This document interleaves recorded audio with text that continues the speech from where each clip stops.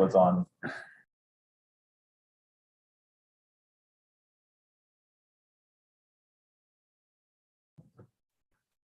We are about to start. Vanessa, are you ready? Yes, sir. Good morning. Yes, sir, we are. Good morning. It's always good to hear your cheerful voice before we start. Thank you, sir. Likewise. Nobody's ever called me cheerful before, but thank you. It's a new day. So I'll be calling in all the witnesses on the first page. And if members have opening statements, maybe they could be very brief. And I understand Councilmember Pinto was here first.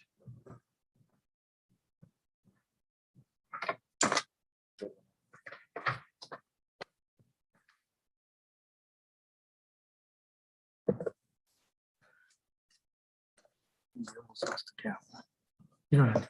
We're good.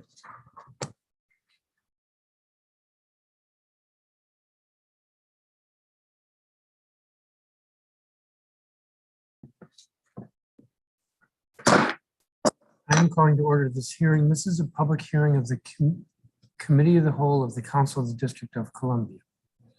I'm Phil Mendelson, Chairman of the Committee of the Whole and Chair of the Council.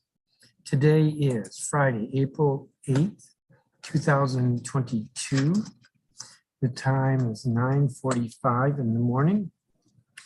And we are having this hearing virtually. It is being broadcast live via Council Channel 13, also live via the Zoom video conference broadcast platform. It's also available on the Council's website, and that's where it will be stored permanently and available permanently. That's www.dccouncil.us. And it's also being streamed live on the chairman's website, www.chairmanmendelson.com/live. The subject of today's hearing is consideration of 5 legislative measures that the mayor has introduced related to the proposed budget for fiscal year 2023. That includes changes to the current year budget. So let me state the measures more particularly. Bill 24-714, the fiscal year 2023 Budget Support Act of 2022. Bill 24-715, the fiscal year 2023 Federal Portion Budget Request Act of 2022. Bill 24-716, the fiscal year 2023 Local Budget Act of 2022. Bill 24-717, the fiscal year 2022 Revised Local Budget Emergency Adjustment Act of 2022. And Bill 24-719, the fiscal year 2022 Second Revised Local Budget Emergency Act of 2022. All of these measures were submitted by the mayor on or about March 16th of this year. And in their entirety, they represent the council's consideration and ultimate action with regard to the fiscal year 2023 budget and related measures, including the Budget Support Act. When the bills were introduced, the aspects of the fiscal year budget and the Budget Support Act relevant to each committee was farmed out, so to speak, to those committees. And those committees have been having hearings with regard to the mayor's proposal. Those committees will be making recommendations the week of or on or about April 21st. Today's hearing is on the measures in their entirety by the Committee of the Whole, because ultimately it's the Committee of the Whole that will adopt a committee print the council will consider. And the date for the committee print and council's consideration is May 10th. We have about 100 witnesses who've signed up for today. I'm going to call in the first 12 witnesses because that's page 1 of the witness list. And while they're being let in, I will recognize colleagues who are here in case they have anything they want to say. Although I might suggest, because of the large number of witnesses, that any opening statements be shorter than the one I just gave. So the witnesses are Artemis White Neptune, who is a worker owner of Vendors United Food Co-op. Reina Sosa, who's a worker owner of Vendors United Food Co-op. Nomi Lopez, who's a worker owner of Dolce Hogar Cleaning Co-op. Angelica Lopez, who is a worker owner of Dolce Hogar Cleaning Co-op. Norma Chavez, who's a leader of Excluded Workers. Margarita Crespo, who's a leader of Excluded Workers. Solomon Gebre Tekel, who's a member of African Communities Together. Reina Moreno, who is a worker leader of the DC chapter of the National Domestic Workers Alliance. Carla Canales, who is a worker leader of the DC chapter of the National Domestic Workers Alliance. Amber Harding, who is with the Washington Legal Clinic for the Homeless. Damon King, who is Director of Policy Advocacy, Legal Aid Society of the District of Columbia. And Nancy Drain, who's Executive Director of the DC Access to Justice Commission. So while they're being let in, Councilmember Pinto, did you have any remarks you wanted to give? I do. Thank you, Chairman. Good morning. And thanks for holding this budget hearing today and leading the council through our budget process this spring. I'm excited to hear from our 107 public witnesses who signed up to testify today on the fiscal year 2023 budget. And I also want to thank Mayor Bowser for working with us and our office as we amplified the call of many Ward 2 residents and businesses and included many of our shared priorities in her budget proposal. At the end of the day, our budget is a reflection of our values as a city and our mission for the future of our community. As we emerge from the darkest days of the pandemic, we find ourselves in a city that is very different from where we were in early 2020. And rather than fighting all of these changes, I think we need to learn to evolve and be creative in how we plan for the future of our city. That's why I'm thrilled about the investments in our downtown to convert office space to residential units, as we work to shift towards creating neighborhoods where we live, work, and learn.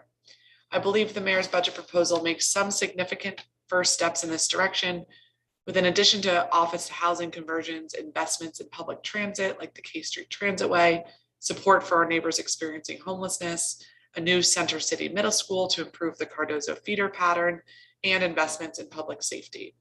Over the last 3 weeks, and really throughout the course of the last year, I have heard from neighbors about the needed investments in our communities, investments that I will continue to fight for in the next few weeks to ensure this budget is as strong as it can be, including, and Mr. Chairman, I'll be brief, funding for a new Ward 2 Senior Center, more flex funding so that our neighbors ending their rapid rehousing vouchers are not pushed off a cliff into homelessness, funding to establish local control over our own parole board, and a new contract for the DC jail to provide folks who are staying there with appropriate nutrients, funding for excluded workers whose need continues to deepen, the establishment of a Foggy Bottom Main Street, funding for our clean teams throughout the city, among other projects that I know are so important to the progress of our city. Ultimately, we are fighting to make the district a city that is safe for all residents, is a great place for entrepreneurs and our workers, does our part to address climate change, offers opportunities for all of our students, and supports our most vulnerable residents. I'm eager to hear from the public witnesses testifying today to ensure that the budget we pass with the council includes the voices of residents from every part of our city. Thank you very much, Chairman Mendelson.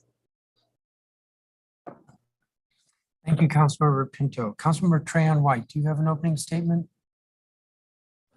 Yes, I do, Chairman. Thank you. Good morning, everyone. I'm excited to hear that we have significant input from the community, from the diversity of people who have interest in seeing us thrive as a city. In the words of President Joe Biden, don't tell me what you value, show me what your budget is, and I'll tell you what you value. Last month, the mayor submitted her FY23 budget proposal. I was happy to see $5 million for out-of-school time grant opportunities, $6 million for violence prevention and aversion for at-risk youth, $3.8 million for dedicated school-based mental health, $7.3 million for victims of sexual assault, and $40 million for gun violence prevention. Also, with addition to the DC jail. I was also thrilled to see investment regionally for competitive sports recreation complex.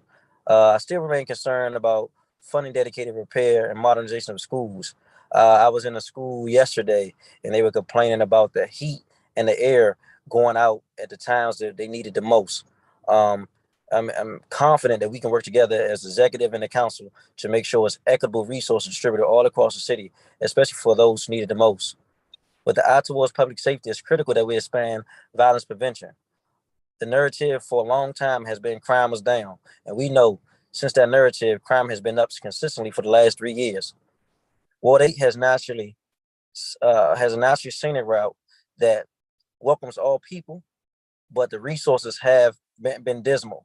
I do want to acknowledge the mayor has been forthcoming in the budget, but right now we need impact. We put in a budget some 3 years ago for 3 recs, and still today, none of those recs have been built. I'll be brief. We talk about equity in the budget. Since I've been in council, we went from 14.5 billion to 19 billion. But the everyday residents of Washington, D.C. don't feel that, especially those who are living in communities of poor Black and brown communities. And so it's imperative that we use our power on the council to spread the money and be equitable in the District of Columbia, not just for rhetoric, but where our money is, that our heart will be also. So I want to thank you, Chairman. I look forward to hearing from my colleagues how we can make this budget more equitable, reach the people that need it the most and have impact, not for a handout, but for a hand up. Thank you, Chairman. Thank you, Councilmember White. Councilmember Bonds, do you have an opening statement?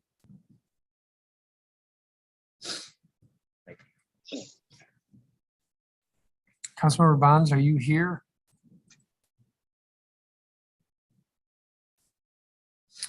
Yes, I am, Chairman. I'm very excellent. sorry.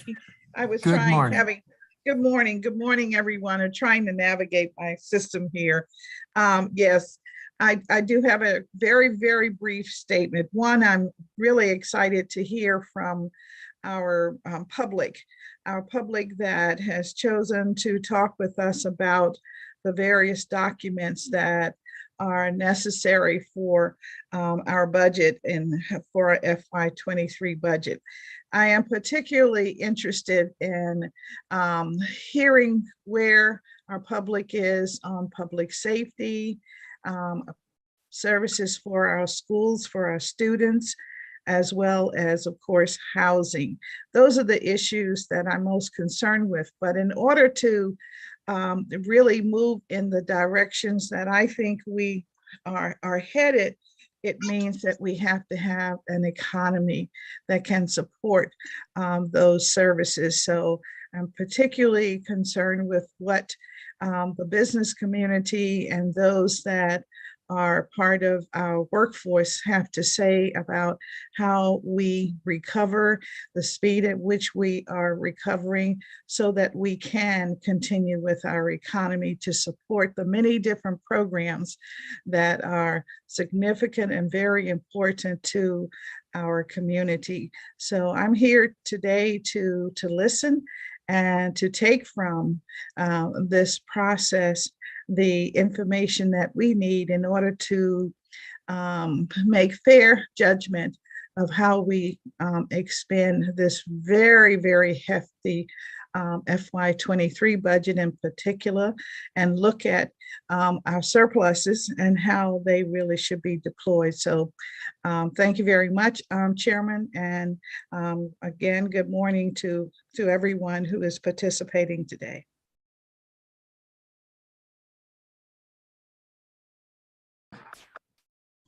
Thank you, Councilmember Bonds. I think that concludes all the opening statements. With the witnesses who've been admitted, some of them are going to need interpretive services. And so there is, to the public and council members and others on this panel, an interpretation option. If you go to the bottom of your screen, where you see such things as stop video participants, there should be a button for interpretation. If you click on that, you can get interpretation. We have a Spanish interpreter available.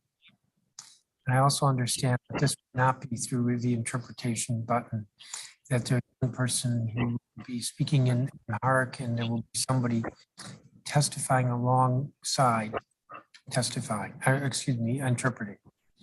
So again, interpretive services are available through the interpretive button at the bottom. Witnesses should be in gallery view. The clock is in the top row. Witnesses have 3 minutes. I will obviously have to be a little bit with the interpretation. The first witness, Aridamus White Neptune, if you proceed, and good morning.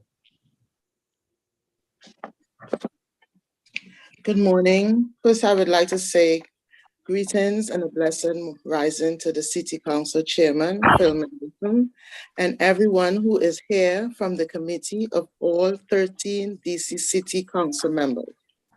Also, I would like to say blessed morning to all the excluded workers and witnesses that took the time to be here today. My name is Artemis White. I am a Washingtonian for the past 20 years, and I am one of the Excluded Worker Council. Councils, I'm not sure if you are aware that the Excluded Workers Council and everyone on the council were chosen by all 100 plus excluded workers Congress to be on this council. The council and Congress are the main leadership group of the Excluded Workers Coalition. We are a strong family which continues to fight for those which is unable to fight and stand for themselves. The excluded workers that will talk after me are either of the council or the Congress. They will testify and you will hear many stories that will sadden your heart, even disturb your spirit. These are the people that continue to do everything to support our communities and excluded workers. Also, the Excluded Workers Coalition has decided to fight for $160 million in support of excluded workers to be included in the budget for 2022, henceforth every year. Excluded workers are undocumented people who work in the informal and cash economy, generally people who have not been eligible for most benefits, coronavirus, for most government coronavirus support, including stimulus checks and employment compensation. I myself have been impacted as an excluded worker tremendously. I fell back on my bills, my rent, and is unable to take care of my family the way that I needed to. Council, this is imperative, and that families like myself receive money from the 2022 budget. This will help keep housing over many families' heads. It will eliminate the stress and anxiety of where is the next dollar coming from to pay or repay bills and money owed. It will help assist children in daycare, and parents will have opportunities to better their financial situation, since the money is used for creating jobs, cleaning co-ops, food co-ops, and provide community work, which will enable a peace of mind despite our situation as an excluded worker. It is important that excluded workers are included into the budget every year henceforth. It is important that we think of others that have been impacted by the loss of the coronavirus. Councils, it is important to support those that live and work in our communities. It is time for our leaders to be selfless. It is time for those who are in the struggle to be relieved out of the struggle. It is time to show more love and endless support to our under and less privileged families. Since we are in this fight together, we need each other to live. We need each other's support. Let us not be failures to society. Thank you, and everybody have a blessed day. Thank you, Ms. White. Ms. Sosa.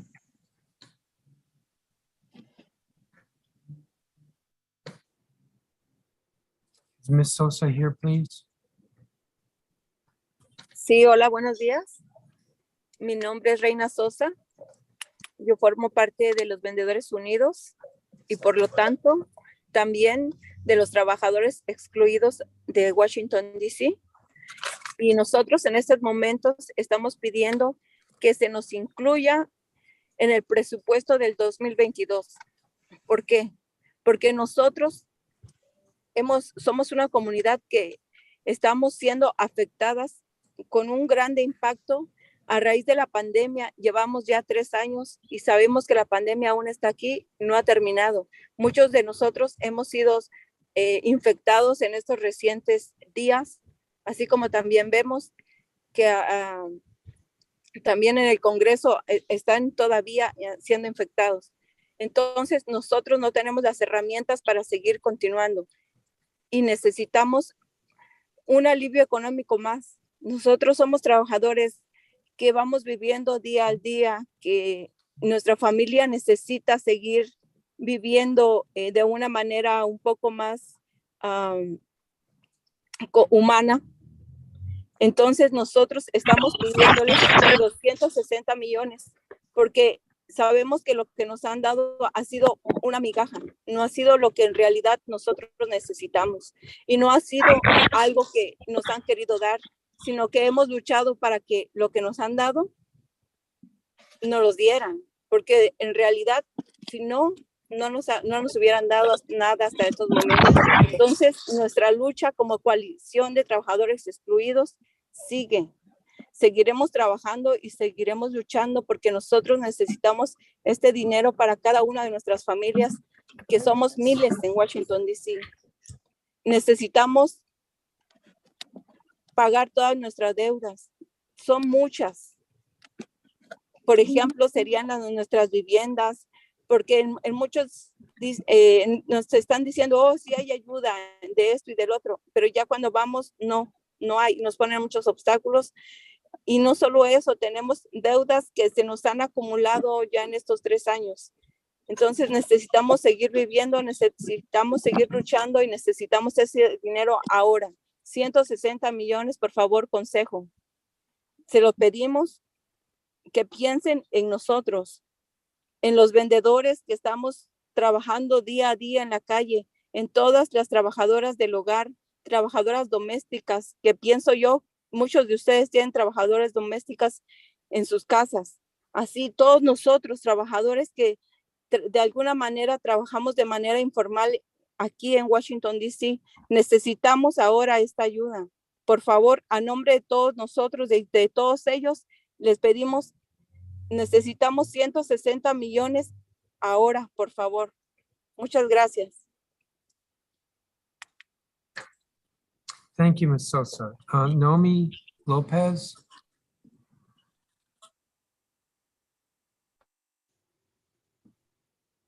Ms. Lopez? She might be talking on the other channel.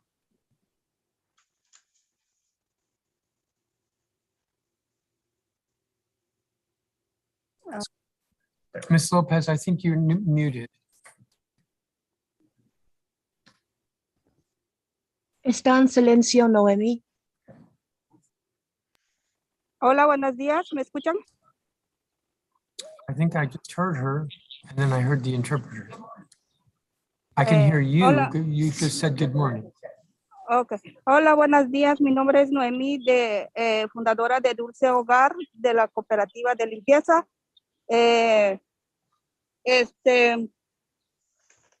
Me gustaría que el concejal tocara el corazón para ayudar de muchos de nosotros que no hemos recibido ni una ayuda del gobierno y nos gustaría que nos ayudara por 160 millones, porque lo que nos dio anteriormente es poquito, no alcanza para ni un mes de renta, y eso no es justo, porque nosotros de una manera estamos ayudando con la economía, con la cultura de este país. Entonces yo creo que nos considera, que toca en sus corazones, que eso es justo para toda la comunidad de nosotros que son excluidos de Washington.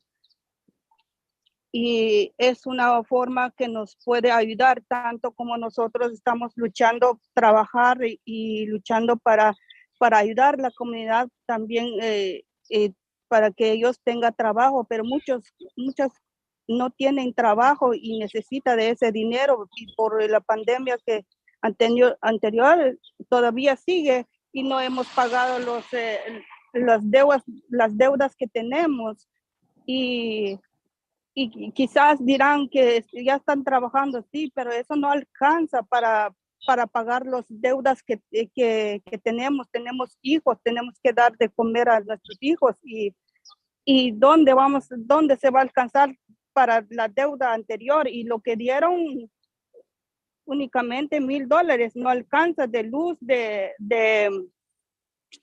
de internet y todo eso se utiliza para los niños también. Y nos gustaría que ustedes tocaran el corazón para que nos dieran esos 160 millones y eso es un poquito que estamos pidiendo. Y cuando se distribuye ese dinero, automáticamente casi no es mucho a cada uno, porque son muchos de nosotros que estamos necesitando ese dinero. Claro que solamente eso, gracias.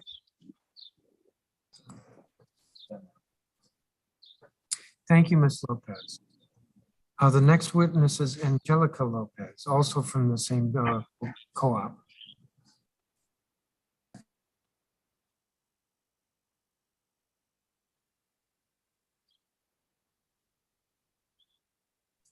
Is Angelica Lopez here? Angélica está en silencio. Angélica López de Dulce Hogar. Good morning.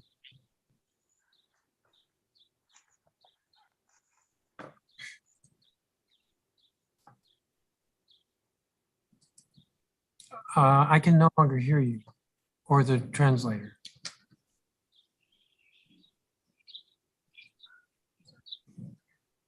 Excellent. But Miss Angelica Lopez, whom I heard for a moment, seems to no longer be, maybe she's muted.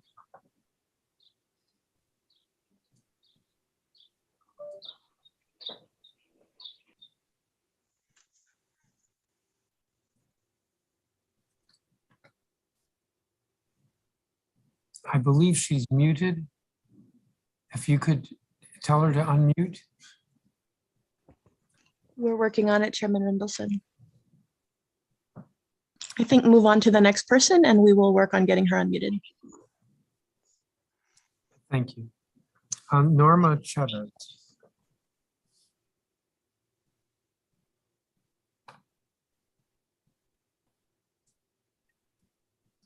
Good morning. Buenos días. Mi nombre es Norma Chávez.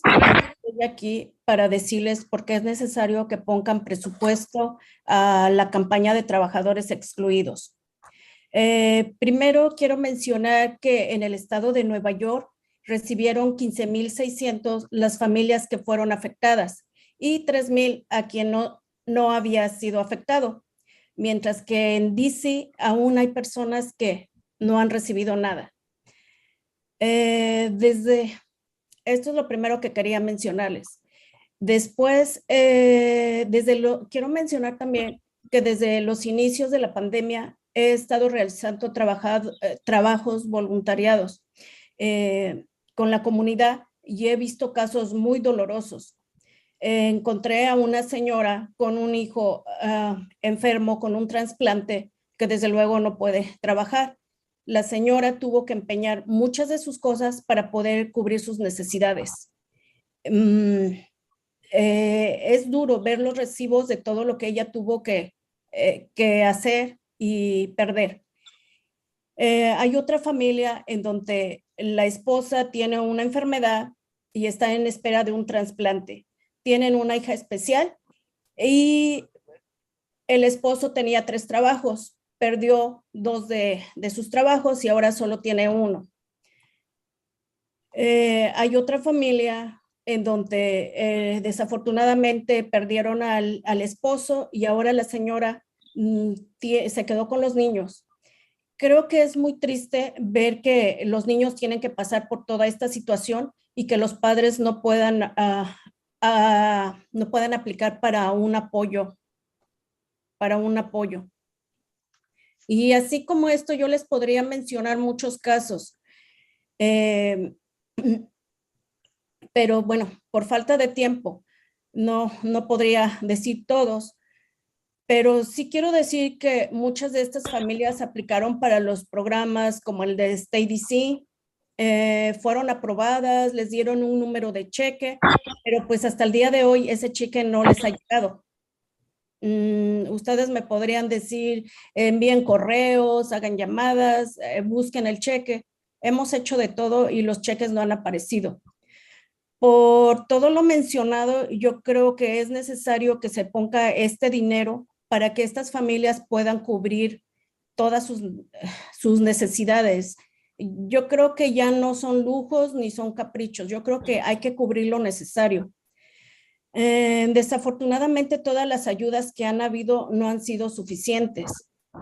Y pues la recuperación está siendo muy lenta y necesitamos el apoyo de todos ustedes.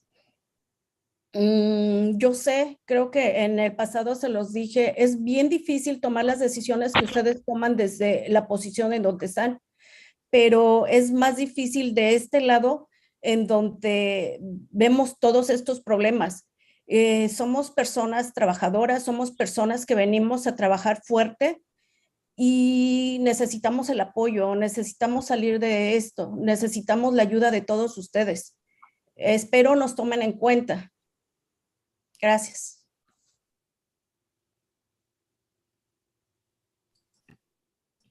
Thank you, Ms. Chavez. Margarita Crespo? Ms. Crespo? Excuse me, Mr. Evans, can you please assign me as an interpreter for Spanish? I don't have the button now. Yeah, I'll put her back. Mr. Cash is going to another terminal to help.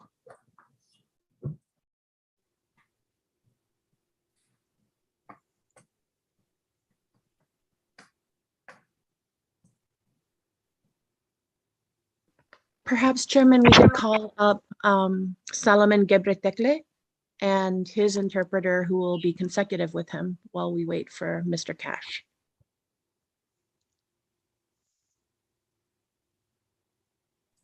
That's fine. I appreciate your suggestion. Solomon Tekle? Yes, sir. If you could proceed. Thank you very much, Mr. Chairman.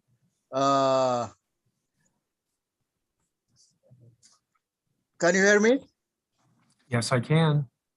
Yeah, okay, thank you. Solomon, Jonathan is here. If you want to speak in Amharic more freely. Oh, okay. But okay. you have to pause so that he can interpret for you. Okay. All right, thank you. Chairman, can you call Jonathan Ambaye? The interpreter is available. Perfect. በመጀመሪያ አመሰግናለሁ። እኔ የኢትዮጵያ ስደተኛ ነኝ። ዋሽንግተን ዲሲ ከ2002 ጀምሮ ነዋሪ ነኝ። በዚህ በወረርሽኙ ምክንያት አንዳንድ ጊዜ ያው የኤክስክሉዚቭ ወርከርስ አባል ነኝ። በበሽታው ምክንያት ስራ እንደድሮ ማግኘት አልቻልንም። ሬንት በጣም ውድ ነው፣ መክፈል አልቻልንም። የምግብ ፕራይስም በጣም ሃይ ነው እና First of all, I would actually like to say thank you very much for the opportunity. And I also wanted to say that I am a refugee from Ethiopia. I've lived in DC since the year 2002. As the pandemic has essentially changed a lot of things, and I am a member of the Excluded Workers. But since the pandemic started, I've been unable to work, been unable to pay our rent. The food prices have gone very high, and that it's become very difficult to be able to afford food as well. አልጨረስኩም እና እኛ ቋሚ እንትን አይደለም የፈለግነው፣ ቋሚ በየወሩ ወልፌር አይደለም የፈለግነው። ይሄ በሽታ እስከሚሄድ ድረስ፣ ይሄ በሽታ ከምድር ላይ ተወግዶ ስራ እስከምናገኝ ድረስ እኛ ሰራተኞች ነን፣ ስትሮንግ ሰራተኞች ነን። እኛ የመጣነው እዚህ አሜሪካን ድሪም ሼር ለማድረግ ቱ ሜክ ስትሮንግ አሜሪካ ነው የመጣ ነው። እኛ ወርፌር ላይ እንትን ለመቀመጥ አይደለም፣ ወርፌር እንትን ለማለት አይደለም እና በበሽታው ምክንያት ነው እና የተፈቀደውን 160 ሚሊዮን አፕሩቭ እንዲደረግልን እንጠይቃለን። I also want to say that we're not asking for any consistent payment. We're not asking for any welfare. We're just asking for a little bit of assistance while this pandemic is raging, and until the pandemic we're able to get rid of the pandemic, and we're able to work.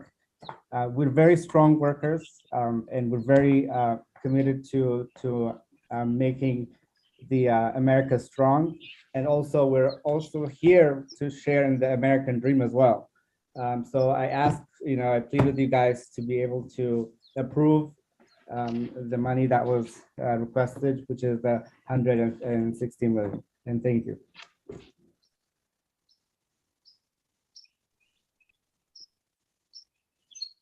Thank you. May I add something? Yes. ሌላው እንግዲህ ሰሞኑን አንድ ኒውስ እየሰማው ነው። አንድ እየተወራ ለ9 ሚሊዮን ኦልሞስት ለ10 ሚሊዮን አንድ ወይ ግሪን ካርድ ወይ አንድ ነገር ለማድረግ እየተወያዩ ነው የሚባል እየሰማው ነው። አንዳንድ ኒውስ ኢሚግሬሽን አንድ ነገር ሊያደርግ ያ ደግሞ ከመጣ እፎየው እንግዲህ ጋር ፕለስ አሜሪካ ያን እየሰራን እንኖራለን ማለት ነው። ወረቀት ካገኘን ይሄ ሁሉ ሪዝኑ የወረቀት ችግር ነው። ወረቀት ስለሌለን ነው። ከሌላው ትንሽ ገለል ያልነው እንጂ ስቲል ህዝቡ አላገለለንም። ህዝቡ አሜሪካ በጣም እኔ አሜሪካ ህዝብ ጥሩ ህዝብ ነው። ስቲል ከህዝቡ ጋር እየኖረ ነው። So very recently, I've also been hearing that there has been some news about 9 million or something where people that are going to be allowed to get some kind of documentation. If that's really true, because all our problems have come because of not being documented and having the permit, and so that's the reason that we feel that we're excluded. But I do like to say that Americans are very they've helped us a lot, and they've really really been allowed us to be part of the society. And so if that was really this additional news that I heard was true, then that would be amazing. Thank you. Thank you, Mr. Tekla. Mi nombre es Angelica y puedo hablar. No, I አመሰግናለሁ። Thank you very you've much. ended your testimony twice now, and folks only have 3 minutes. I'm going to try Angelica Lopez again. Is she here?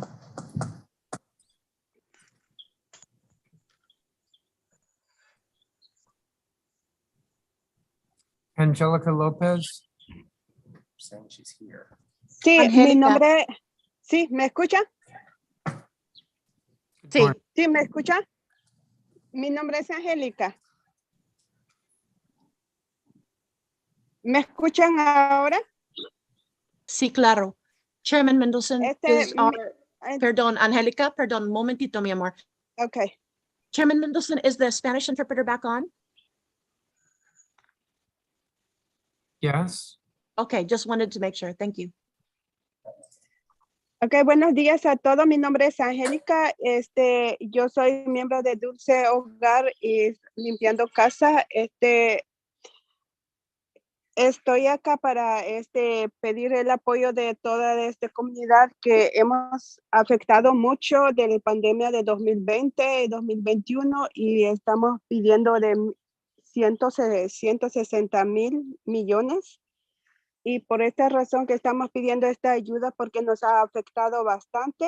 Y del 2020, mi esposo lo atacaron en la calle y no trabajó y no trabajé, nos quedamos sin trabajo y nos ha afectado bastante en este momento. Y y a muchas personas también han afectado, no solo yo, y estamos pidiendo ese dinero para que podamos, que nos pueden ayudar bastante con eso, porque no solo yo, bastante gente, y ese dinero que estamos pidiendo, 100,160 es muy poquito para toda la gente, y yo creo que estamos pidiendo que tengas un buen corazón para toda esta gente que nos ayude, y porque nos ha afectado bastante. Todos tenemos nuestros hijos y ellos necesitan comida, la renta, biles, todo eso es lo que estamos pagando. Ahora estamos trabajando un poquito, pero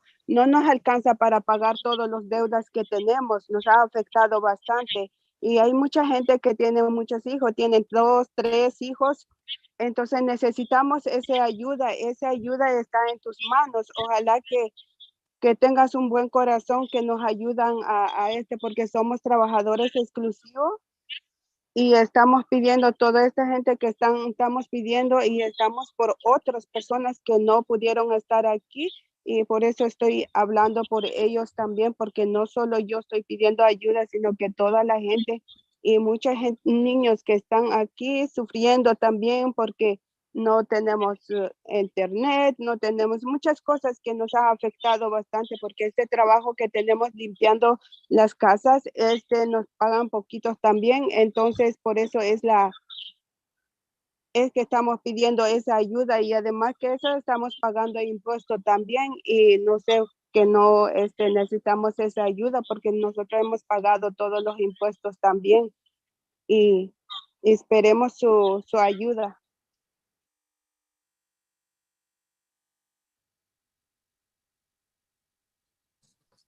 Thank you very much, Ms. Lopez. Is Margarita here? Yes, I'm here. Please proceed. Okay. Good morning, Mr. Chairman Mendelson, council members, and the staff. Thank you for the opportunity to speak with you today. My name is Margarita Crespo, and I am a member of Excluded Workers of Washington, D.C., and a member of ROC DC. I have been a member of Excluded Workers for the last 2 years. I had 2 children aged 10 and 14, and I live in Washington, D.C. I have already seen me on other previous testimonials about the changes for this alliance. Thank you for your help with this change. Also, that the last testimonial and petition about asking to add more funds for adult education. Today, I want to talk to you about the impact that the pandemic had on my family and on many families of Washington, D.C. Many families members were laid off from their jobs due to the state of emergency announcement by the mayor, which has already been very difficult since they closed restaurants and workplaces for everyone. It was further, but in the announcement of the state of emergency, it was never mentioned what they could do to help as workers who lost our jobs. Currently, we continue to suffer from all this, and many are still out of work. Today, I want to make a request to you and all members of DC Council in behalf of the school workers that we are from this community. We made this request to add a budget for our workers. We ask for $160 million for our people. It seems you listen to the budgets for many things, even for restaurants owners, but what is there for excluded workers? Since this name is due to the fact that we were included from the federal economic stimulus, and although we have American citizenship, but we have been excluded. Now, we come to you since we know that you can accept our request. Thank you very much for listening to my testimony, and I trust that you will approve this budget for excluded workers. Thank you very much for your attention. God bless you. Thank you very much. The next witness is Reina Moreno.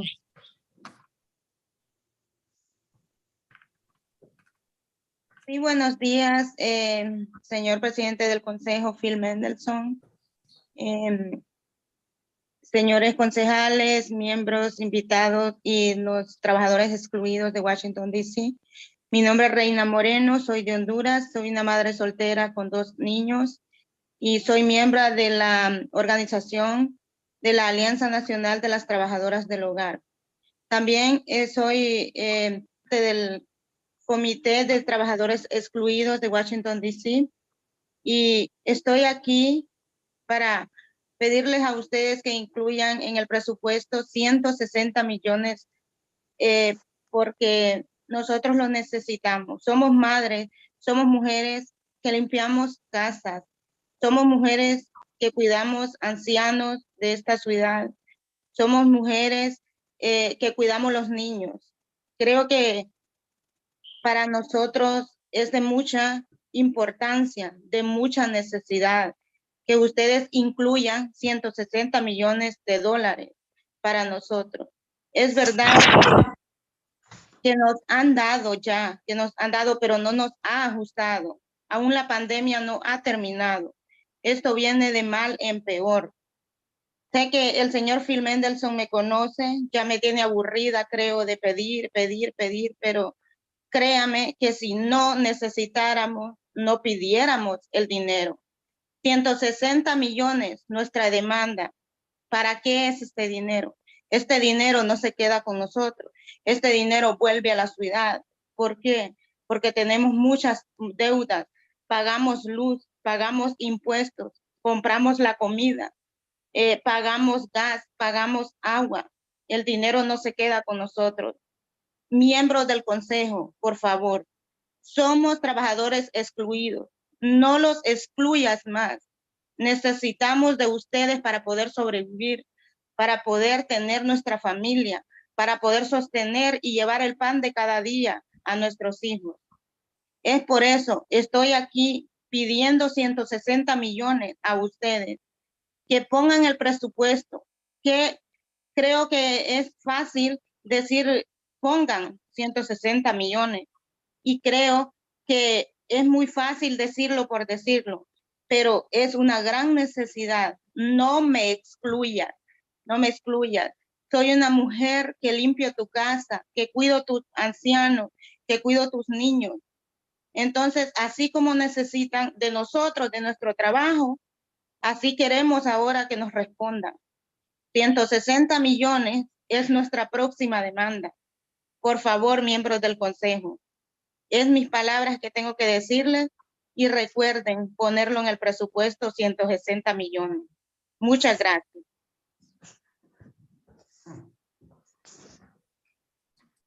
Ms. Moreno. Carla Canales.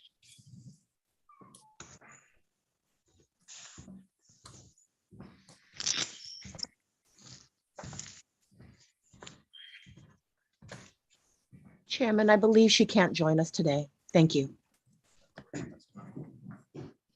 Thank you. We do have her statement. The next witness is Amber Harding, the Washington Legal Clinic.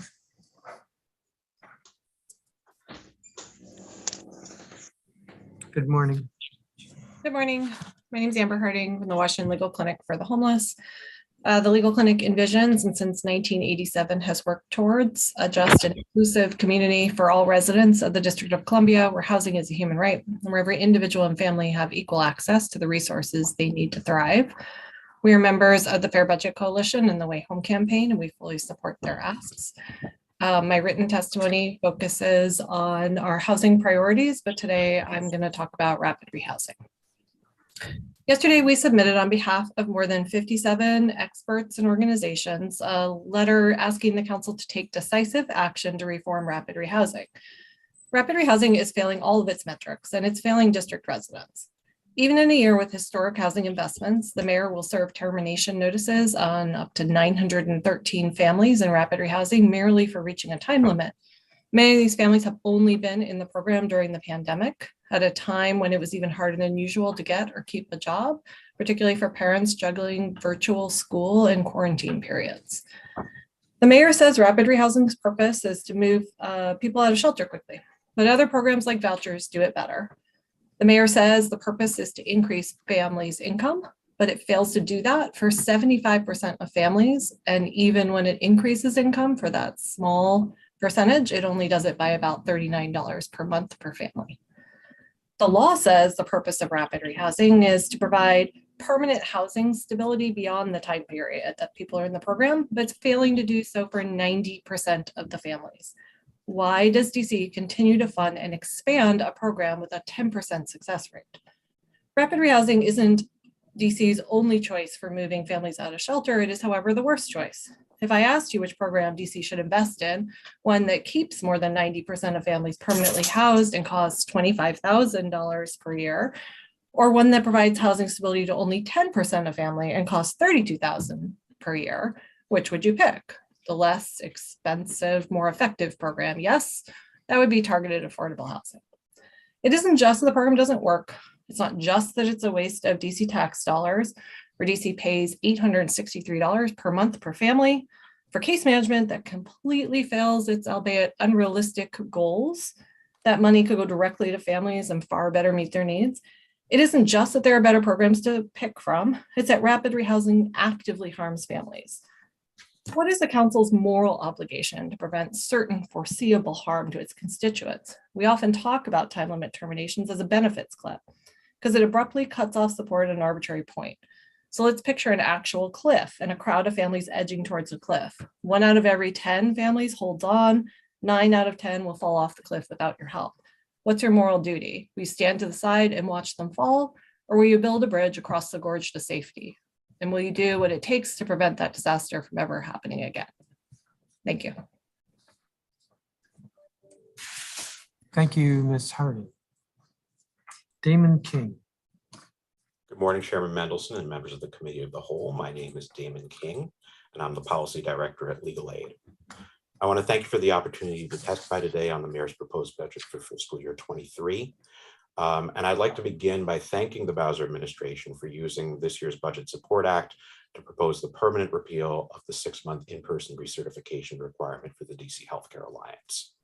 As you know, Chairman Mendelson, this policy has been in place for over a decade, and it's been a major barrier to immigrants in the district being able to access healthcare.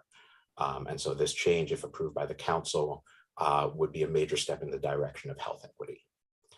Now, while that is good news, there are several areas of the budget where the council should make further improvements to what the mayor has proposed in order to push forward a more just and equitable DC. My written testimony, which I submitted a few minutes ago, goes into greater detail about these areas, but I'll highlight a few in my time today. First of all, the council needs to make key investments in social safety net programs to aid with what has been a very uneven and challenging recovery for many folks in the district. In particular, the council should invest an additional $3.2 million in the Interim Disability Assistance Program. This is a program that helps folks with disabilities who have pending applications for SSI and helps them to keep their head above water while the SSA process moves forward. This is necessary both because we expect to see an increase in the number of folks applying for SSI as we move further into the recovery, and because unfortunately during the pandemic, the SSI process has moved much slower, which only heightens the need for this assistance. The council should also look at benefit levels for TANF and SNAP, and we support the Fair Budget Coalition's recommendations in these areas. Regarding homeless services, we join with Ms. Harding and the Washington Legal Clinic for the Homeless in urging the council to use the Budget Support Act to finally institute a clear exit standard for rapid rehousing that is tied to people's ability to actually afford the rent. Nobody put in rapid rehousing should be exited from the program if they cannot afford rent without assistance. And so that is a really key reform. We also support the Fair Budget Coalition's request for $200 million investment in eviction prevention through ERAP. There's a continuing need for that assistance here in the district, and we hope that the council will address that in the budget as well. Lastly, just very quickly on safe and affordable housing, we urge the council to add $10 million to the mayor's proposal for public housing repairs, and for the council to look at funding an adequate number of inspectors for the Department of Buildings so we can address unsafe housing conditions across our housing stock. And finally, when it comes to affordability, we support Fair Budget's ask that The council invested in 800 new tenant LRSP vouchers, and also that there's sufficient project-based LRSP to function as operating subsidies for the Mayor's Housing Production Trust Fund investment so we can produce deeply affordable housing. Thank you, Chairman Mendelson. I'm happy to answer any questions. Thank you, Mr. King. Nancy Drain. Good morning, Chairman and members of the Council and Budget Director Buddha. Thank you for the chance to testify today about the Access to Justice Initiative and the impact of your transformational FY22 investment in the program. Our written testimony includes details on our FY23 budget request, statements from community leaders, and DC Bar Foundation testimony with a list of the wide range of projects supported by the initiative.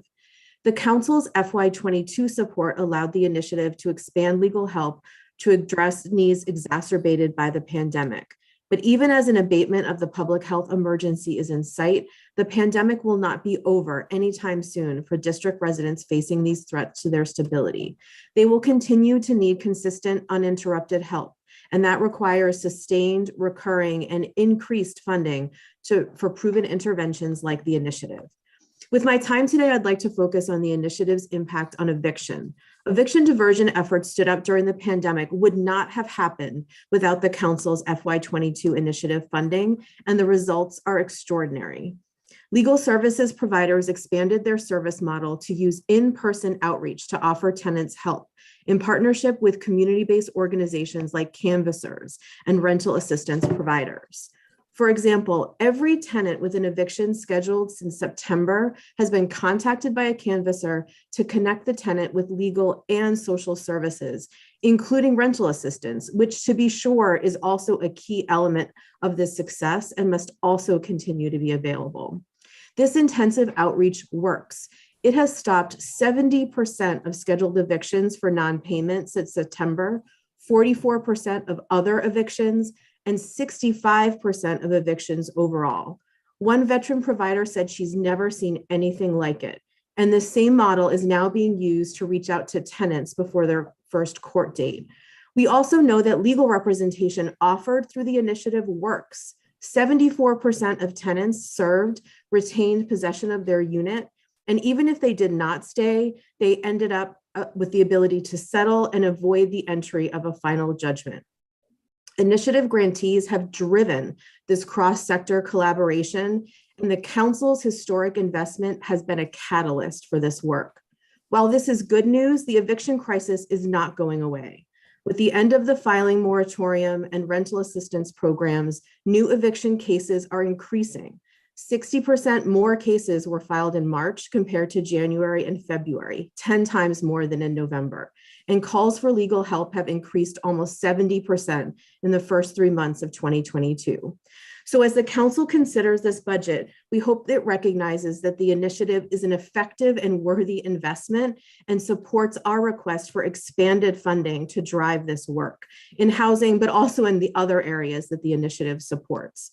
In particular, dedicated funds to support eviction diversion were not included in the FY23 budget and must be restored and expanded. Thank you for your longtime support, and we're happy to answer any questions that you have. Thank you, Ms. Drain. So there will be one 5-minute round of questions for members who want to ask questions. I want to thank each of the witnesses. I'm going to start with the witnesses for the excluded workers. Whoever feels they can answer this question, what's the justification or the calculation behind the figure 160 million? Who can answer that?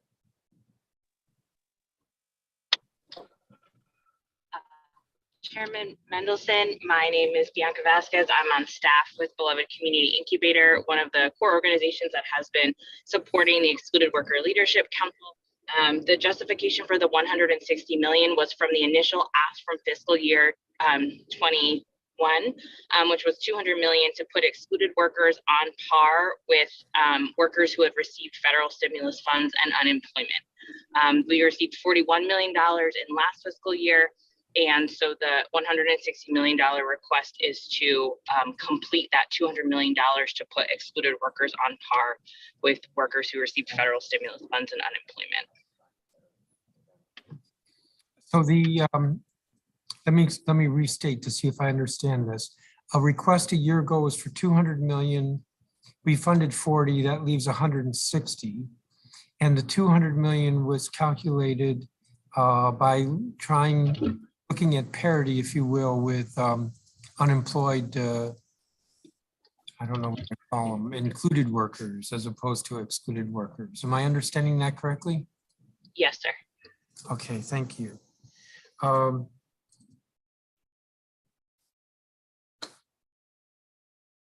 Ms. Harding, I have a question for you. The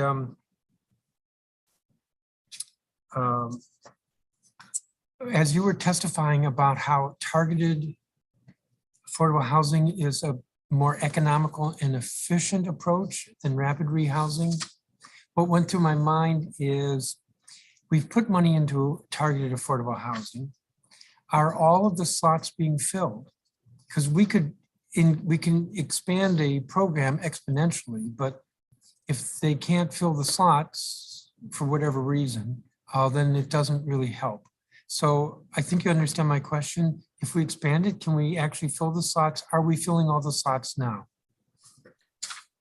Yes. So first, I want to say that targeted affordable housing was expanded significantly this year, but not enough to handle the problem with time limits. And that's because the agency asked for only a third of what they needed to sustain the families in the program at the budget last year, and then added a little bit more, but not enough. So the targeted affordable housing that's there can be used. Lots of people are eligible for that. It's a pretty basic eligibility. The agency is moving somewhat slowly. And when I say the agency, I mean both DHS and DCHA, more so DCHA than DHS. And we have some policy suggestions in our written testimony to speed that up. One of the issues is that, Chairman, your office added language in the BSA last summer to actually speed up eligibility to reduce barriers. And unfortunately, the Housing Authority has not implemented that part of the BSA consistent with the council's intent. So there are still documentation barriers and other eligibility barriers that are slowing down the process for people to get vouchers. But I think there's a lot of opportunity to clarify the intent of the council in the actual local rent supplement statute so that people can get housing more quickly. And there's plenty of capacity to transfer people into the voucher program. It doesn't take services, so it's not a capacity where you need, there are light touch services that the agency funds, but it's not about getting providers or things like that. So yes, we can do it. And our ask is for 1,040 targeted affordable housing vouchers, which we think would clear out all the families that would normally be subject to time limits next year. So I'm running out of time here, but so the targeted affordable, what we budgeted, there is being used, but there are some barriers that the Housing Authority could, if they implemented what we had put in the budget last year or in the Budget Support Act, then we would do even better.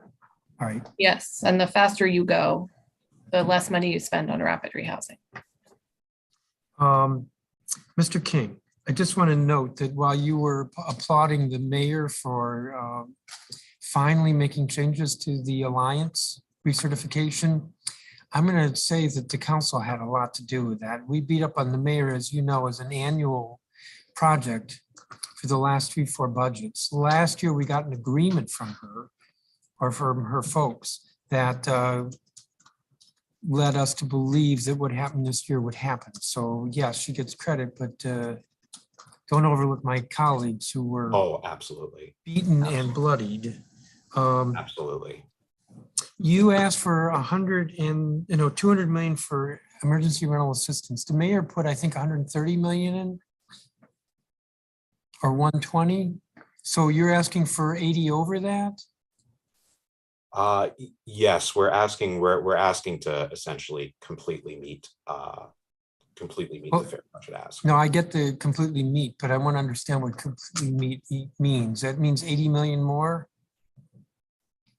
Okay, and if I remember correctly, that was 120 from the mayor over 2 years, which I guess means this year and next year.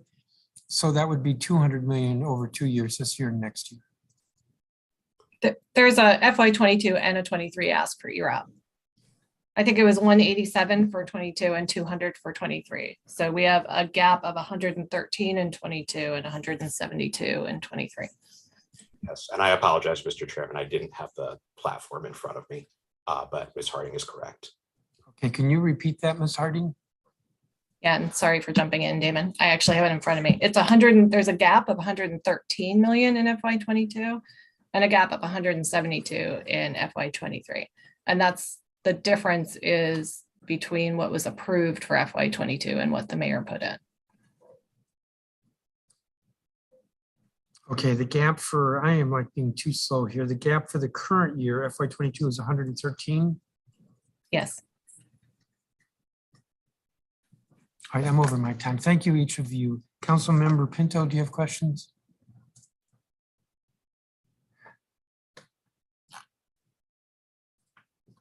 I do not see Councilmember Pinto here at the moment. Councilmember Trayon White.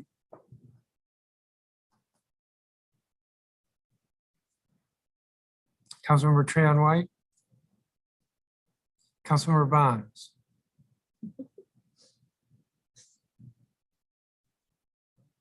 I don't know if I can be over my time if there's nobody, no other council member here to time me. They seem to not be here at the moment. I want to thank each of the witnesses. I would spend a little longer with you, but we have another 100 to go. Thank you for your time. And thank you very much. You all are excused. I'm going to call the next panel, which will be page 2 of the witness list. Scott Goldstein from Empower Ed, Liz DeBarros, who is interim CEO of the DC Building Industry Association, Maura Brophy, who is president and CEO of the Noma Bid, Laura Haygood, who is executive director of the DC History Center, Megan Cassell, who's with Campaign for Tobacco-Free Kids, Liz Ferguson, who's with the DC Tobacco-Free Coalition, Susan Wally, who's with Children's National Hospital, American Academy of Pediatrics, David Schwartzman, who's chair of the Political Policy and Action Committee for the DC Statehood Green Party, Shelley Bressler, who's with Parents Against Vaping E-Cigarettes, Erica Williams, who's with the DC Fiscal Policy Institute, Judith Sandalow, who's executive director of the DC Children's Law Center, Kesh Lodawahedi, who is with DC for Democracy, its operations director, Judy Esty, who is executive director of the Platform of Hope, Michael Zwick, who is president of Assets International, LLC, Kabila Huddleston, who's policy analyst at the DC Fiscal Policy Institute, Trupti Patel, who's an ANC commissioner with ANC 2A, ANC 2A03, Jesse Rabinowitz, who's with Miriam's Kitchen, Leona Agaritas, who is executive director of the Golden Triangle Bid, Garen Price, who is acting president and CEO of the Downtown DC Bid, Melody Webb, who is with Mothers Outreach Network, DC Guaranteed Income Coalition, Gretchen Vanderveer, who is CEO of Fair Chance, Yemi Wodna, who's with Mothers Outreach Network, Maria Jackson, who's with the DC Guaranteed Income Coalition and the Mothers Outreach Network, and Lori Kaplan, who's with the Coalition for Nonprofit Equity. If you're in gallery view, you'll see a clock in the row. Each of you has 3. And I turned the page, so I don't remember who's first. Turn the page back. Scott Goldstein, you're up. Good morning, Chairman. As we step back today to look at the whole of the city's budget, we must reflect on whether in this moment where funds are plentiful, we have a budget that actually sets us on the course our students and families deserve. Let me start with 3 principles I think we all agree on. Students and families deserve stability in our schools, and a lack of stability undermines progress. All students should learn to read and read on grade level, and all students deserve access to a well-rounded education. No student should be deprived of educational experiences and opportunities because of where they live or go to school. So how do we make those values real? First, by ensuring we support and retain our educators. Our Empower Ed and WTU citywide survey of teachers found more flexible scheduling is the #1 thing that would convince teachers to stay. It's a win-win for our students and staff alike. We lose a disproportionate amount of educators when they become parents. By allowing new parents returning from paid leave to work reduced schedules, allowing experienced educators to gain more flexibility, implementing enrichment day models that would provide students more project-based learning, experiential learning, vocational and internship opportunities, and more, while educators have increased time to plan and collaborate. We can retain our educators most likely to leave while improving student outcomes at the same time. DME, OSSI, and DCPS have all expressed support for flexible scheduling. OSSI is even setting policy guidance to help schools realize it. At least 26 schools will be exploring models to implement it this spring. Private money is helping schools explore these models right now, but if the DC Council doesn't fund money for implementation, this promising strategy will be stuck in limbo. We can also improve educator retention, including in the Budget Support Act, a provision to require OSSI to conduct annual well-being and exit surveys of educators across all LEAs and to publicly report to schools, partner organizations, and district efforts to improve educator retention. We can and should do more to improve retention, like requiring that no school receiving public dollars has starting salaries below the living wage, implementing differentiated professional development, and more. I ask council members, are you okay fulfilling the mayor's budget to budget $30 million for police recruitment, but denying our request for $6 million to fund the number one thing educators say would keep them in the classroom? We also owe it to our young people to ensure every literacy educator is trained in the science of reading and has adequate PD to support implemented structured literacy in the classroom. To do this, we must increase the investments in structured literacy and science of reading training to ensure every K-2 instructional coach can receive this training, and to authorize and require OSSI to convene a task force for a statewide literacy plan. Finally, we know our students' futures are limited not only by being behind in reading and math, but by failing to expose them to a well-rounded education and set of experiences that inspire them to love learning and pursue the career path that fits them best. We have to ensure OSSI begins to develop a well-rounded education index, and we must fund and require an audit of safe and equitable outdoor space and programming, which we can do in the BSA. Research shows time spent outdoors during the school day leads to significant increases in student attention, academic performance, and student mental health. Last year, the mayor budgeted $9 million for outdoor learning. It's zero this year. We asked the council to fund the $6.5 million outdoor learning request to ensure schools can partner with the amazing DC organizations doing this work. Dedicated citywide funding for school partnerships is the key to equity. Our city has the money to provide these things for students and families, but do we have the right priorities? Do we have the strategy to achieve the city we want to see, and does this budget reflect that? Thank you for your time. Thank you, Mr. Goldstein. Liz DeBarros. Good morning, Chairman Mendelson, members of the Committee of the Whole, and staff.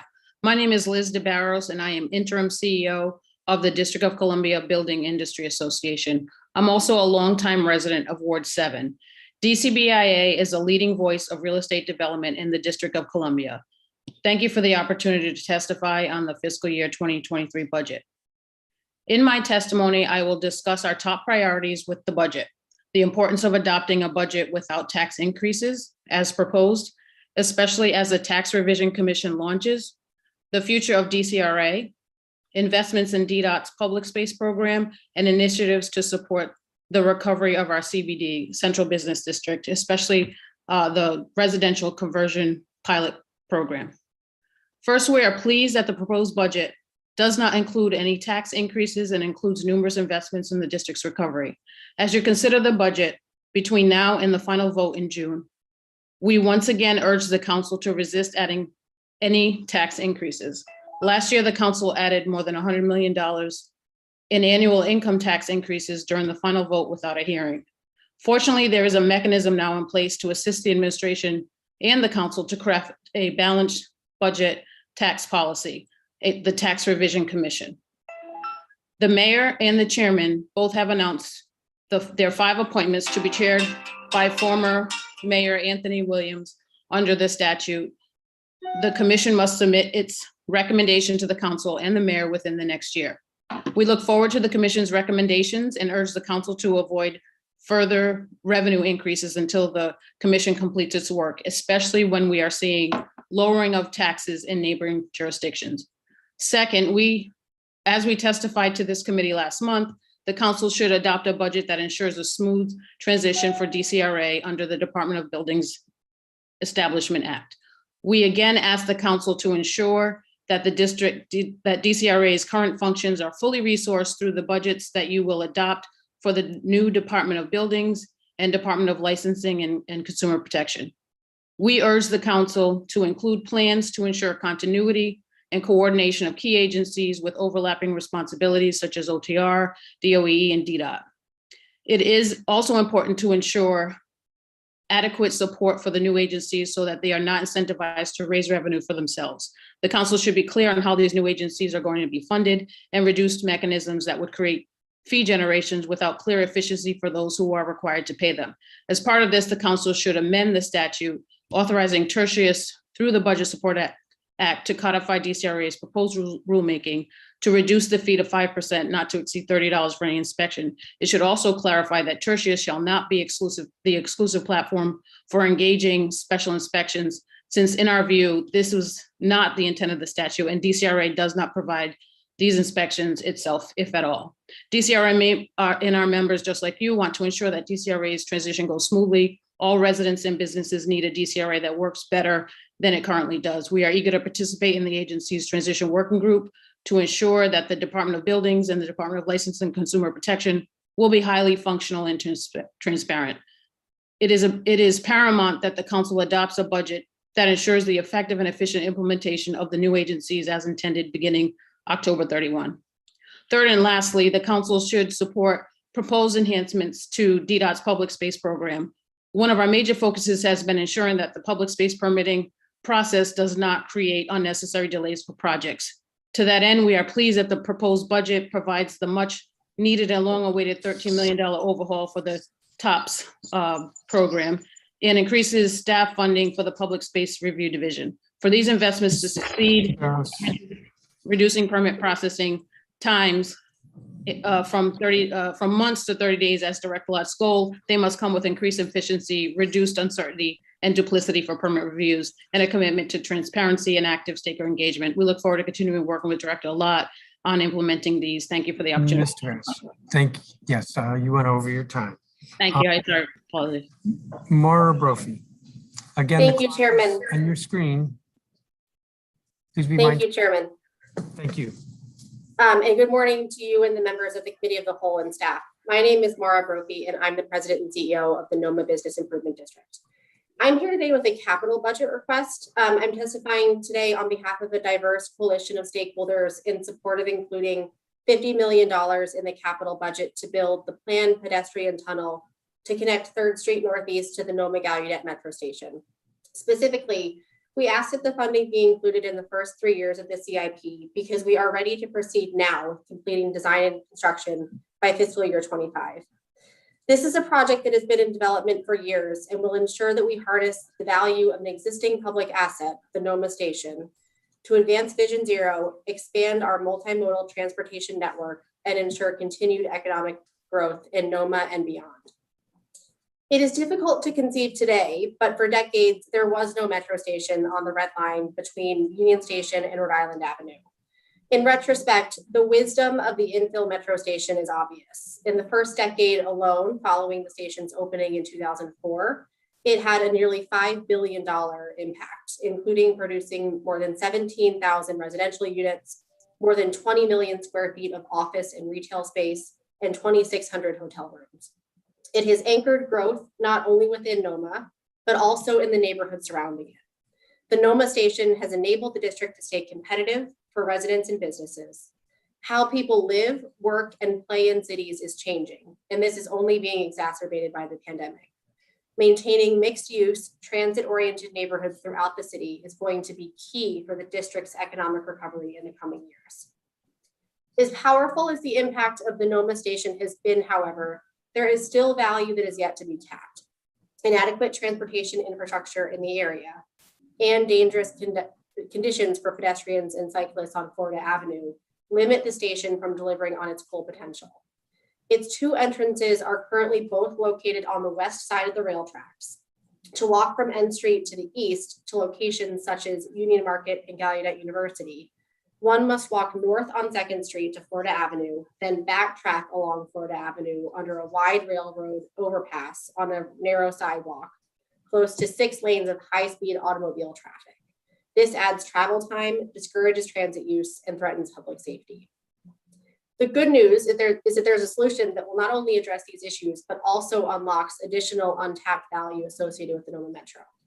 The planned pedestrian tunnel that would connect the Metro to 3rd Street Northeast will eliminate the circuitous route between the west and east, making it easier for people to take Metro, creating a safer connection for pedestrians and cyclists, and expanding the walkshed. My written testimony goes further to speak to the support that this council has given to this project in previous years, and to the support that council members Allen and McDuffie have expressed for this project in this budget cycle. My written testimony also outlines the full timing of the requests that we're making spread along fiscal years 23, 24, and 25. And I'll let you read more in my written statement. I'm happy for the opportunity to testify and happy to answer any questions that you have. Thank you. Thank you, Ms. Brophy. Laura Haygood.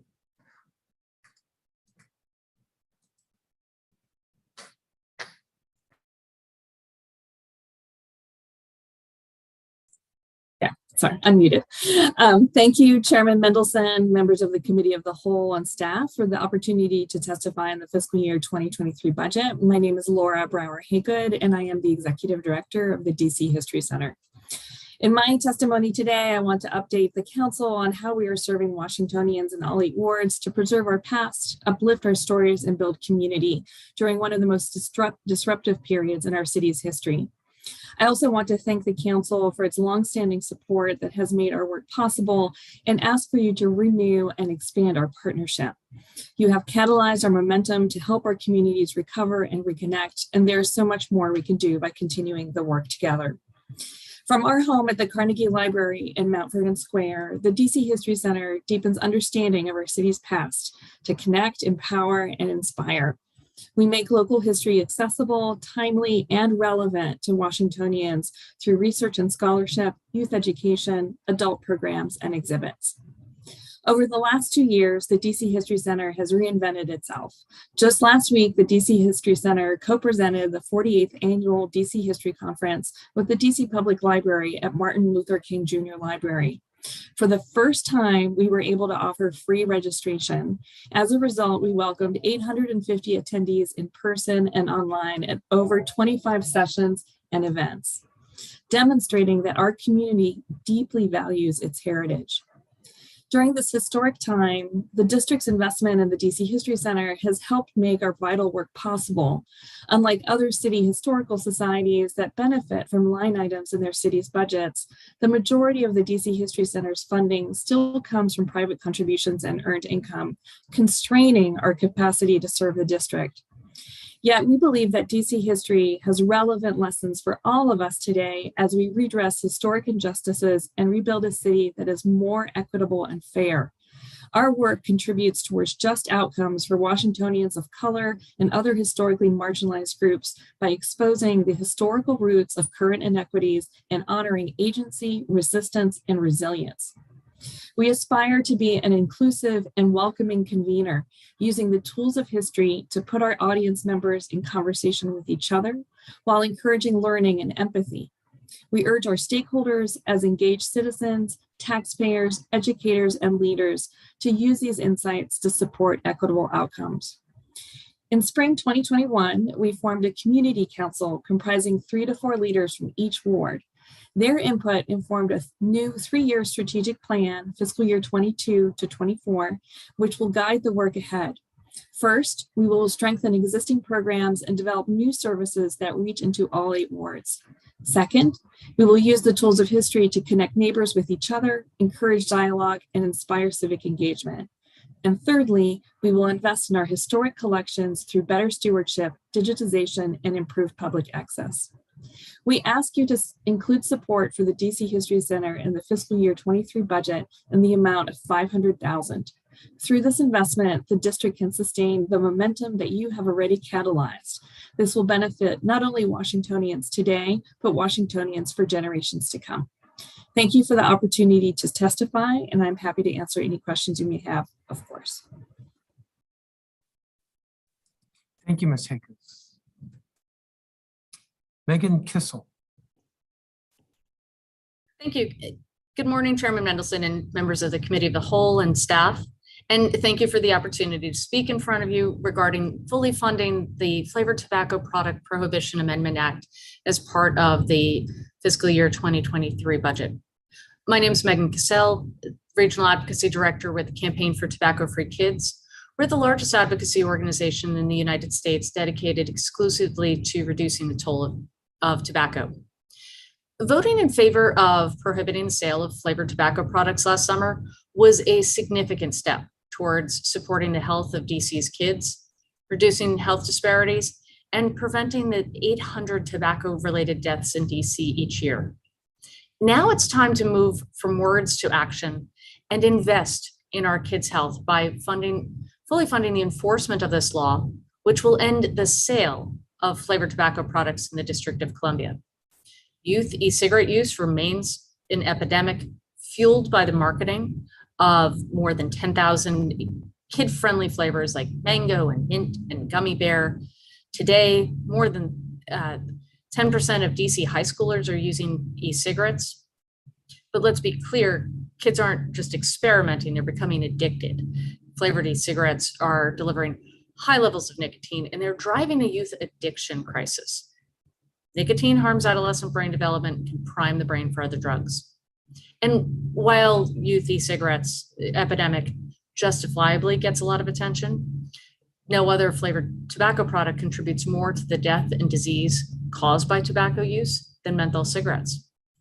Tobacco companies have long known that menthol cigarettes reduce the harshness of their products, making them easier to use, especially by new users, many of whom are kids. By funding the Flavored Tobacco Prohibition Amendment Act, the council will demonstrate to the residents of the district that you're committed to reducing tobacco use initiation, which is going to improve the health and the lives of DC residents and reduce healthcare spending. This is why the Campaign for Tobacco-Free Kids joins groups like NAACP DC, Black Nurses Association, Black Church Health, National Black Church Health Initiative, National Black United Front, and East River Family Strengthening Collaborative to call for the full funding and the enforcement of this law. There's a lot of problems in our city that are difficult to solve. This isn't one of them. Thank you for your time. Thank you, Ms. Kissel. Liz Ferguson, also with the DC Tobacco Free Coalition. Thank you, Mr. Chairman. Chairman Mendelson and members of the DC Council, thank you very much for the opportunity to provide testimony today. My name is Liz Ferguson. I'm a Ward 1 district resident, and I'm the chairperson of the DC Tobacco Free Coalition. We're a coalition of over 50 DC-based organizations and individuals working together to educate the community of the effects and the harms of tobacco and secondhand smoke.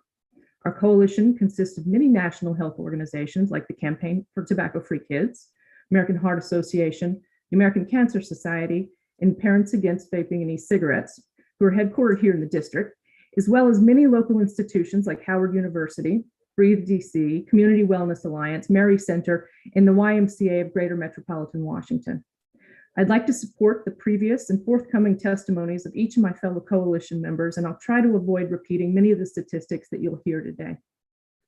But first, I'd like to thank you and members of the council for taking an important step in favor of health for district residents and passing the Flavored Tobacco Product Prohibition Amendment Act of 2021. Now we're urging you to ensure that it's fully funded. It's been over 70 years since we found out for sure that smoking causes disease and death. And yet here we are losing over 800 district residents each year to something that's completely preventable. The tobacco epidemic is caused not by a virus, but by an industry. The tobacco industry includes flavors in their products for two reasons: to attack children and to make it easier for them to get addicted. For decades, we've worked to end this epidemic by preventing children from starting smoking, mainly by trying to enforce a minimum age purchase. It's not working. When the federal government considered raising the minimum age to 21, Altria, the makers of Marlboro and part owner of Juul, publicly supported the effort. Why? Because they know it doesn't matter. And it was a chance to seem responsible while maintaining their ability to addict future generations. Kids are still finding ways to get addicted to tobacco products. 18 didn't stop them, and 21 isn't stopping them. As long as these products are more widely available than milk, kids will get them. But making them less desirable by banning or phasing out flavors will make a big difference. In addition to the industry's efforts to target children, the FDA states that there's overwhelming evidence that menthol, like other flavors in tobacco products, is perpetuating the tobacco epidemic. It encourages initiation in addiction, is used disproportionately by youth and minority groups, especially African Americans and the LGBTI community, and it makes it more difficult to quit smoking. In spite of recent legal developments, the FDA has yet to issue a product standard eliminating menthol flavor, though it has stated that these products intensify the troubling disparities in health related to race and socioeconomic status. The district has the opportunity and the responsibility to protect all of its citizens and continue to serve as a leader in our nation's health. The DC Tobacco Free Coalition supports the NAACP's 2016 resolution to support state and local restrictions on the sale of flavored tobacco products, and it stands with our members, as well as advisory neighborhood commissions, civic associations, PTAs, and houses of worship to urge the council to preserve the funding for this law in fiscal year 2023 budget. Thank you very much for your time. Thank you. Susan Wally.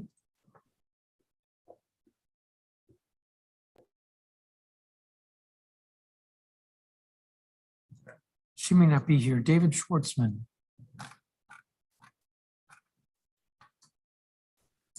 Yes, good morning. Good morning. Good morning. My name's David Schwartzman. I represent the DC State Green Party, a member of the Fair Budget Coalition. And we strongly support the coalition's budget priorities for this coming fiscal year and recommendations. We believe the city needs to make investments across multiple issue areas to make meaningful steps towards addressing historical, racial, and economic inequities. We are calling for the council to perform an act of justice, which should include as well $160 million in direct cash assistance to excluded workers. I will focus in my testimony on the need for recurring revenue to fund Allen's Metro bill, providing virtually free Metro to residents, and to urge the council to increase TANF income support to the nation's highest level, that is 60% of the federal poverty level.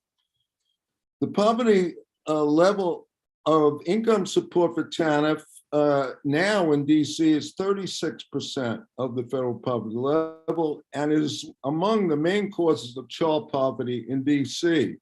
The high level of child poverty in DC, especially in wards 7 and 8, has a lasting negative impact on children and their families, indeed the whole DC community. DC's child poverty rate of 23% in 2018 was the 7th highest rate in the country. Child poverty and homelessness are major factors in undermining school performance.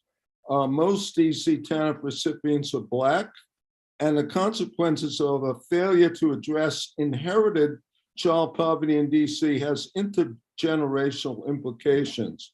And so successful implementation has the potential of this measure to move us closer to achieve racial justice in DC.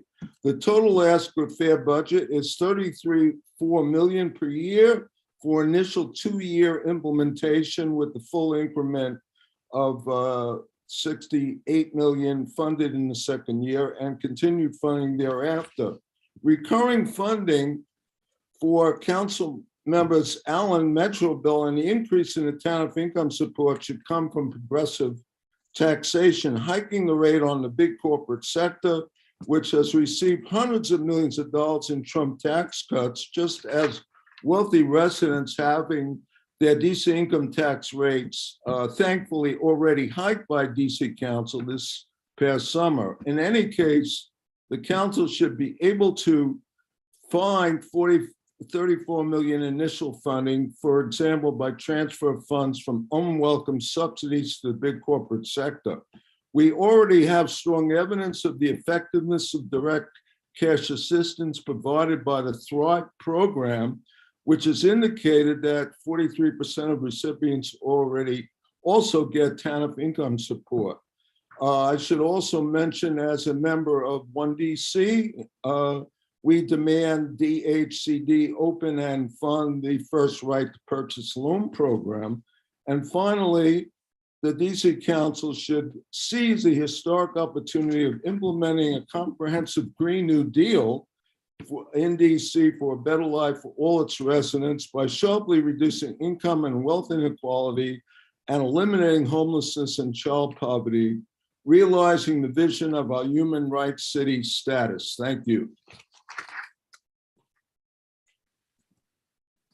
Thank you, Mr. Schwartzman. I don't think we have a copy of your statement, do we? Oh, wait a minute, I was just given it. A written testimony was sent actually yesterday. Yes. And I'm going to amend it because I have a correction, a small correction on the TANF income issue that's in my written testimony. Okay, thank you. Shelley Bressler.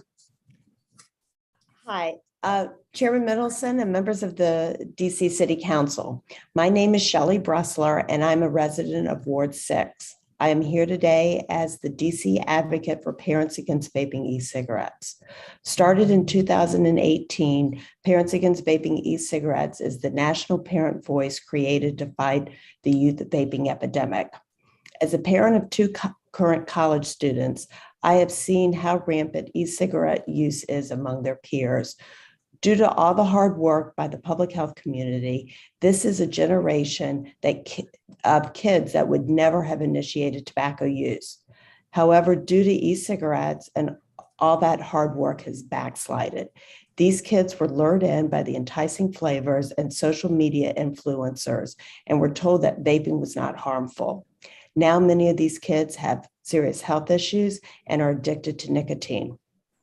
On behalf of the countless families whose lives have been upended by the predatory practices of big tobacco, I want to thank council members Che, Gray, Allen, Bond, Silverman, Henderson, Nadeau, Pinto, and Robert White for introducing the Flavored Tobacco Product Prohibition Act Amendment of 2021, and for Mayor Bowser for including the bill language in her fiscal year 23 budget.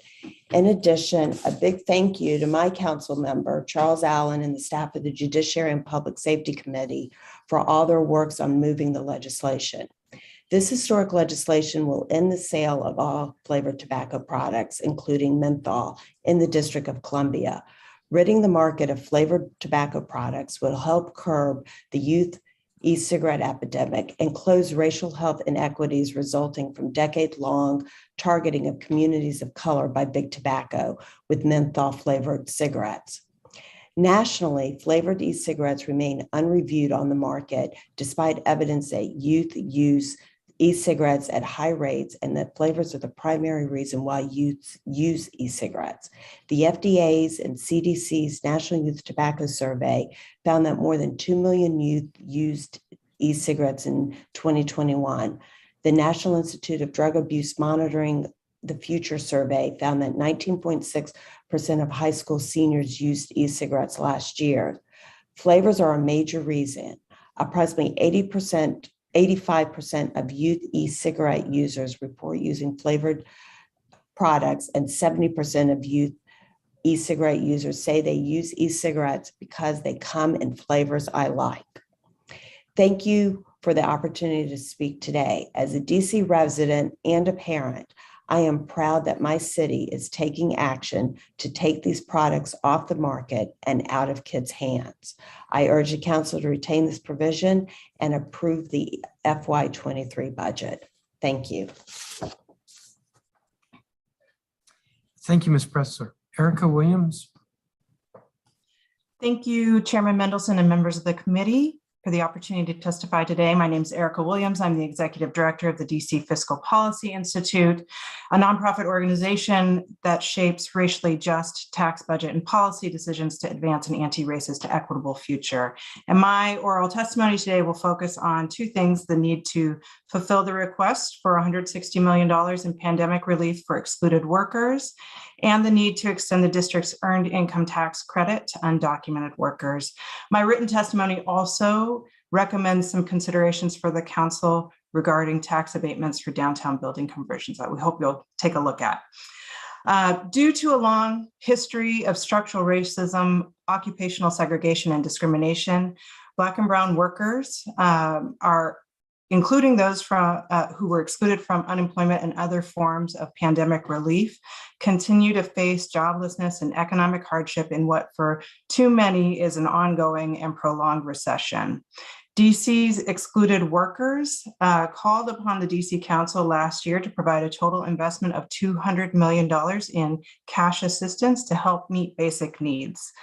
DC lawmakers met part of that ask, about $41 million, but we support the coalition's full ask and urge the council to fund an additional $160 million in FY23. This investment would ensure that each qualified excluded worker receives a total of $12,000, the equivalent of $1,000 per month for each month of the first year of the pandemic, still substantially less than the unemployment benefits provided to eligible workers in the first year of the pandemic, roughly about $42,000. Excluded workers have really languished in this economic crisis and have yet to feel the economic recovery. Failure to provide them with additional support will ensure that they fall further behind. Our second recommendation is that the council make the EITC more inclusive by extending it to undocumented workers, which we can do by making sure that income eligible tax filers who file their taxes with an individual taxpayer identification number can access the credit. 6 other states have done this, including our neighbor Maryland. As DC Council and other lawmakers know, EITC makes a big difference in the lives of families with low and moderate incomes, including delivering a lasting benefit to kids who tend to do better and go further in school and work and earn more as adults when they get the kind of cash boost that the EITC provides. We've got approximately 5,100 tax units, or roughly can be thought of as households, that would benefit from extending the EITC to ITIN filers. The cost would range from about 4.8 million if we were to adopt this for workers today in this current tax year to 10.2 million by full implementation of the expansion that was adopted last year. We're a welcoming city and our policies should reflect that, and we hope you'll consider extending the earned income tax credit to undocumented folks. And I appreciate the opportunity to testify and happy to answer questions. Thank you, Ms. Williams. Judith Sandalow. Good morning, Chairman Mendelson, council members. My name is Judith Sandalow. I'm the Executive Director of Children's Law Center and a resident of the district. I'm testifying today, as I always do, on behalf of Children's Law Center, which fights so every DC child can grow up with a stable family, good health, and a quality education. As you know so well, as we're emerging from the pandemic, our children need help to recover from the trauma they've suffered, as well as to catch up on lost years of learning, socialization, and development. There are many, many important investments needed to protect and support children, such as reimagining rapid rehousing and creating targeted affordable housing vouchers to prevent family homelessness.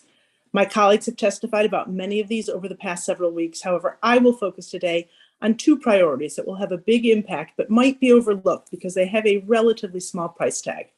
The first is restoring funding for the Office of the Ombudsperson for Children with $935,000 in recurring local dollars. And the second is not cutting provider grants for the school-based behavioral health expansion program that is maintaining the $80,000 per school grant level, which will require the council to invest an additional $2.4 million in recurring local dollars. Last year, the council unanimously passed the law establishing the Office of the Ombudsperson for Children, overrode the mayor's veto, and fully funded the office. The mayor's proposed budget attempts to undo the work of the council and erase the progress that has already been made toward establishing this office. The council should not let this happen. Every single council member supported establishing and funding this office. You responded to a new challenge, providing transparency, accountability, and oversight for CFSA now that the federal court involvement has ended. You recognize that CFSA has immense power over children and families in vulnerable circumstances, and because of the sensitive nature of its work, it does so with a level of confidentiality which makes transparency and accountability difficult. CFSA is, of course, not solely responsible for children's well-being. Public and private agencies must work together to meet the needs of our children. The ombuds can help the council identify redundancies and missed opportunities to get better results more efficiently. One need only look at the number of foster children subjected to high levels of placement instability and experiencing behavioral health challenges and poor educational outcomes to know that there is a huge problem. Last spring, the mayor and the council made significant investments in the school-based behavioral health expansion program with the goal of placing at least one clinician in every DC public school this year. Today, however, the program is struggling to meet this goal, largely because it is not sufficiently or sustainably funded. Every council member here understands the need for behavioral health supports. Students are struggling to catch up on lost learning, follow school routines and rules, and get along with peers and teachers after years of isolation. Demand for mental health professionals has skyrocketed, and as a result, clinicians are at a premium. To recruit and retain clinicians, we must adequately compensate them. Failing to maintain the provider grants that are just $80,000 per school will cause us to lose clinicians and for this program to fail. These two requests will have exponentially huge impact on DC's children for years to come. Thank you. Thank you, Ms. Sandalow. I'm in a little bit of shock because I don't think I have a copy of your statement, and you're very good about. Oh, yes, I'm sure. So I think it's about to show up in my printer. Wonderful. Kesh Ludwahedi. I'm told she's not here. Judy Estee. Good afternoon, Chairman Mendelson and Committee of the Whole. My name is Judy Estee, and I'm with the Platform of Hope. Thank you for the opportunity to testify. Platform of Hope works with economically vulnerable families of color in Ward 1. We are also a member of the Fair Budget Coalition and stand in solidarity with their very comprehensive platform. And we are an active member of the Excluded Workers Coalition and support their ask of $160 million to support workers who have been excluded from other public supports, including total exclusion from Mayor Bowser's 2023 budget for DC. And I understand that people are tired of the pandemic. They want it to be over. And for some families who can work from home, who haven't lost savings, who aren't facing the trauma of losing so many in their community and living in 2+ years of chronic stress due to lack of financial stability, due to starts and jobs with their jobs, with their children's schooling, with transportation, with healthcare, it feels over. But if you are facing one of the issues or a combination, as I just cited, as so many households in DC are, you are not over the pandemic because the pandemic is not over you. Here are just some of the issues I want to uplift, amplifying what I'm hearing from the 4 cohorts of families we work with at the Platform of Hope. Mental health, you've heard from others today. This has been devastating for our community, particularly Black and brown families who have faced higher death rates and economic instability. Families, children, and their parents deserve culturally competent mental health support. Emergency rental support. Due to the instability of work, the challenges of securing sufficient childcare so parents can go to work, the many ways of COVID, families have not economically recovered. As of December 2021, over 33,000 households in DC were behind in rent, and 58,000 households had little or no confidence in their ability to pay the next month's rent. The mayor's proposal of only $42 million for this year, Chairman, you were asking about the budget over 2 years. This year is only $42 million in her budget for ERAP. It is insufficient to meet the need.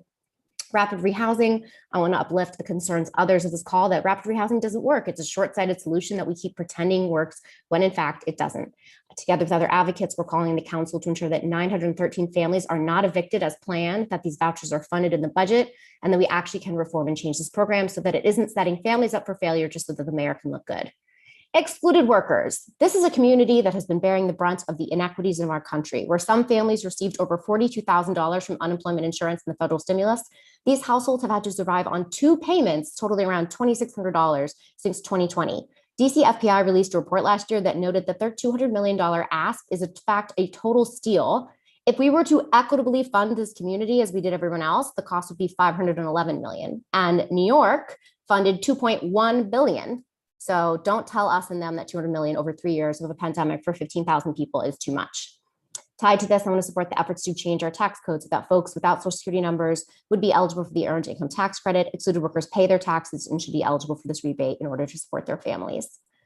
I'm not really sure if I have the chairman's attention right now since he seems to be talking to somebody else. But Chairman, I want to echo the calls with the Budget Coalition regarding housing, economic security, and food access, as well as investments in early childhood. I personally want to emphasize the need for better oversight into the investment in the Housing Production Trust Fund. So then indeed 50% of those funds go to the 0 to 30% AMI units that are so desperately needed.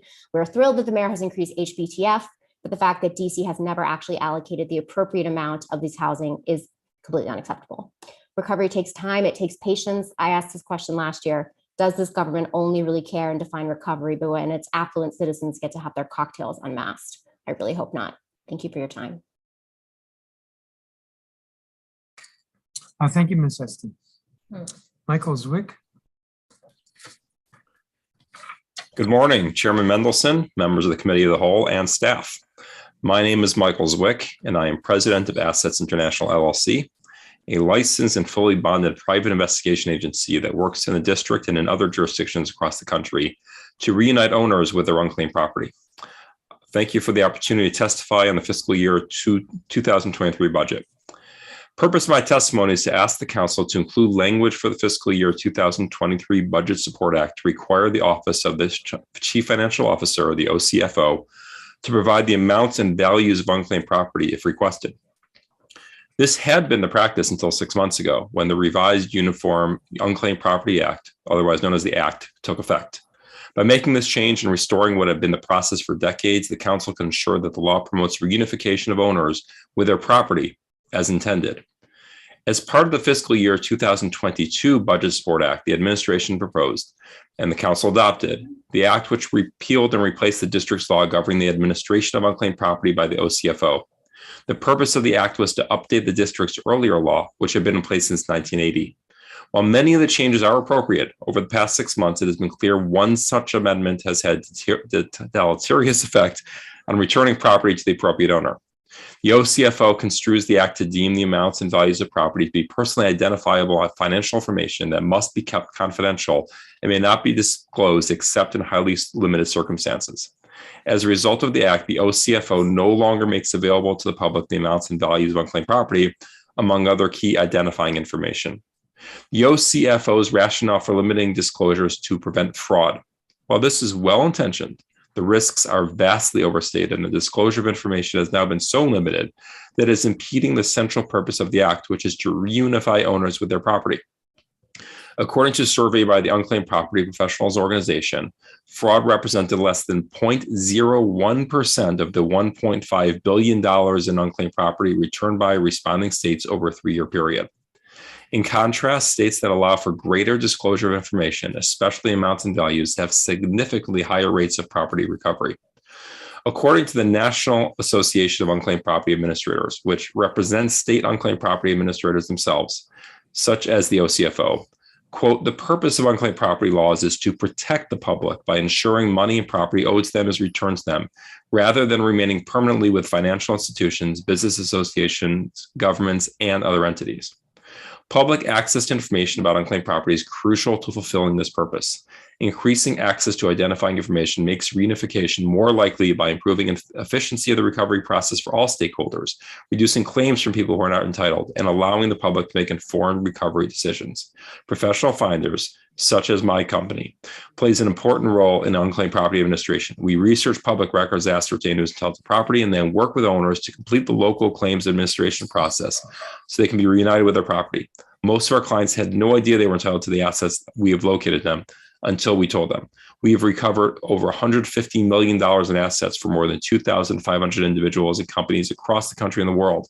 This includes in the district, where we have long enjoyed a productive and cooperative relationship with unclaimed property staff.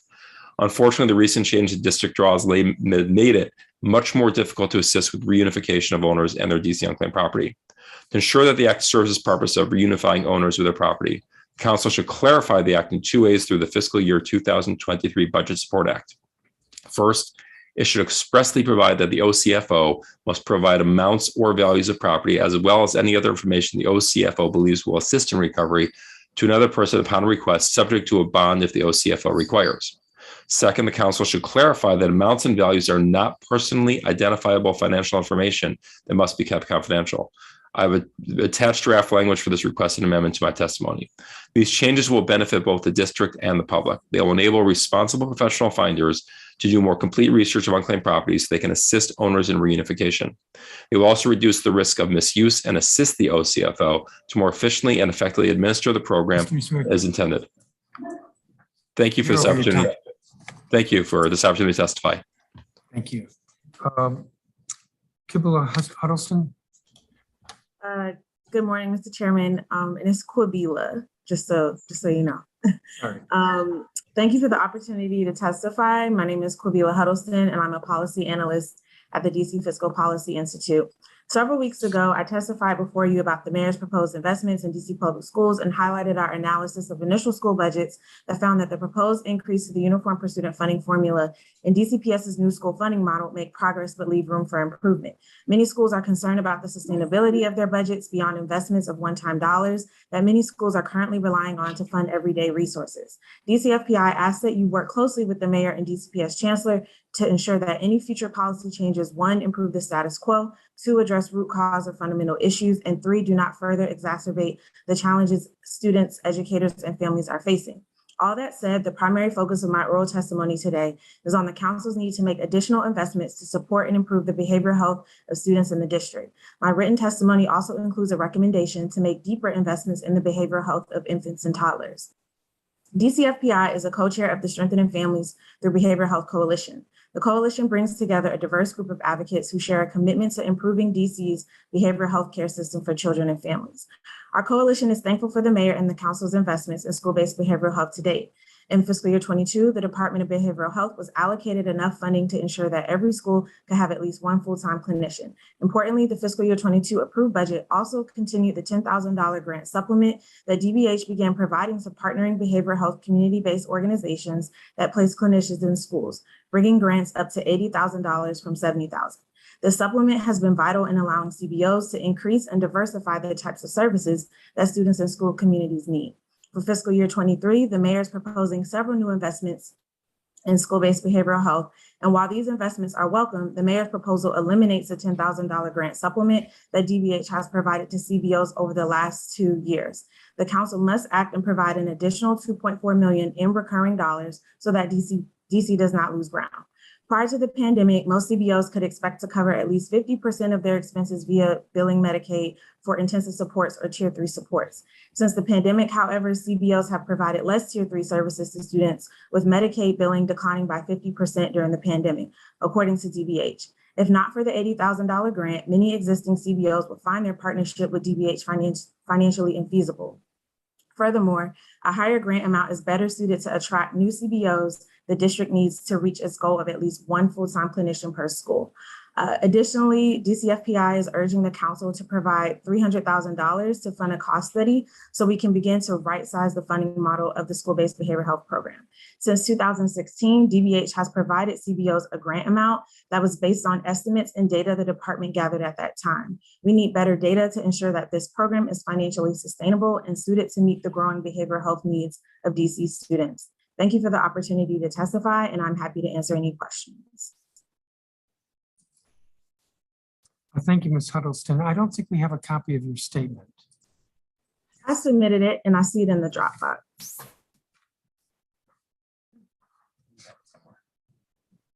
All right, we're looking. Okay. Commissioner Trupti Patel. I don't believe she's here. Jesse Rabinowitz. Mr. Rabinowitz. Hello, how are you, Chairman? Fine. Good morning. Good morning. Thank you for the opportunity to provide feedback on behalf of Miriam's Kitchen about DC's FY23 budget. I'd like to begin by recognizing Mayor Bowser for a proposed budget that listened to the demands of the Way Home campaign and our 110 partner organizations and 7,000 supporters. When combined with the council's historic FY22 budget, Mayor Bowser's proposed budget will end chronic homelessness for over 3,000 individuals. If used correctly, these investments will transform the state of single adult homelessness in DC. For the first time ever, DC has the resources needed to end chronic homelessness for everyone currently experiencing chronic homelessness.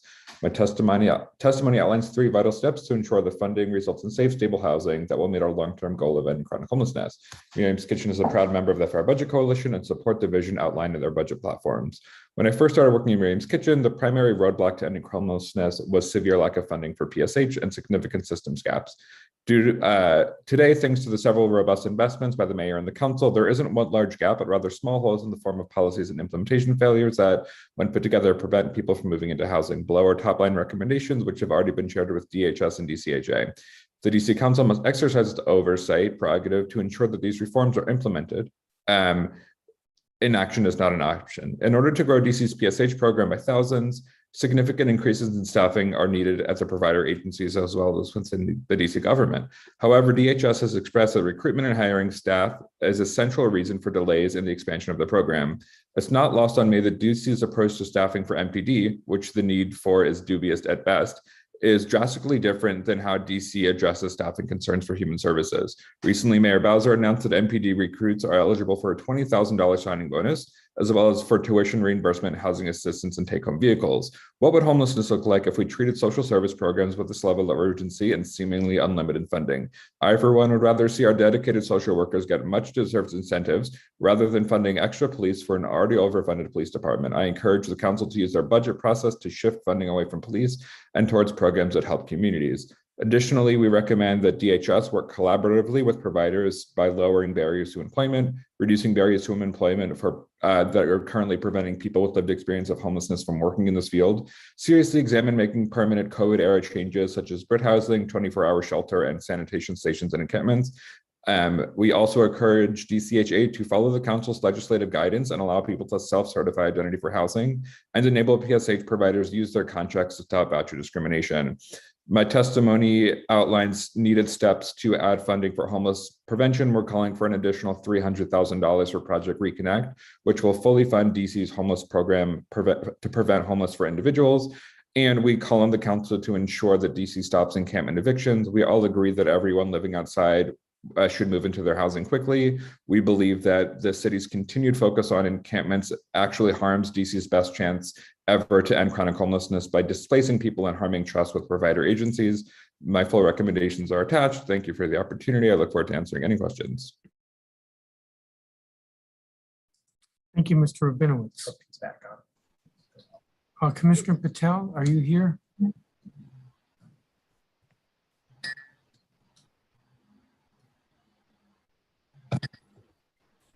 Good morning, Chairman. You know I'm here. I always got to keep you on your toes. Oh, I didn't see you. I was here, Chairman. I promise. You know I never miss a That's why chance to say hello to you. Thank you. Hello. That's why I was flat-footed, but now that you're here, I'm on my toes. Thank you. Great. Well, good morning, Chairman. Always a pleasure to see you. And before I start my testimony, I just want to say special thank you to you for making it possible for all of our excluded workers to testify. Thank you for making sure they had a voice. They'll be over to see you very soon at your house as usual. So look forward to you getting some good food. My name is Tripti Patel, and I have been fighting since 2020 alongside and in solidarity with excluded workers. Excluded workers include returning citizens, undocumented residents, and cash economy workers who work as street vendors, home cleaners, child and elder care workers, sex workers, day laborers, restaurant workers, and more, who are all essential workers and a critical part of our community. DC is home to over 30,000 excluded workers. They are our neighbors, family members, community members, and workers who keep the city running, who cannot access federal assistance through unemployment insurance and or the federal stimulus. The DC fiscal year 23 budget must include cash assistance for those excluded workers for those excluded by the federal government. Since 2020, the Excluded Worker Coalition has fought and advocated for direct cash assistance to support DC. In 2020, the district allocated $14 million for this assistance fund, which eventually became DC Cares. DC Cares has been funded 3 times, and last year the coalition won a historic $41 million across the fiscal year 2021 and supplemental and fiscal year 2022 budgets. Though 2020 and 2021, the DC Cares administered $1,000 in cash assistance more than to more than 13,000 directly impacted DC residents. This year, the program aims to provide a second recovery payment to past recipients and first-time pay to eligible class applicants from previous rounds, with a goal of 15,000 total individuals funded through the 2022 round. This hasn't been a just recovery for all DC residents. Challenges with recovering costs for necessities such as housing, food, and healthcare continue to be widespread among these communities, despite the fact that some people consider the pandemic to have ended at least winding down. The total amount each in the program, the total amount each person in the program receives is still only a few $1,000s, even as the pandemic and economic uncertainties enter a third year. This is a scant amount, and when we consider supports that were available to others during the pandemic, such as enhanced unemployment insurance payments, federal stimulus dollars, and continuous Medicaid coverage, this year, not $1 has been invested in this low barrier cash assistance program in the mayor's proposed budget. Let's treat excluded workers like the business interests, which continue to receive deep systemic support flushed with millions of dollars in subsidies. This year, the coalition is once again rallying to fight for financial assistance. We're asking the council to allocate an additional $160 million in the fiscal year 2023 budget as an investment in people who have been left behind by federal programs and structures of inequity. The DC Council can and should continue to fund this cash assistance program in the fiscal year 2023 budget. That's all I got for you, Chairman. And look, I even made it under three minutes. And, I'm still waiting for you to come visit me at ANC 2A. I sent you a personal invitation. Okay, my bad. And I'm sorry, but you were like 45 seconds over. But oh, sorry, I couldn't see the timer. It's okay. The timer's this is for everybody else. The timer's in the top row. Leona Agarides, you are. Okay, good morning, Chairman Mendelson, committee members, and staff. My name is Leona Agarides, and I'm the Executive Director of the Golden Triangle Bid. We're a nonprofit created by law to support the economic vitality of the Golden Triangle area, and thank you for the opportunity to testify. In the Golden Triangle today, 22% of office space is not leased. This is about 7.5 million square feet of vacant offices, empty, not leased offices. Today, I will address the investments in the mayor's budget proposed to revitalize this important area, and I'll also discuss an opportunity for the council to complement these investments by jumpstarting the Penn West Streetscape project, which is shovel ready. Penn West will not only contribute to the resurgence of the business district, but also enhance transportation safety and accessibility. We strongly support the mayor's proposal for downtown recovery, including the Vitality Fund, the Downtown Destination Grants Amendment, $5 million enhancement for business attraction and retention, and tax abatements for downtown housing. The district's core has long been a monoculture of office space. And even before the pandemic, we saw that this was not sustainable, and it's been made worse by the pandemic. And if we don't act now, the current decline may become permanent, undermining recovery, causing lasting harm to the entire district, and squandering an opportunity for inclusive shared growth. So replacing aging vacant offices with housing will bring people back to our empty sidewalks. The act will increase residents downtown, support small businesses, grow the value of remaining commercial office supply, and boost lagging assessments, which will continue to lag for the next 2 to 3 years. Finally, the council can enhance these investments while directly advancing Vision Zero with transportation access. The Penn West Streetscape project includes a half a mile of median protected bike lanes, safer sidewalks and pedestrian crossings, expanded tree canopy, and public space enhancements. This will make the corridor safer for all users, attract residents and visitors to support our small businesses, and activate empty gray sidewalks. Penn West complements other district investments, such as a new innovation district that will hopefully attract high growth employers and entrepreneurs to remain or locate in the District of Columbia. DDOT testified at its hearing earlier this week that Penn West is funded for construction for 24. However, our understanding is this project is shovel ready now. As the council considers numerous DDOT projects in the capital budget, we urge you to include funding for Penn West to start construction in 23. It's ready to move forward and an important part in the broader recovery. Thank you for the opportunity to testify. Thank you, Ms. Agarides. The next witness, actually, Garen Price, I'm told, is going to be logging in later, so we'll call him then. Melody Webb, I don't believe is here.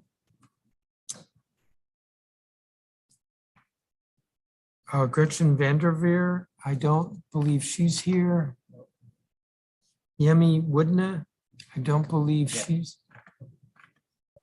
Yes, sir, I'm here. Okay, before you speak, I'm going to have to step away in a few minutes. Yes, sir. Member Brooke Pinto, I believe, is here, and she is going to preside. There she is. Councilmember Pinto, we're finishing up with page 2 of the witness list. After Ms. Woodna will be Maria Jackson, if she is here, and then Lori Kaplan, who is here. Thank you, sir. Sounds good, Chairman. Okay, Ms. Woodna, would you proceed? And remember, the clock is 3 minutes. It's should be in gallery view, the top of your screen. Yes, sir, I will remember that. Thank you. Great, thank you. Good morning. All right. Okay, my name is Yemi Woodna, and I am a lifelong Washingtonian and have lived and worked in Washington since I immigrated from Ethiopia as a teenager. And I love the city, and I would like to remain in the city, even though it's becoming extremely unaffordable for immigrants and, low-income people in general. So even though half of my income is going to my rent, I'm still in Washington and would like to remain in Washington. And I need your help. Saying that, and also, even though the mayor is trying to have an affordable housing project, the way I look at it and the way it's progressing, it's not as productive as it seems to be. So we need affordable housing, because the lack of affordable housing is going to generate a lot of homelessness, a lot of addiction, a lot of misfortune children, and a lot of crime. So affordable housing should be at the core of every politics, according to my understanding. And also, I would like to talk about guaranteed income. The guaranteed income will be able to help a lot of people who happen to be out of work because of COVID, and before even then, the unaffordability of the city was making it very difficult for people to have a decent life. And this is one of the richest nation in the world.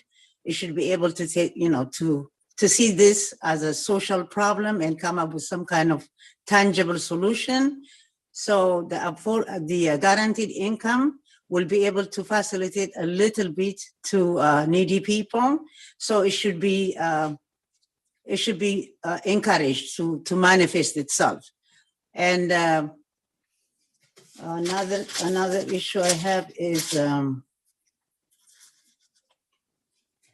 also we need to protect against the cliff, because you can give some help on one hand and then you are taking another benefit from on the other hand, and that's not going to help anybody, and that's going to put a lot of pressure on people who are, who are accepting some kind of help from the city. And if they get the affordable income, the guaranteed income is going to take it away from them. So that's not going to be helpful. So that needs to be looked upon, and they should remain, whatever they're getting should be there on top of the guaranteed income.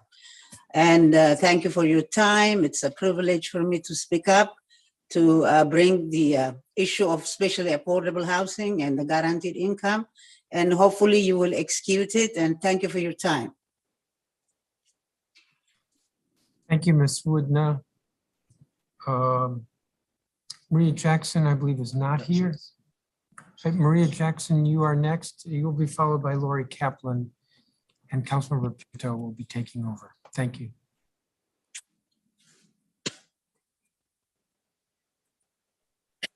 Can you hear me? Hello? Hi, we can hear you. Okay, that's my, 1 second. I'm sorry about this. I'm talking about this.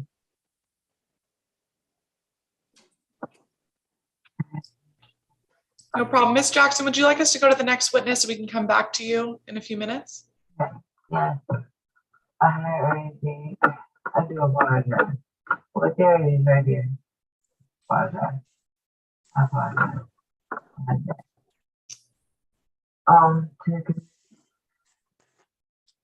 Okay, Ms. Jackson, we're going to go to the next witness and we'll come right back to you in 3 minutes. Okay. Okay. Okay, thank you. So next we have Lori Kaplan, the Coalition for Nonprofit Equity. Good afternoon, Councilmember Pinto and members of the committee. My name is Lori Kaplan, and I am a member of the Coalition for Nonprofit Equity. Thank you for this opportunity. I'm here today to request your budget support in making sure that the Nonprofit Fair Compensation Act, which was unanimously passed by the District of Columbia Council in 2020, moves to full implementation.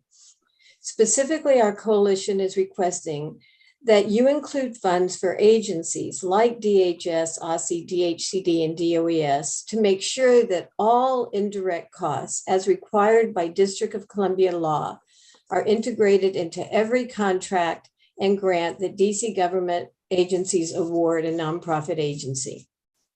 Currently, Councilmember Robert White is working with OCP to address some of the law's implementation challenges.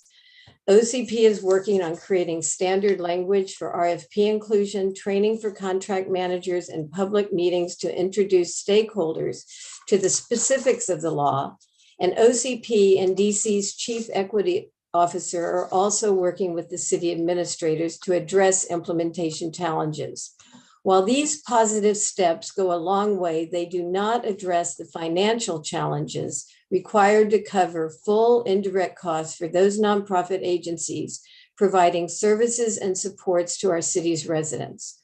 Most importantly, the mayor's budget does not address the financial needs, nor do the agency budgets reflect necessary funds to fully cover the costs.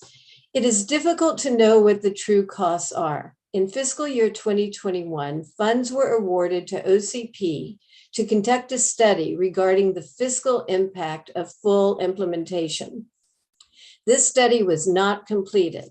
Among other things, the study was to produce a review and analysis of funding of indirect costs in grants and contracts, and a table listing federal funds associated with grant pass-through support. Federal law requires that the city pass through to the nonprofits their indirect costs on any funds that are distributed directly from the feds. This is not being implemented. Without this financial data, it is difficult to get the total picture of what the real costs are. Had the report been done, you would have the information you would need on where agency funding is needed. The mayor's budget does not provide these additional resources. As a result, agencies rarely adjust grant amounts to reflect inflation, salary adjustment, rising costs of benefits, et cetera, nor do they cover the full cost as the law was intended. Implementation is scattershot. Few RFPs reference the law at the point of solicitation, and while some contract managers know about the law, many others do not. In some cases, when a contract manager is willing to consider the indirect rate, it is often at the cost of reduction in services. We are requesting that you add 5 to 10% to agency budgets based on their contracted amount to the nonprofit sector. That would provide additional funds to cover the true costs. A wider conversation, because I'm running out of time, the bigger conversation is how the nonprofits are valued and treated by the District of Columbia government. They receive many awards and contracts, yet clearly they are not part of the equitable distribution of resources as the city hopes to achieve. Thank you very much, and I'm happy to answer any questions you may have. Great. Thank you very much, Ms. Kaplan. Next, we're going to return to Jaron Price, who's number 31 on this list, who is the acting president and CEO of the Downtown Business Improvement District. Go ahead, Mr. Price. Thank you, Councilmember Pinto. Chairman Mendelson, council members, and council staff. My name is Jaron Price, and I'm the acting president and CEO of the Downtown DC Business Improvement District. It's my pleasure to testify before you today. The downtown DC bid area is a major contributor to the district's economy and tax base. We are home to 22% of the district's jobs, and the bid area generates approximately 15% of the district's local funds, while receiving just 6% of the district's local expenditures. We also operate the Downtown DC Day Services Center that serves an average of 200 individuals experiencing homelessness per day and connects them to vital resources on a path towards housing. And also our dedicated team of SAM ambassadors, more than 90% of whom are DC residents, dutifully work 365 days a year to keep downtown DC clean, safe, and friendly. Obviously, the COVID-19 pandemic hit us all hard, and the last 2 years have been challenging. As such, I want to thank the entire DC Council and the mayor for the many pandemic relief measures that have been a lifeline to many of our businesses, employees, residents, and has been critical to the survival of some of our hotels, restaurants, and small businesses, as well as arts and culture institutions. And I want to thank you for the critical capital infrastructure investments you've made, including the beautiful MLK Library renovation, the world-class Franklin Park, and the funds dedicated to the K Street Transitway. And more recently, we want to thank you for the funding for the Streets for People grant, which coincidentally has officially launched today, our Streets for People activation on F Street between 8th and 9th Streets Northwest. And those attractions and things like that will help attract more people downtown. Just yesterday, we released our 2022 Winter Economy Update for Downtown DC. This report's available on our website, downtowndc.org. But it shows that the economy for downtown is slowly recovering, but still performing well below pandemic levels, pre-pandemic levels. Economic activity is just 52% of what it was pre-pandemic, and only 30 to 35% of our office workers have been coming to the office any given day of the week. Likewise, hotel revenues are about 65% of pre-pandemic levels, and our retail vacancy rate still hovers at 21%, representing 800,000 square feet of vacant retail space. We'll have more detailed economic information in our State of Downtown annual report, which we expect to release in May. And May 17th will be our forum, which we'll host in person, and hope that chairman and council members, you would be able to attend as you have in many years prior. The mayor's proposed FY23 budget includes many expenditures that the downtown DC bid supports, and we believe that the proposed budget is in the best interest of all DC residents and businesses as it balances social development with economic development. I won't have time to name all of the things that we are strongly in support of, but we especially want to call attention to some of the budget items listed by the Office of the Deputy Mayor for Planning and Economic Development. We believe all of these investments will be critical to helping to recover and restore downtown, specifically the roughly $15 million proposed for hospitality, vacant commercial space activation, boosting tourism and hosting street fairs and festivals that we believe will help attract more people downtown. And also, we want to see some of the economic recovery items that they elevated to really continue to be lifted up, which includes $7.5 million to attract new businesses, as well as close to $2.5 million in annual tax abatements to help encourage office to residential conversions, which will help make downtown more vibrant. Finally, I just want to say that it's not possible for us to have a thoughtful downtown recovery if we don't think about how people get to and from downtown and move within downtown. And so we really applaud the continued investment by this council and encouragement by the mayor for the K Street Transitway. We believe that this flagship project is a once in a generation opportunity to really transform K Street corridor and help to improve bus service for all of us, which we believe is also an equity issue. We look forward to continued partnership and engagement with the mayor and the council, particularly as we launch our downtown action agenda process, which is going to help us to really think about the future of downtown DC and what are the right kinds of private and public investment needed to move the city forward. With that being said, thank you so much for the time, and we'll be happy to answer any questions. Great. Thank you very much, Mr. Price. And last on this panel, Ms. Jackson, are you available to testify now? I am. Thank you. Thank you for your time. Thank you. My name is Maria Jackson. I'm a Washingtonian. I've lived here all my life. I'm a member of the DC Granted Income Coalition, a program that helps you get income. Granted income is all about hope.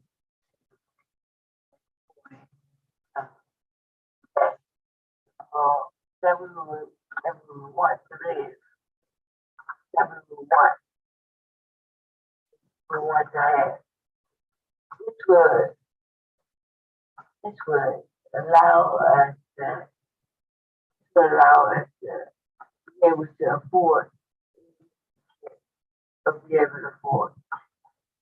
I do remember when I first moved to from college, that was 2003.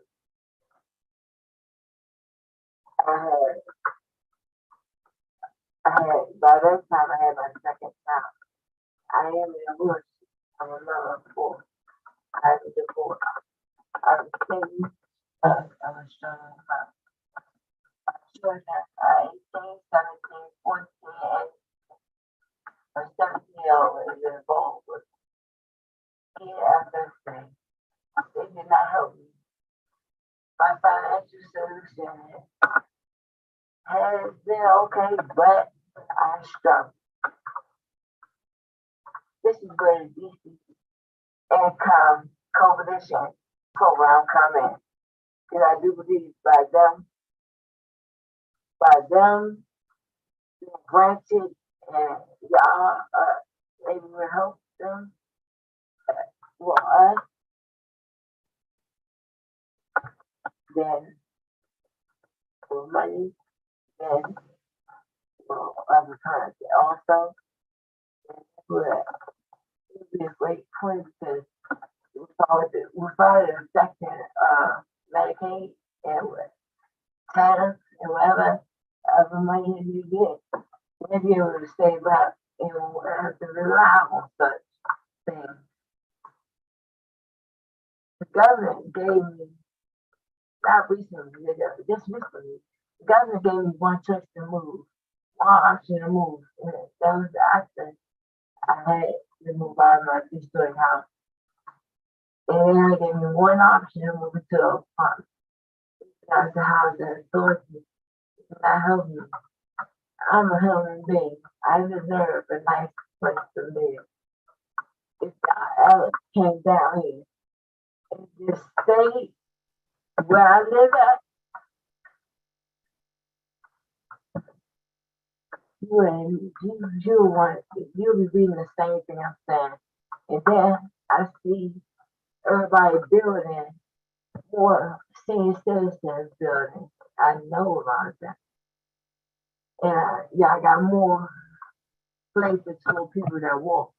But yet, y'all don't have more units for people in wheelchairs. I don't understand this neither. The guarantee income will help more people in need and support them by helping them out and with money monthly, and so that it won't be able. So when they give them the money monthly, hoping the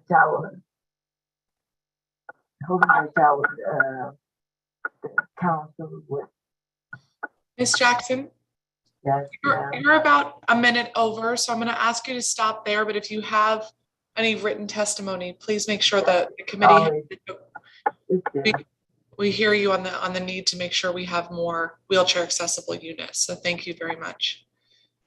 That brings us to the end of our second panel today. We're going to have 5-minute rounds for council members who are present, and I will begin. So Mr. Rabinowitz, are you still with us? I am, council member. Good morning. Hi, good morning. I have 2 questions for you, but only 5 minutes. I'm going to ask them together if we can be brief, which is, 1, can you elaborate on the current need between the DC Flex program and Project Reconnect that I know you talked a little bit about funding requirements for? And 2nd, you talked about reducing the barriers for employment. Is that a budget request specifically or more of a legislative solution that's needed there? Sure. DC Flex is for families and Project Reconnect is for singles. My understanding is that DC Flex is funded, but I'm not 100% sure on that. But Project Reconnect, which is prevention for single homeless adults, has a gap of 300,000. So they serve different folks.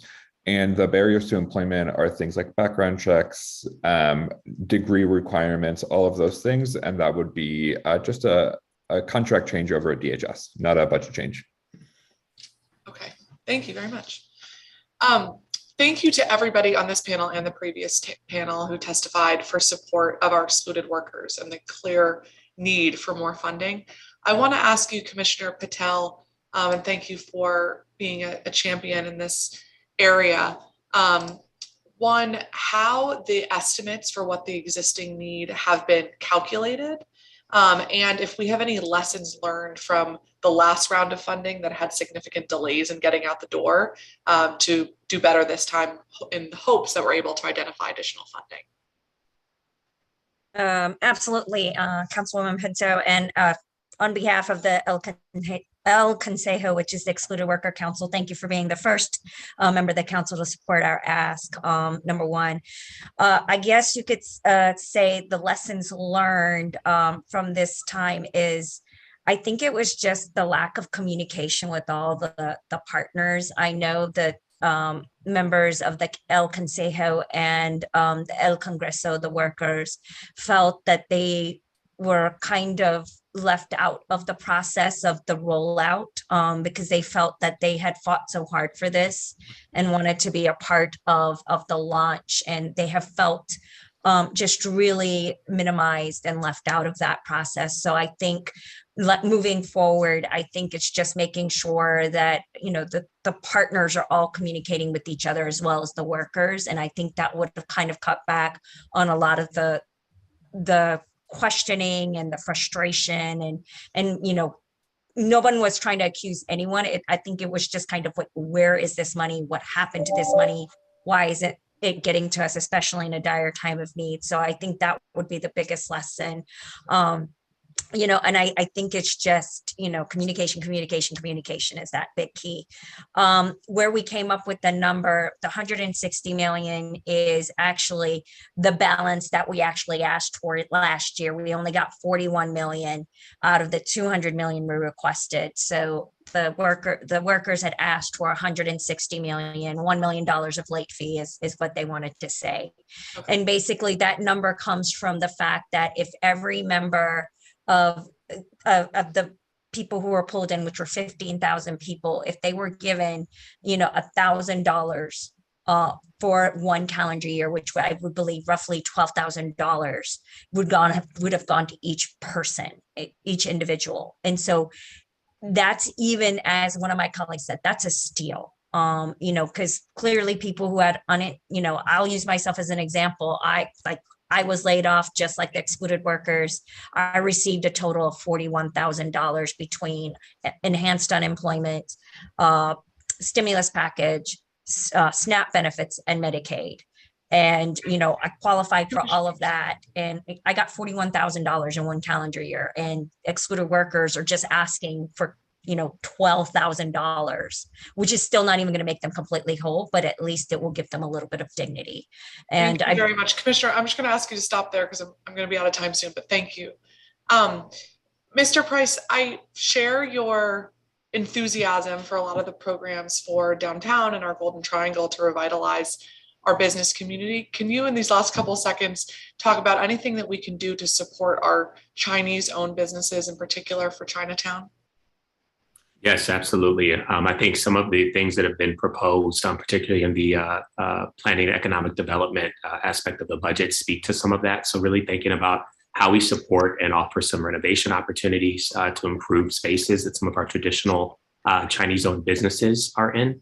And then also really thinking about how we bring back some of the really vibrant and sort of amazing festivals and events and happenings that were taking place, particularly in Chinatown Park and in that community. And so really looking to restore street festivals and using some of the funding that's proposed to elevate that culture and just ensure that folks are able to celebrate that and bring activity to the businesses nearby. Okay. Well, thank you very much. Sorry, I don't have time for more questions for folks. We're going to go in the order of Councilmember Anita Bonds, Councilmember Trayon White, then Councilmember Anita Bonds, and then Councilmember Robert White.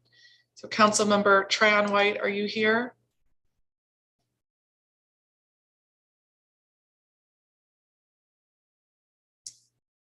Okay. Councilmember Anita Bonds, go ahead for your 5-minute round. Thank you very much, and thanks so much to the witnesses. it's great to hear you because you're kind of like rounding out this budget of requests that we've gotten from the mayor, helping us to understand where the extreme need may very well be. I wanted to ask Ms. Patel, as she talked about the workers and approximately 15,000, I believe you're speaking of, that are excluded workers or that are in this calculation of need of 160 million. Is there a sense that the pool is growing? Is 15,000 capturing the number of people that are in need? To be very honest, Councilwoman Bonds, the need is much deeper and the need is much greater. 15,000 is the maximum amount of people we could actually apply for, given the funding that we had.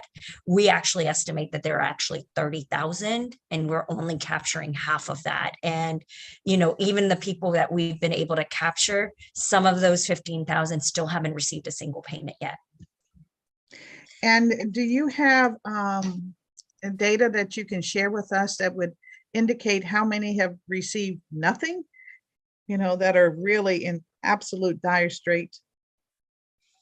Yes, Councilwoman Bonds, I believe one of our partner organizations has the data showing who's received what and who hasn't gotten their funds yet. I don't have access to that, but I know one of our community partners can get you that information, Councilwoman Bonds. Okay, I would certainly appreciate knowing more about that if you don't mind. And I would imagine that Mr.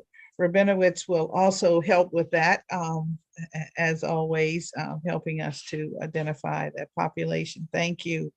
Mr. Price, I really want to ask you a little bit about not just ideas of what we can do to stop what seems to be this erosion of resources, economic resources in our downtown area, but is there something that we can do immediately? It's an excellent question. And thank you so much for that, Councilmember Bonds.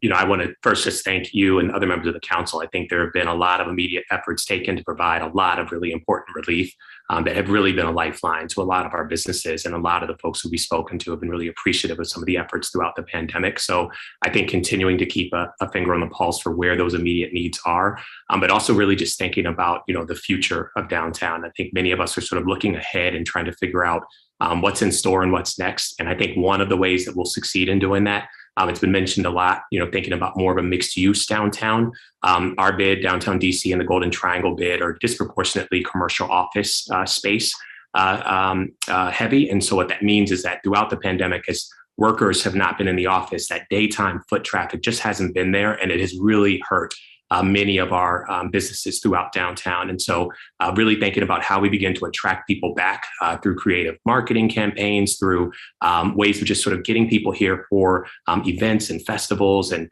tourism, and just whatever we can do to bring more foot traffic is ultimately going to help our businesses. And so those are the types of things we really want to double down on this year.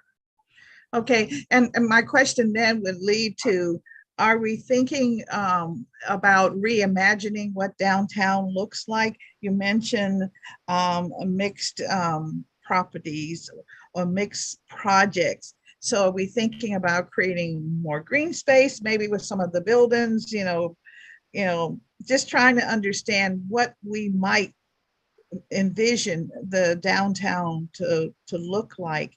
Absolutely. And how it's going to serve the community? That's such a beautiful question. And it's a combination of all of those things. So one, thinking about how we get more residential in downtown. And so part of the proposed budget includes $2.5 million in tax abatements that are multi-year, that'll help to encourage and spur more development that includes you know, converting some of our office space to to residential. That helps in terms of, one, creating more residential opportunities, but also takes some of the supply of commercial office space offline, which just generally helps the market conditions all around. One thing we'd love to see a little bit more of is how do we ensure that there's affordable housing opportunities downtown? I think we all want more housing. We want the vibrancy that residential brings, but how do we see that really truly affordable opportunities and spaces for people to access downtown in ways they maybe haven't before? And you really touched on a huge piece around green space. I mentioned in the testimony, but the $21 million that this city invested in Franklin Park has truly revolutionized what that space has done for the community and what it's already meant in terms of just people being able to frequent that space and enjoy that space and use it. And it's attracted many visitors since it's opened this past September. But we want to see more work in sort of enhancing our parks and maintaining them. And just would love to partner with the district and think about the relationship with the federal government on how we really enhance our network of green spaces throughout downtown. And I know Leona Agordis is on the line as well from Golden Triangle. She may have something to add because our bids are similar. And I also know we're short on time, but I just wanted to flag that. Sure. I've spoken with her many times, and she knows that I'm 100% for residential properties downtown, and really hope that the idea of having mixed residential communities downtown is something. This gives us a great opportunity to try it and see that it does in fact work. So I'm really excited about it. I'm out of time, but I wanted to say to Ms. Kaplan, I understand what you're speaking of, this indirect costs. Sorry that the study hasn't been done, but please inform me if any of the agencies in my committee have not been following through so that I can follow up for you on that. So thank you all very, very much to this panel. Didn't get to everyone. 5 minutes, you can't do it. And I talk slow and try to be composite in my questions. So thank you so much. Thank you, Councilmember Bonds. Next, we have Councilmember Robert White for 5-minute round. Thank you very much, Chairperson Pinto. I want to thank everybody who's come to testify. I apologize. I came in to this panel right at the last witness, and I'll be jumping in and out today. But I do want to thank you all for being here. I'm looking forward to hearing testimonies about the FY22 supplemental budget, the FY23 Budget Support Act, and the FY23 budget in general. And as I said, when this budget proposal was first released, this budget, like prior budgets, looks good on paper, but year after year, we have these historic budgets. But meanwhile, the people who were struggling before these historic budgets are still struggling. And that's something that we have to keep present as we sort of figure out the future of our city and what we do with an increasing budget every year. This is a time where we have to be transformational because we won't always have this opportunity. And I want us to be always deliberate in sort of what we're doing and the path that we're charting for the city. And I meet, not surprisingly, with residents all the time. People are really frustrated that nothing has changed for them despite staggering wealth in our city. Of course, some of these investments in the budget proposal are very positive. Things like the Black home ownership project. We'll see sort of how that develops, and the heirs property legal services initiative to help families maintain ownership of a family home after a loved one dies. There are some innovations around the edges, but I do worry that these programs are the exceptions, and that what I'm not seeing is evidence of transformational investments that are really going to drive progress equitably. And I have a question about that in a minute. A couple things on the Budget Support Act and supplemental that I want to highlight. I do look forward to hearing from public witnesses about subtitles in the Budget Support Act, sort of what we should keep, what we should strike, and what we need to amend. In particular, I'm hoping that we'll hear about a few subtitles I'm concerned about. One that undermines the council's authority, including the subtitle that rolls back legislation that the council passed previously to phase out the use of MPD officers in DC public schools and charter schools. I'm also very concerned about the delay of the expansion of paid family leave benefits from July to October. I understand that DOES has reported that they aren't able to implement the changes prior to October, but I look forward to hearing testimony from residents on the subtitle because I think we have got to move more quickly. And certainly I hope to hear input on the subtitle providing tax abatements to incentivize housing downtown. One of the things that sort of I want to highlight is As we know, and Mr. Price, as you know, this is we have an economy in a downtown that depends heavily on tourism and hospitality. And I've been saying since the day I got to the council that we need to be looking at office to residential conversions. I've been trying to push our government in that direction since I got to the council. I'm glad we seem to be moving that way. But what I worry is, do we have enough focus on sort of workforce housing in that development as we sort of reimagine downtown in this transitional period? Are we going to be deliberate about making sure that the housing includes enough housing for the folks that work downtown and keep our economy moving? So I welcome your thoughts on that, Mr. Price. Thank you, Councilmember White, and appreciate all of your support. We know you have been a champion for office to residential for a while, and so we certainly appreciate that. And I think you're spot on in terms of just the intentionality around affordability and workforce housing. And so we certainly support any effort to make sure that that is a sort of part of how we're thinking about it. I think with that, there will probably have to be some sort of incentive or, thinking about sort of how we ensure that that happens. So I think we are certainly open to thinking through what that looks like.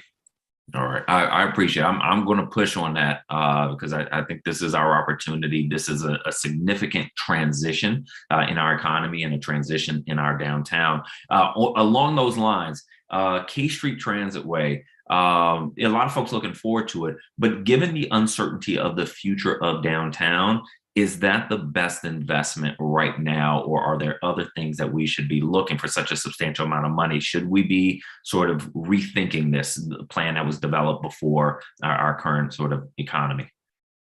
Great question, Councilmember. I think for us, in some ways it's kind of like chicken and egg, but I think it's really important that as we're thinking about the future of downtown, folks got to get down here. They got to move within it, and we want to make sure that our city is, there's multiple options for mobility, that we're moving people effectively. And what the K Street Transitway would do between that stretch of 12th and 21st, it's going to drastically improve bus service and really get folks to and from their destinations much faster and in a much safer way. And so to me, anything that's prioritizing pedestrian safety and sort of centering people over vehicles is certainly a plus. And particularly for bus service, which we know is an equity issue, because a lot of the folks who use the bus are the folks who work in downtown and are keeping it moving. They're working in our service industry and our hospitality industry. And so we really support the project. Would love to see it funded fully.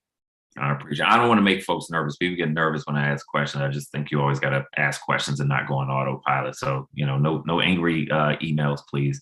So I'm over time, but I do just want to highlight as I close, I agree with Jesse Rabinowitz, sort of concern about the lack of funding in Project Reconnect. And Lori Kaplan, I missed your testimony, but I know what it's about. And we are going to get these indirect costs. We're going to get this issue settled. I'm committed to it. So thank you again to everyone who testified. Again, I apologize that I missed these testimonies. I'm going to go back and watch them, and I'll be in and out today. Councilmember Pinto, thank you very much. Great. Thank you very much, Councilmember White. And I certainly am one of those people who got a little nervous during that question. So glad to hear we're just inquisitive. All right. Well, thank you very much to panel 2.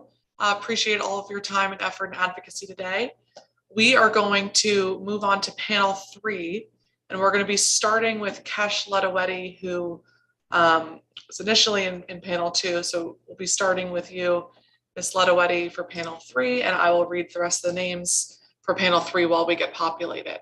So we will have Cecilia Ortiz, Catherine Landfield, Wilma Jones, Harisa Naruzi, Villarreal Johnson, Tony Harper, Jane Feldmesser, Elizabeth Falcon, Nikaya Mujahid, Eleanor Hart, Drew Turner, Tom Wilbur, John Berger, Scott Mosley, Michael Stevens, Howard Templeman, Commissioner Salim Adolfo, Katie Windham, and Kristen Canal. So panel 3, that will be our panelists 36 through 54. Give everyone a moment to join as panelists.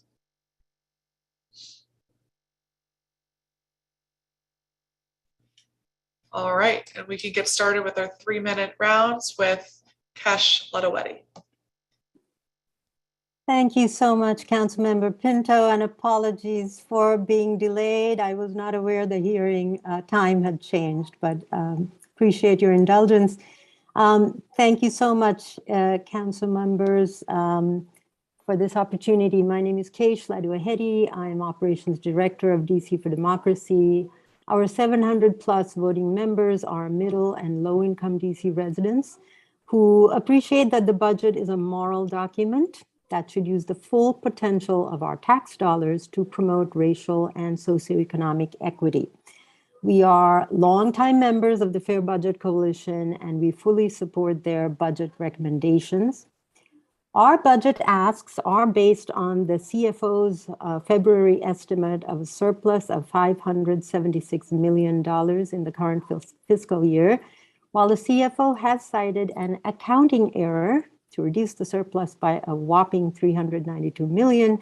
We use the original surplus estimate until the CFO can clearly explain this error, which they have so far failed to do.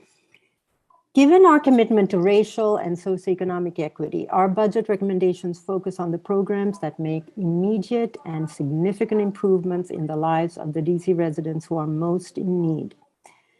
DC4D members believe that housing is a human right. Accordingly, we ask for the bulk of the surplus to be invested in housing. Most importantly, substantial investments in emergency rental assistance for the current and next fiscal year. With almost 60,000 households having trouble paying the next month's rent, the need is far greater than what the mayor has budgeted, and further expanding the crisis in homelessness would be a tragic failure of leadership. Second, provide surplus funds to support the 913 families in the rapid rehousing program. We also ask for sustained investments in public housing and the Douglas Community Land Trust, as well as funding a study for expanding rent control. The council should require that funding for the Housing Production Trust Fund and the DC Housing Agency be contingent on greater accountability.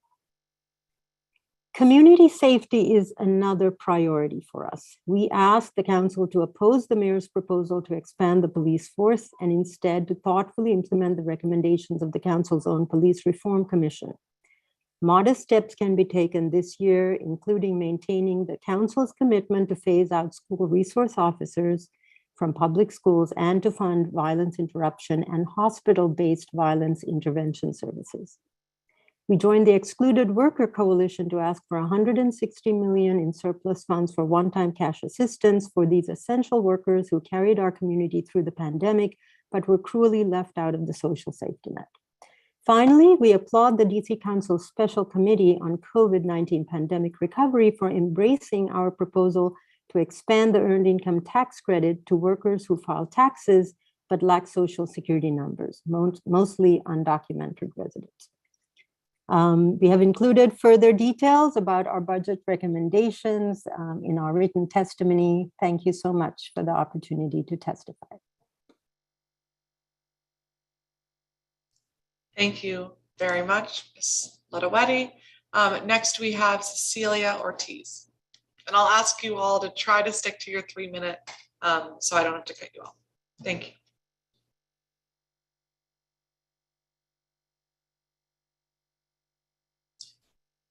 Ms. Ortiz? All right. How about Catherine Landfield? Go ahead.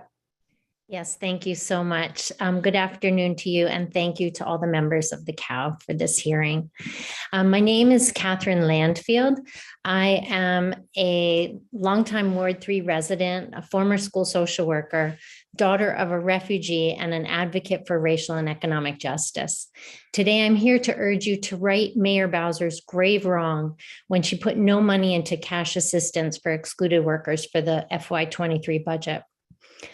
I support the demand from workers that they be excluded no more and urge the DC Council to commit $160 million in direct cash assistance. This is an urgently needed investment in community stabilization.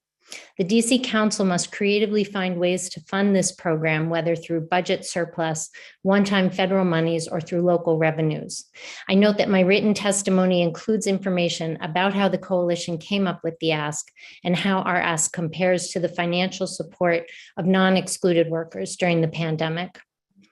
In addition, I strongly support the Fair Budget Coalition's budget priorities and recommendations, which help our city take steps towards addressing the city's extreme racial and economic inequities. I call on the council to perform an act of justice. I know that so many of you are familiar with excluded workers, and we've heard great testimonies today from many leaders. But I want to read into the public record who this group of over 15,000 adults is. They must not be forgotten or hidden or ignored. Being undocumented, working in the cash economy, or being a recently returned citizen subjects one's economic well-being to extreme precarity as they work in countless ways throughout the city in all sorts of jobs to keep our economy moving forward, but generally for very low pay. But work and precarity are not the only things about excluded workers. First and foremost, they are people. They are neighbors, friends, family members, community sustainers. Some are great cooks, others great dancers. Some know how to play a mean game of soccer. Surely some wake up grouchy in the morning and others are morning people, just like any of us. Some have big families full of siblings and cousins over generations in DC. Others are the only ones in their entire family that are here in the US. Many take care of lots of people in their communities. And actually, many excluded workers don't like being called that. But even though that expression came into existence because of the pandemic, most of these folks were excluded economically and socially long before the pandemic. Inclusion is the antidote to exclusion and is an act of justice. Economic security is for everyone, no exceptions. It is critical that the city fund $160 million in cash assistance and that the workers should have received that money a year ago to help them manage the crises of the pandemic. And it is also critical to change the way we think about and legislate for inclusion, such as the proposed inclusive EITC. Thank you for the opportunity to provide testimony today. I welcome questions, though I apologize. I may have to leave before the Q&A. I'm proud to say that my son serves at the Air Force Academy for Washington, DC, and he's getting an award today that I can't wait to go see. But otherwise, please reach out to me anytime. Thank you so much. Thank you very much, Ms. Landfield, and congratulations to your son and your whole family. Next, we have Wilma Jones.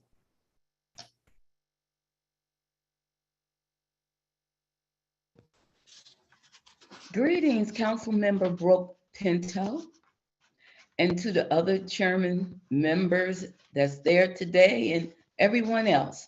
I am Wilma Jones, member of DC Guaranteed Income Coalition, also Platform of Hope, also DC Advocacy Partners, and Empowered DC.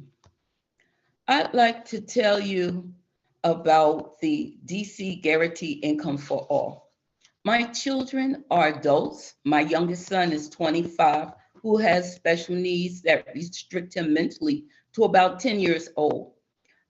My rent increases as my income increases, so no income increases realized to help improve my budget. I am both mom and dad to 4 adult children. I have been working full-time since 1973 through 2013 in the District of Columbia and part-time as my son's health declined. I have received no pension yet from DC educational institutions where I have been employed. This is important to me because with the support and services through Income for All DC residents, will realize the value of self-budgeting. We will see thriving and surviving in a more effective, well-being, beneficial way to help ourselves, family, and others, which will help us not be such a financial hindrance in society. Medicaid and Medicare benefits support my son who has intellectual and developmental disabilities and a kidney transplant. Also, I need Medicaid insurance, which was taken away from me when I turned 65 years old because I was judged not poor enough for that need. As a senior citizen of 67 years old, however, again, I emphasize Medicaid is not granted to me because my very low income status is not poverty-stricken low enough. Yet my copay based on Medicare insurance is about as high as my doctor's fee, which I cannot afford. The Hold Harmless Fund is important to me because my family and other families would be able to realize the gain of income we receive. We could keep our supports and services without being penalized with immediate rent increases or decrease in other supports and services that most families need to survive, like rent subsidy programs, SNAP, and TANF. I support the government agencies that do have the programs working throughout the United States of America. And thank you for your time. Please honor this bill and vote for guaranteed income for all in the nation's capital. And I thank God for everybody here, and let's get it rolling. We all need this. Thank you very much. Thank you very much, Ms. Jones. Next, we have Parissa Naruzi. You on here, Parissa? Nope. Okay. How about Villarreal Johnson? Okay. Tony Harper. I'm here. Oh, hi. Go ahead. Good afternoon, Councilmember Pinto and other distinguished members of the Council of the District of Columbia. I'm Tony McIntosh Harper, a native Washingtonian, resident of Ward 5, and president of the Federal City Alumni Chapter of Delta Sigma Theta Sorority Incorporated. On behalf of my chapter and the Washington, D.C. Alumni Chapter, I ask you to consider 3 budgetary requests that we believe will uplift and help some of the city's most vulnerable residents. Due to the disparate impact of global COVID-19 pandemic, we believe that it is imperative that the upcoming budget accomplish 3 things. 1, provide assistance to women who have been adversely affected economically by the pandemic. 2, invest in the city's small and Black-owned businesses. And 3, fund programs to help low-income expecting mothers. Our written testimony includes supporting documentations for our requests. Our first issue of concern is the negative impact of the COVID-19 pandemic on the lives of women. In recent conversations with council members, it was clear that the city leadership understands how impacted district women have been by the pandemic. Because of this, we've adjusted our ask from our March 4th letter to Mayor Bowser to ask that the council dedicate $500,000 to programs that will go directly to district women to help them recover some of the devastating economic losses they have experienced in the past 2 years. The fund should be available to a wide range of women in the district, and in equity should be focused on women living in households earning 80% of the average median income. While funds can be utilized for resources such as childcare, household food, baby items, or transportation, we encourage the council to allow the funds to be flexible and apply to continued learning or professional development. We recommend appropriating dedicated funding to the Mayor's Office on Women's Policy and Initiatives to expand community training and career readiness, financial literacy, and salary negotiation. We also ask for increased grant funding to the Mayor's Office on Community Affairs for Jobs and Economic Development. Secondly, we ask for continued investment in small and Black-owned businesses in DC. We applaud the district's recent efforts to provide critical funds to business owners, including the announcement of the Bridge Fund to provide grants to small businesses in the city. Because these vital funds are a lifeline to so many business owners, we encourage you to keep these types of investments in the fiscal year 2023 budget. We ask that the district's Department of Small and Local Business Development's budget include critical funds either through grants or low interest loans that will provide financial assistance to Black-owned businesses facing pandemic-related challenges. We also ask that you allocate monies to the Equity Impact Enterprise Fund, which helps district-based equity impact enterprises acquire commercial properties. Lastly, we ask that You increase funding for programs to help new and expecting mothers. The maternal mortality rate for Black women in the district is still unacceptably higher than the national average. Therefore, we ask that you increase funding for maternal health resources to include funding for important initiatives and programs such as transportation costs to health appointments, changes to the city's Medicaid state plan, and a total investment of $4.14 million over the course of 4 years for reimbursement for doulas, and expand the pilot program providing stipends for new and pregnant mothers in wards 5, 7, and 8. Thank you for the opportunity to testify. Thank you very much, Ms. Harper. Next, we will have Jane Feldmesser. Good afternoon, members of the Committee on the Whole and committee staff. My name is Jane Feldmesser, and I'm the Senior Policy Analyst at PAVE. Thank you for the opportunity to testify on the FY23 budget and to further amplify PAVE parents' priorities and policy solutions around out-of-school time programs and school-based mental health, which are two issues that parents have been steadfastly advocating for since 2018. Today, you'll hear from many PAVE parents about their experiences. Some will share about the barriers they face while participating in OST, like cost, transportation, and even just registering, like this week with DPR programs. But also some will share about how impactful these OST programs have been for their child's academics, mental wellness, and overall well-being, and their own ability as a caregiver to work. Some parents will also testify how they've been left in the dark on how to access mental health services and supports for their children. And some will share about watching their child thrive at school with the support of their CBO clinician and their gratitude for caring teachers and school staff who worked with them to make sure they had all the information and resources they needed. I urge you to listen to these stories today and take action to ensure OST programs and school-based mental health are adequately funded and implemented well for our students. We want to thank the mayor for her initial increase of $15.3 million in local funds for OST programs, including funding to Learn24, DPR, and SYEP. These investments are crucial to support OST providers and expand access to DC students. However, the work is not done. To ensure these funds are used in an effective and equitable way, PAVE parents are asking for this increase to be recurring and also for a strategic plan that is created with families, educators, OST providers, and community partners. We also want to thank the mayor's initial investment of $3.8 million for their school-based mental health, for the school-based mental health program. However, the mayor's current plans for this investment does not address many of our schools and CBO's challenges and needs to implement this program well now and to sustain this work in the future. In partnership with the Strengthening Schools through Behavioral Health Coalition, PAVE parents have identified the following steps as priorities to support the mental wellness of all of our children.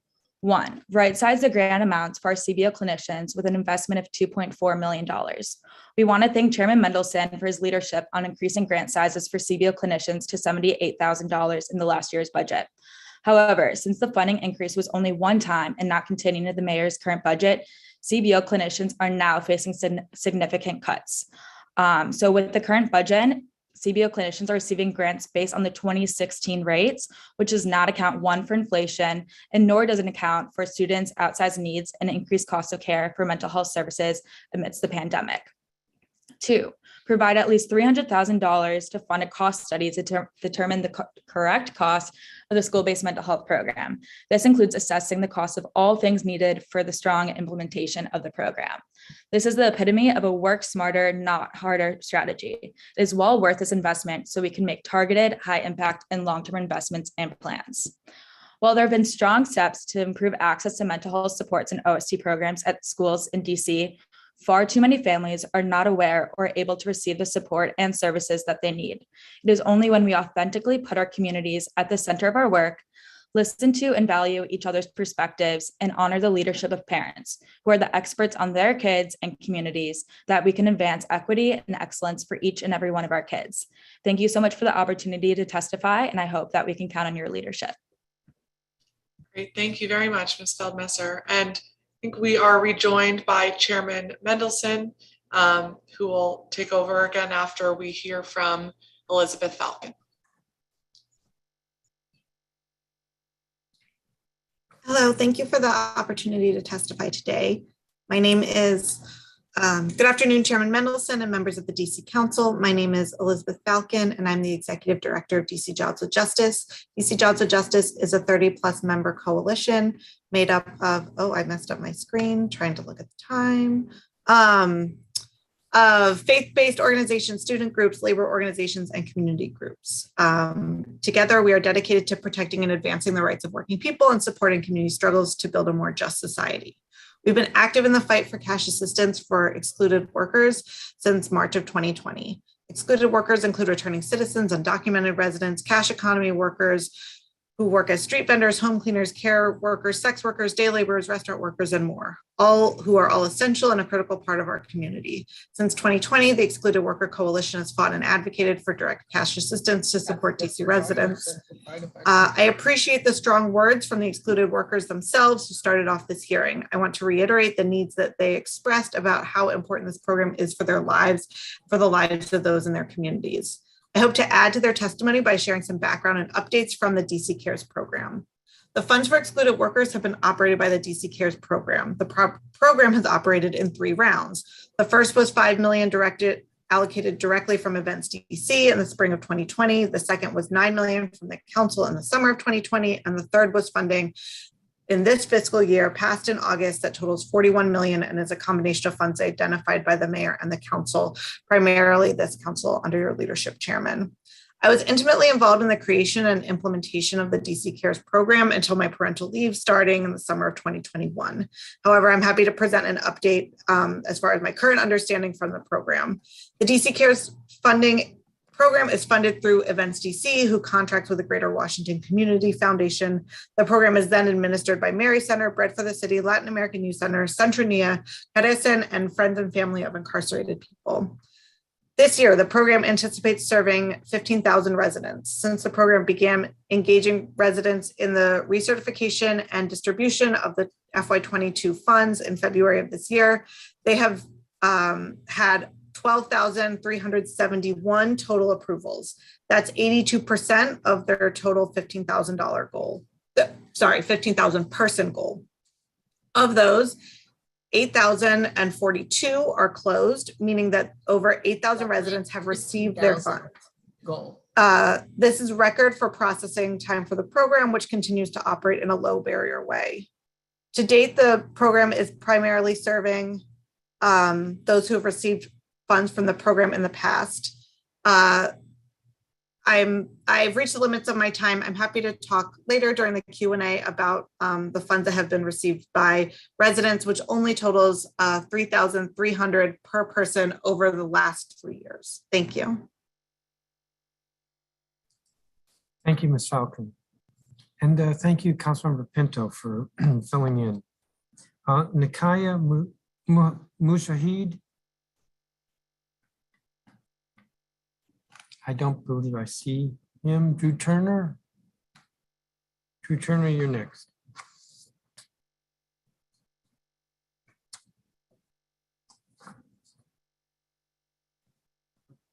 For some reason, I can't hear you. I'm sorry about that. Phone was Yes, on, now I the can hear computer you. was not. I apologize. But good afternoon, Chair Mendelson. Thank you for having me, commissioners. My name is Drew Turner. I'm with Douglas Development Corporation. We are a local real estate development company and property owner in Washington, D.C. And thank you all for getting the opportunity to testify here regarding the 2023 budget. I'm testifying to ask the committee to include roughly $4 million for 2 Buzzard Point infrastructure projects, and roughly $3 million for constructing a temporary segment of the Anacostia Riverwalk Trail on Buzzard Point Park, as well as $1 million to complete the design of the permanent Buzzard Point Park. I'm going to focus my testimony on the collaboration of the Buzzard Point stakeholders, the District of Columbia, as well as National Park Service over the last several years regarding this effort to revitalize Buzzard Point Park. Douglas Development's connection to Buzzard Point dates back to 2005, where we purchased 1900 Half Street and tendered it to the GSA for several years.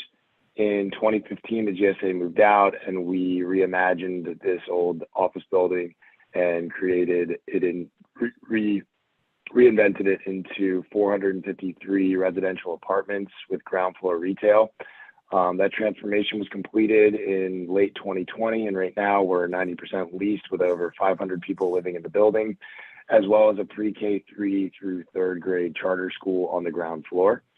And in conjunction with this redevelopment, we also built and created roughly 500 linear feet of new boardwalk and trail space along the water that's open to the public in an effort to continue the Anacostia Riverwalk Trail.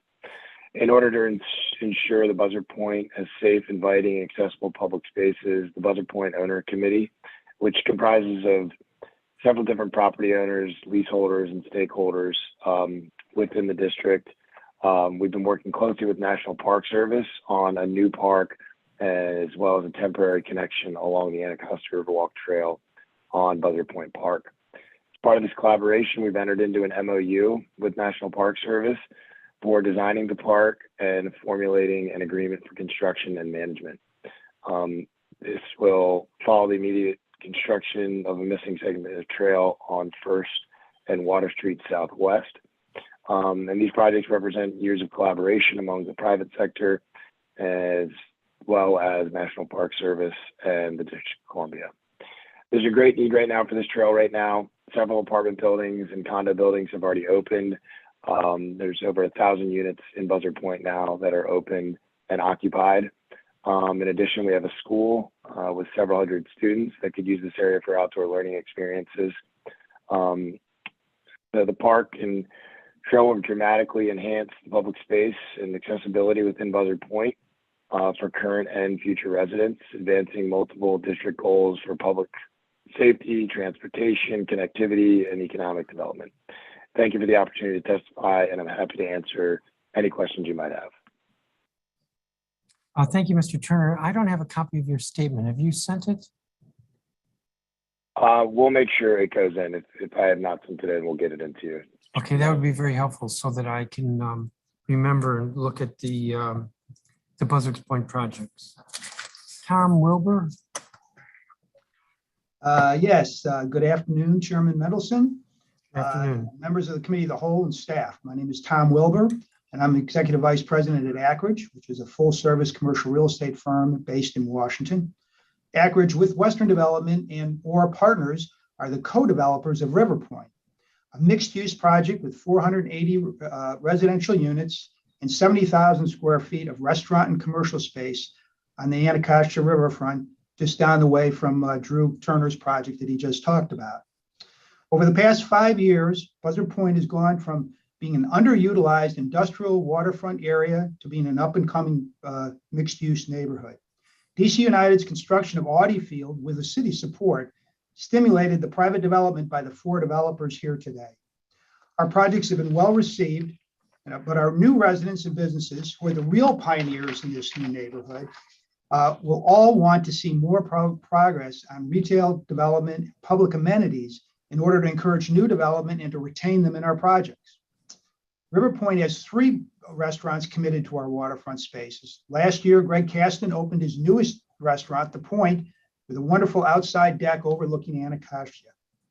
The DC Central Kitchen, a longstanding homegrown nonprofit, will move in its new headquarters and training center to River Point in a couple of months. DCCK is also opening their second Marianne Cafe in the project. Our neighborhood has 2 needs we want to discuss today, as Drew said. First, improvements in the public realm, and second, better connections to the adjacent neighborhoods. Buzzard Point is fortunate to have publicly owned land, which can be used to create attractive public amenities. The National Park Service owned property is not big, but it does include a significant stretch of waterfront property and has great potential. A master plan for the property was developed several years ago, but is now sitting on the shelf due to lack of funding. The plan includes park space, direct access to the water, and a playground for kids. While the funding for the final park construction work is being raised, we need funds now to move the design process forward. The MPS property can also contribute to the second need, connecting Buzzard Point to the ballpark area.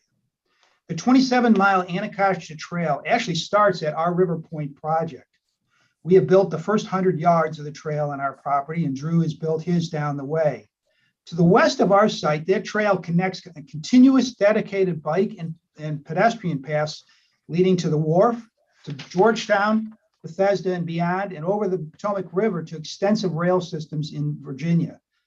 But to the east of our project, the trail dead ends at the National Park Service property. The survival of early retailers and the prospects for attracting new ones will be greatly enhanced by building the temporary trail on the National Park Service property. It would also keep bikers and pedestrians safely off the street and furthering the goals of the Vision Zero program. Thank you, and I'd be happy to answer any questions that you may have. Thank you, Mr. Wilbur. John Beggart. I'm told he may not be here. Scott Mosley. Yeah, hi. Good afternoon, Chairman Mendelson, members of the Committee of the Whole and staff, and thank you for the opportunity to testify in the FY23 budget. My name is Scott Mosley, and I'm with the Stewart Investment Company. Stewart's a Washington-based company which has been doing work in DC since the beginning of the last century. Since the mid-90s, we've been primarily a real estate company. In the last decade or so, we and our partners have developed more than 1,000 apartment units in DC. Those projects were all developed on already owned parcels of land associated with prior Stewart businesses, and we look forward to continuing that trend with land we own on Buzzard Point. Like Tom and Drew before me, I'm testifying to ask the council to include approximately $4 million for 2 Buzzard Point infrastructure projects in the FY23 DDOT capital budget, $3 million for constructing a temporary segment of the Anacostia Riverwalk Trail, and $1 million to complete the design of Buzzard Point Park. For over 50 years, our company has owned nearly 5 acres here on Buzzard Point. Our parcels are just 2 blocks north of this Buzzard Point Park. We're excited about the transformation Buzzard Point is undergoing, and we, along with our partners, recently received zoning commission approval for the first phase of what will be a multi-year and multi-phase cohesive development. The first phase will consist of 425 apartment units with first floor retail. In addition, we are actively pursuing a full service grocery store for our future second phase, which will serve Buzzard Point and the surrounding community. All told, we and our partners will create nearly 2,000 units on our parcels over the next decade. Our future plans, coupled with newly constructed buildings and future planned development, will result in nearly 5,000 units on Buzzard Point, making it clear that Buzzard Point is an integral part of the explosive growth of the Capitol Riverfront neighborhood. By 2040, Buzzard Point will grow to 7,500 residents and have a new net fiscal impact of $700 million. This growth, however, will depend on partnerships with the district government to ensure adequate infrastructure and make the public realm habitable and desirable. Included in our own master plan is the creation of approximately 500 linear feet of Anacostia Riverwalk extension, picking up from the newly created Riverwalk at the Douglas Bridge to the north and connecting with the Riverwalk extension to the south, which was put in place by Drew's company, Douglas Development, as part of their watermark development. From there, the Riverwalk will connect directly with the Buzzard Point Park and eventually with the Riverwalk extension of the River Point building on the very southern tip of the peninsula that Tom talked about. The Buzzard Point Park land is truly a unique resource. There's a very small amount of waterfront land in Washington that is directly accessible by the public. Moreover, much of the waterfront in Washington features raised bulkheads, private boat marinas, or general inaccessibility. With a more organic quality to it, Buzzard Point Park is a rarity and would allow the community to experience a natural setting directly on the point of this peninsula. Thank you for the opportunity to testify, and I'm happy to answer any questions you may have. Thanks. Thank you. Mr. Mosley, I don't have a copy of your statement. Have you submitted? That's we'll make sure you have it either Great. today or Monday. Michael Stevens with the Capitol Riverfront bid. Thank you, Chairman Mendelson. Good afternoon to you and members of the Committee of the Whole and the staff for the opportunity to submit testimony on the district's FY23 budget. My name is Michael Stevens, and I'm the president of the Capitol Riverfront bid. I'm here to testify in same support of my former colleagues, or my colleagues who preceded me on the Buzzard Point Owners Committee, for the funding for the construction of a temporary segment of the Anacostia Riverwalk Trail, as well as funds for the design of a new Buzzard Point Park. I also want to ask the council to approve the budget recommendation of $1.2 million for the ongoing operations of Yards Park and Canal Park that's been put in the DPR budget as a grant to us as the Riverfront bid. Capitol Riverfront is an approximately 490-acre new growth neighborhood on the Anacostia River that has experienced rapid growth over the past 20 years. The neighborhood has achieved 71% of its projected build-out of 37.5 million square feet. This has been the result of years of big economic development moves on behalf of the district government that exhibited great vision, political will, good planning, and public investment.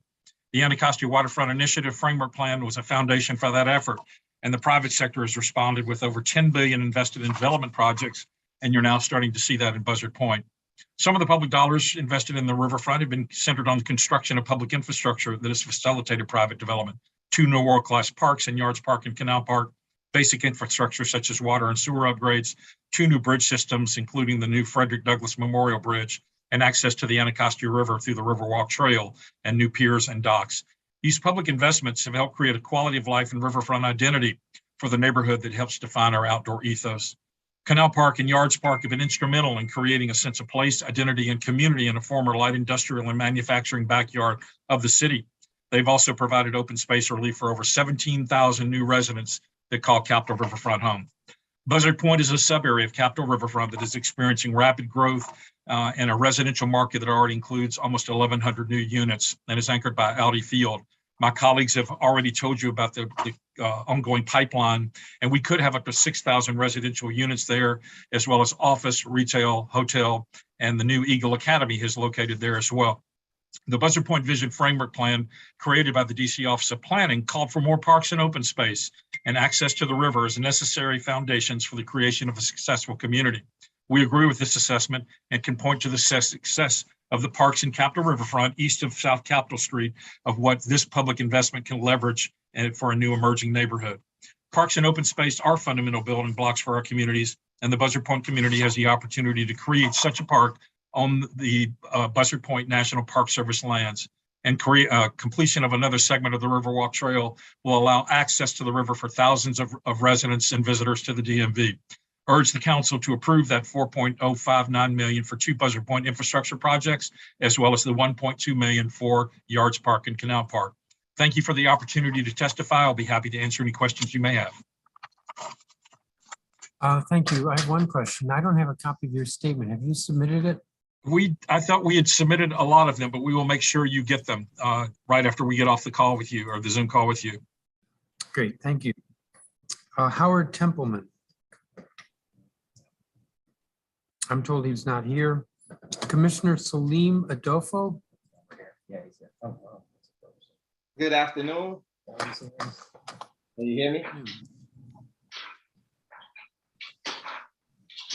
Good afternoon. Can you hear me, Chairman? Yes, good afternoon. Thank you. I am Salim Adolfo. I am the chairperson of Advisory Neighborhood Commission 8C, and I'm thankful for the opportunity to come before you.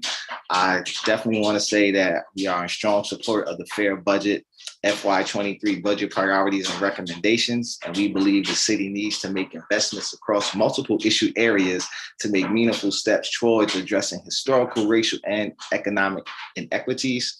And we are calling for council to perform an act of justice. One of the first things for us as a commission is that we would like to see the council help to fund access to food options in Ward 8, and particularly the Ward 8 Farmers Market. We think that the Ward 8 Farmers Market helps to provide fresh fruits and vegetables for many of the residents that are in need in Ward 8, with us still only having one full grocery store in the ward, or at least east of the river, I should say. Another ask that we have is to support the Fair Budgets Coalition's community safety ask. One in particular is $8 million to fund domestic violence housing. And another ask is for $5 million to be moved from MPD to DDOT to help with a pilot on traffic safety. We know that many of the police stops have the ability to escalate into something further.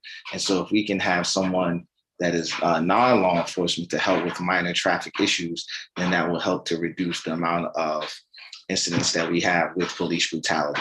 Another ask that we have in reference to that, is the ombudsperson for CFSA. And that is an ask of approximately $950,000. We believe that this will help create an opportunity for children to have safe and independent lives and develop healthy relationships as adults. I will forward my statement to you as well. Thank you for the opportunity. Thank you, Commissioner. Katie Wyndham, I'm not sure she's here. Kristen Connell from Anchorage. Hi, thank you. Good afternoon, Chair Mendelson, members of the Committee of the Whole and staff. I very much appreciate the opportunity to testify on the FY23 budget for the district. My name is Kristen Connell, and I'm a vice president at Ackridge, which is a commercial real estate firm based in Washington, D.C. for over 45 years. Along with the completed River Point project that my colleague Tom spoke of earlier, Ackridge is also leading the development of the Stacks, which will be a hallmark master plan development in the heart of Buzzard Point, located just 1 block from the Anacostia River. At its full build out over 2 phases, the Stacks will contain over 2,000 residential units, hotel and office space, and roughly 80,000 square feet of retail and services. I'm testifying today to ask for the council's consideration of Buzzard Point Park infrastructure projects, the details of which you already heard from my peers earlier in the panel. Our master planning process of the Stacks project was a very deliberate and in-depth process during which we visited both new and old projects in cities around the world, which were highly successful and well embraced by both the local community and visitors at large. One of the universally consistent threads that we found apparent in all of these vibrant projects was attractive open space nearby that was fully leveraged by the adjacent communities and developments. Just a few examples of these successful spaces include the High Line in New York City, the Beltline in Atlanta, and Schuylkill Banks in Philadelphia. Like the Anacostia Riverfront Trail, all of these trails and parks span many, many miles and were planned with a hand-in-glove approach with the built and to-be-built environment around them, which resulted in a great natural harmony that has helped these areas to thrive. However, currently Buzzard Point development is outpacing the Buzzard Point Park design by a landslide, which could result in missed opportunities to create a symbiosis between the burgeoning neighborhood and the park. As others have noted, the current state of the park is totally disconnected from the rest of the trail network that developers have invested private dollars into.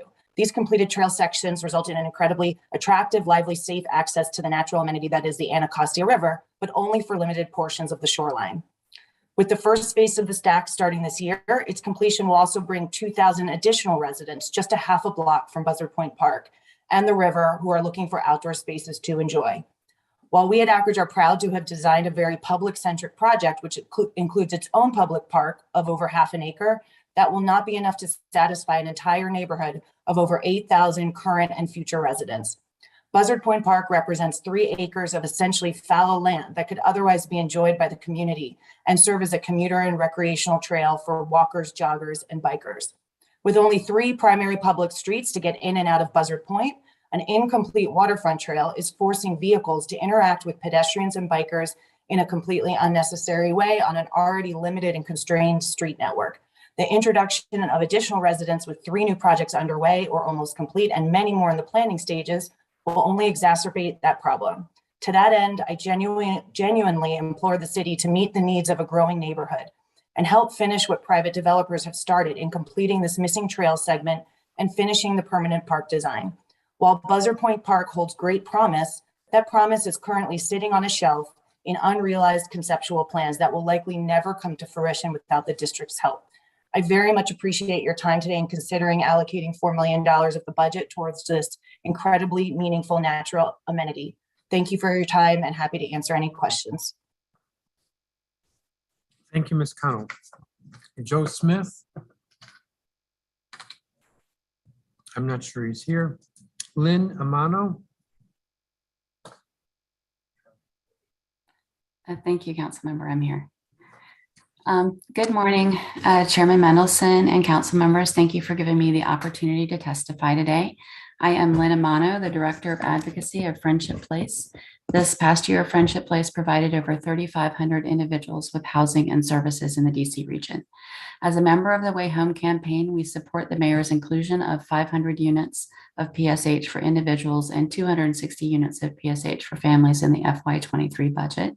And we're also encouraged by the inclusion of $352 million for the Emergency Rental Assistance Program over FY22 and FY23, recognizing the ongoing need as DC begins to emerge from the pandemic.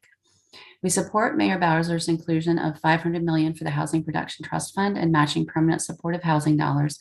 And we encourage the council to pass both the Housing Production Trust Fund Transparency Act of 2021 and the HBTF Income Targeting Accountability Act to ensure DHCD targets those dollars appropriately to 0 to 30% AMI. We ask the council to fund additional permanent affordable housing vouchers, including LRSP and TAH in next year's budget, so that families and individuals who do not qualify for PSH can move into more stable housing. We also ask the council to include $300 million in additional funds for Project Reconnect, a prevention program which helps individuals avoid homelessness. The mayor's budget does include $44 million to maintain 2,700 vouchers for families in rapid rehousing, but no new net slots for any increases in homelessness, and the program isn't working. 90% of families cannot afford to continue paying their rent at the end of the subsidy. The DC Flex and Career Map programs can offer some relief to those who qualify, but Director Zeilinger states that more than 300 families do not qualify for any further assistance, and Career Map does not appear to be funded in the FY23 budget.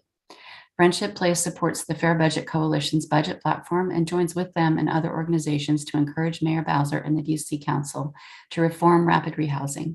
We ask the mayor to immediately withdraw all term limit notices that have been issued by DHS and devote surplus funds to maintaining housing for these families until they are able to generate self-sustaining income. Additional TAH and LRSP vouchers could help these families attain more stable housing. Friendship Place is honored to be one of 2 recipients of the New Jobs First pilot program grants, and we've been using this model since 2011 to get individuals experiencing homelessness and other employment obstacles to work within 90 days. We are grateful to the Councilmember Silverman for creating the grant and ask that the council restore $630,000 to the budget to fund the grant for FY23. A continuum of affordable housing and vouchers, supportive services, and gainful employment are all necessary for those experiencing homelessness to carve out a dignified, sustainable existence, and we appreciate your collaboration in reaching this goal. Thank you. Thank you. Raquel Wollaston. Good afternoon.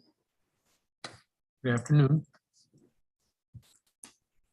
Good afternoon, Chairman Mendelson and members of the council. My name is Raquel Wollaston, and I am a staff attorney with the DC King Care Alliance and a proud DC resident.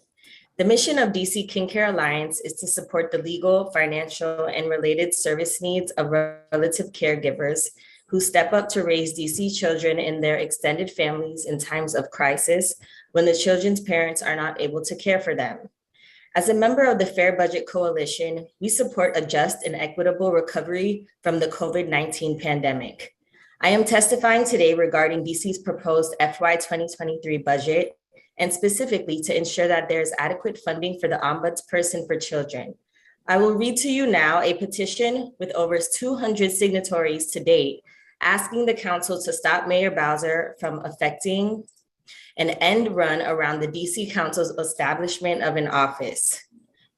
Dear members of the DC Council, we, the undersigned District of Columbia concerned citizens, community leaders, advocacy organizations, journalists, lawyers, and others urge you to ensure the DC Ombudsperson for Children is fully funded today and in the future.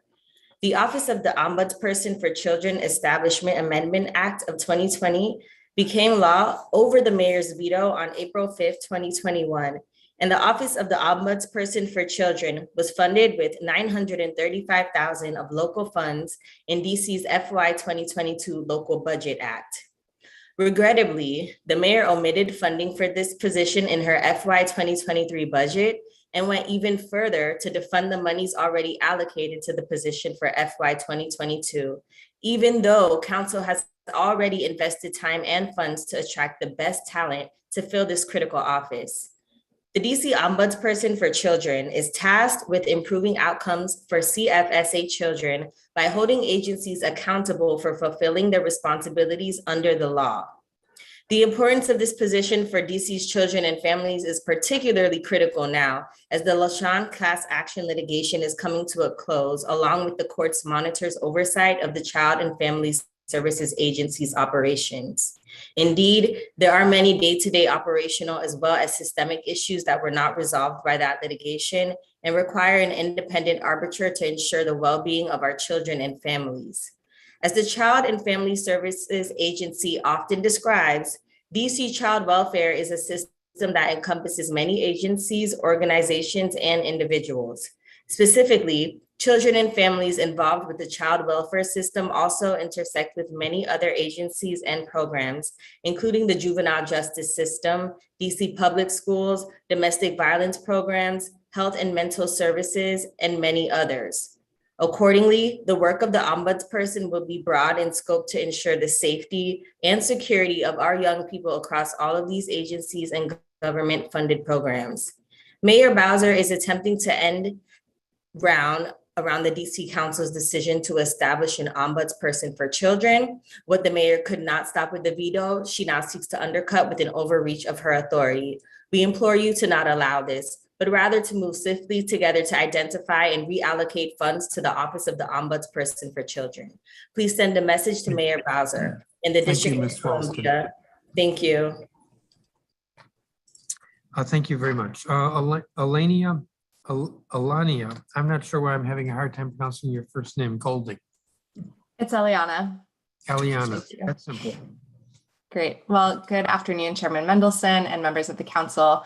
Thank you so much for the opportunity to testify. As I said, my name is Eliana Golding, and I'm a policy analyst at DCFPI. DCFPI is a member of the Fair Budget Coalition, and we support their FY23 asks. Today, I will focus my testimony on the need to make essential investments in the fiscal year 2023 budget to both end homelessness and to ensure that the district is on a path to creating and preserving truly affordable housing. In the area of affordable housing production and preservation, I will ask the DC Council to prioritize transparency and standardized reporting for the Housing Production Trust Fund, and to ensure that DHCD deploys fiscal year 2022 funding for the Affordable Housing Preservation Fund. In the area of homelessness, I echo the testimonies of our partners earlier today with regard to rapid rehousing, targeted affordable housing, and ERAP. DCFPI asks the council to delay terminations for those with rapid rehousing and to add $27.7 million in funding for targeted affordable housing. Concerning ERAP, DCFPI echoes Fair Budget Coalition's asks as articulated earlier. The council should also ensure that the district is fully utilizing PEP-V motel sites to serve all those deemed high risk for COVID-19. DCFPI asks the council to ensure PEP-V beds are used and that they are adequately funded. The council should also ensure that DHS has the funding to continue to offer 24-hour shelter access. With regard to unaccompanied youth experiencing homelessness, the FY 2023 budget proposal misses several key investments. DCFPI asks the council to fund $3.15 million to right-size existing youth home programs contracts, $1 million for workforce programming, and $558,000 to create mobile behavioral health team. Moving on to production and preservation. Creating and preserving truly affordable housing is critical to disrupting historical harm and advancing racial equity in the district. Addressing housing instability is particularly important as rapid gentrification and the alarming rate of displacement puts at risk the economic security and culture of historically Black neighborhoods. DCFPI is thrilled to see continued historic investment in the production and preservation of affordable housing through the trust fund.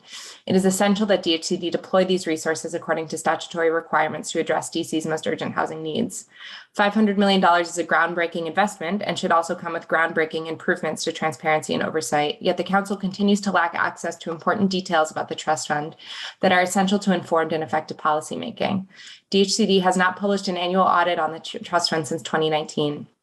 The district should require the timely publication of these reports, which should include details on proposal scoring and selections made through the consolidated RFP process.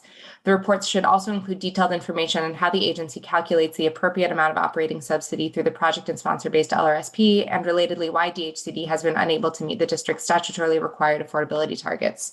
Simply put, this council must pass legislation to increase oversight and standardize reporting on DHCD's progress towards meeting the district's affordability goals.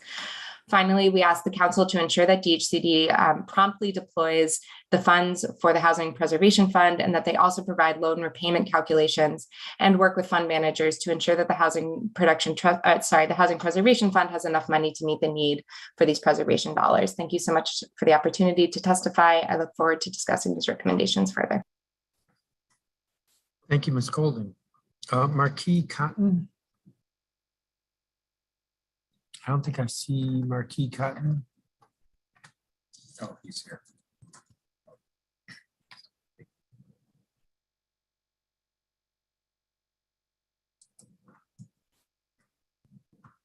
There he is. Mr. Cotton, I think you just got to accepted as a panelist.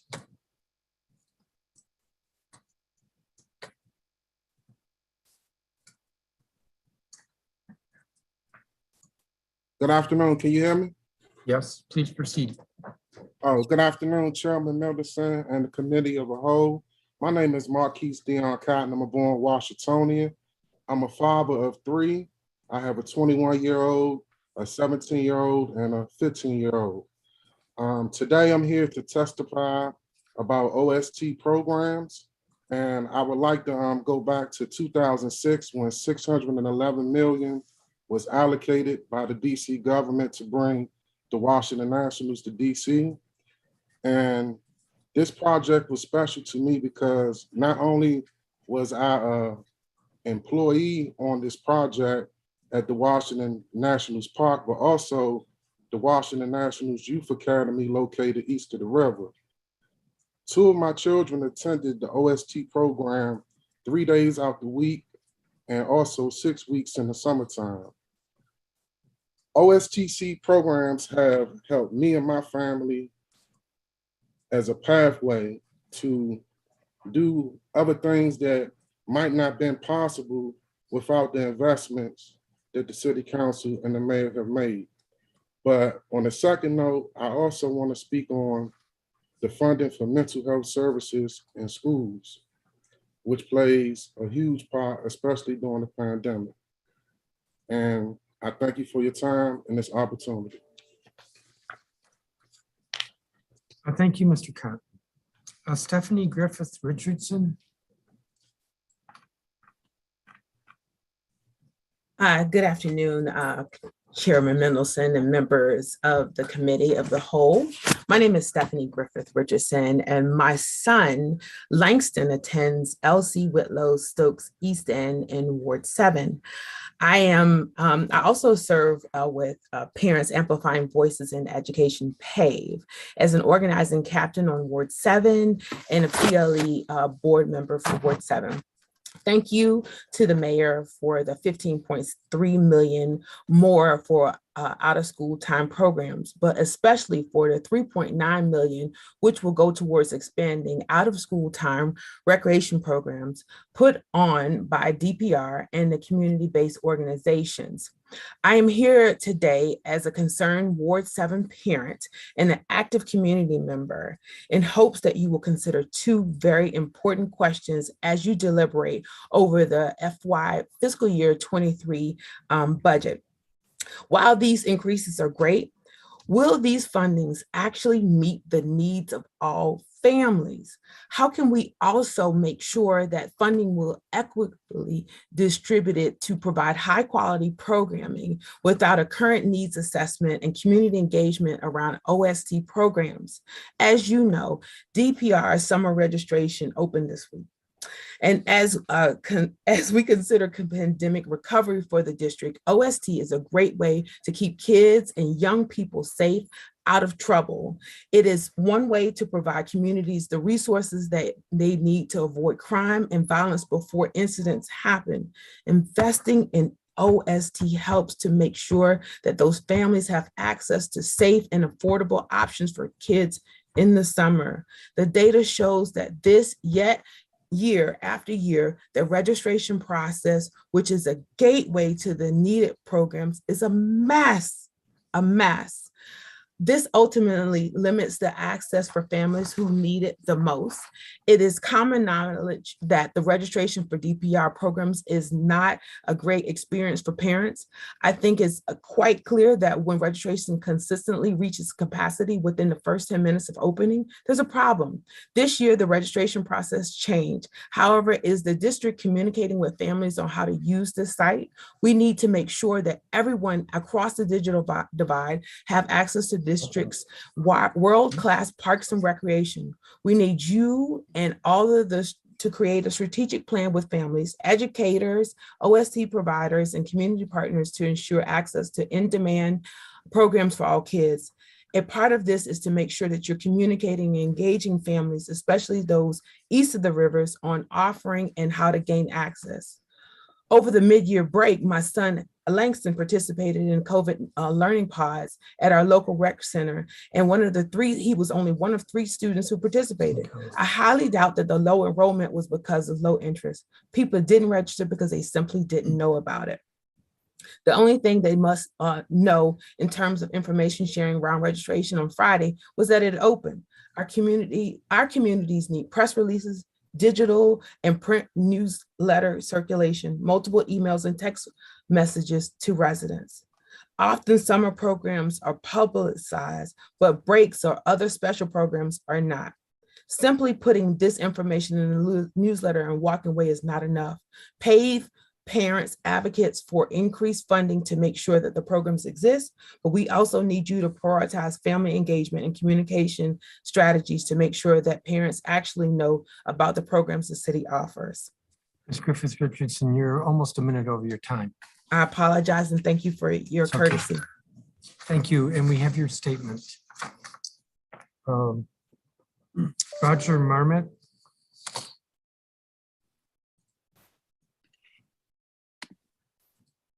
Thank you, Chairman Mendelson.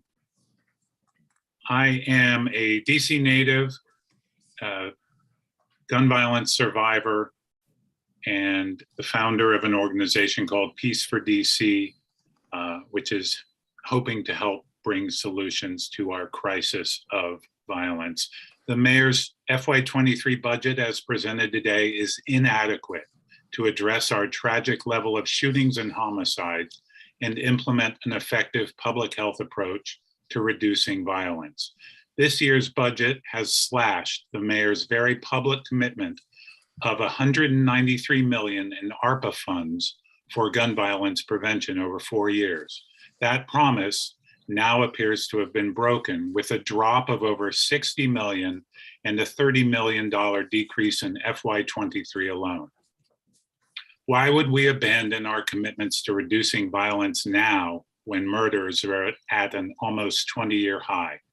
A budget is about what we value and the choices we make, and I'm not sure what happened to the executive's commitment to throw everything we can at reducing violence. And meanwhile, our neighbors and even my own son keep being shot and dying. A public health approach to reducing violence helps when police can't make an arrest, when we can't clear a case, where we can't seek accountability. Should we just stand by and twiddle our thumbs, or should we try to reach the small number of people involved and do everything we can to stop the next murder before it happens? A fully funded, community-powered system of public safety is the only way we can go all in on reducing violence, or addressing racial equity, or DC's murder inequality, which exists in some neighborhoods where the homicide rate is 20 times the national average. When the #1 cause of death for 18 to 34-year-olds of any race is homicide, marginal budget increases will not work. When 96% of victims are Black and we don't stand up robust neighborhood-based solutions, it's a choice. It's what we value. Without the council's help to reinstate at a minimum the ARPA commitment, we make that choice. Streetscape projects, bold investments in other areas are great, but not if we can't keep all of our neighbors safe. We have to invest. It's a basic human right to feel safe and be safe in your community. Don't sign off on a budget that won't turn the tide against violence, when the cost of gun violence alone is estimated at over $3 billion and the human cost is immeasurable. This is not an intractable problem, but we need every tool in the toolbox. If we truly want to give everyone in the city a fair shot, let's do everything we can right now, this year, to keep everyone, no matter where you live, from being shot. Thank you for hearing my testimony. Thank you, Mr. Marmot. I do have a copy of your statement, so thank you. And that concludes all the testimony from all the witnesses for this panel. I had a couple of questions and I'll turn to my colleague. Michael Stevens, every year we seem to go through this exercise of putting $1.2 million in for Yards Park and Canal Park. Did the mayor once again leave the money out of the budget? No, she left it in there. She did. And I was just saying, please support her decision to leave that 1.2 million in the budget that would be administered through DPR as a grant to us as the bid. And you may recall that we are working with the other bids in the DC Bid Council in your office to come up with a longer term solution for all the parks within the center city area. But I do appreciate that the mayor did include the 1.2 million in her budget that was submitted to you. And so we're asking the council to approve that through that DPR grant arrangement. Okay, that's helpful. So yes, you need to testify to say keep the money in, but what do you think the chances are, since the council's put it in every year, that we would take it out? Slim. Oh, I'm very hopeful you'll keep it in there. And it was just a reminder. And I also want to say thank you for including it the past 3 years. We are very, very grateful, as are our 17,000 residents, that you did that. Ms. Falcon, we put something like $40 million in the budget last year for excluded workers. Did all of that money go out the door? So no, not all of that money is out the door currently. However, most of it is committed. Let me pull my testimony back up. I'm clearly not doing well with the multiple screens. So 82% of the funding has been committed. Of that, so that's a total of 12,371 residents that have been approved. Of those, 8,042 are closed. So that means that money is out the door. It's in the hands of the workers. So more than half of the 41 million is out the door. 8,000, how many have actually gotten money? 42. 8,042. 8042. Okay, do you know why it took so long or has taken so long? So I will say that the process from the time that the money got to the agencies, to the administrating organizations, has been very fast.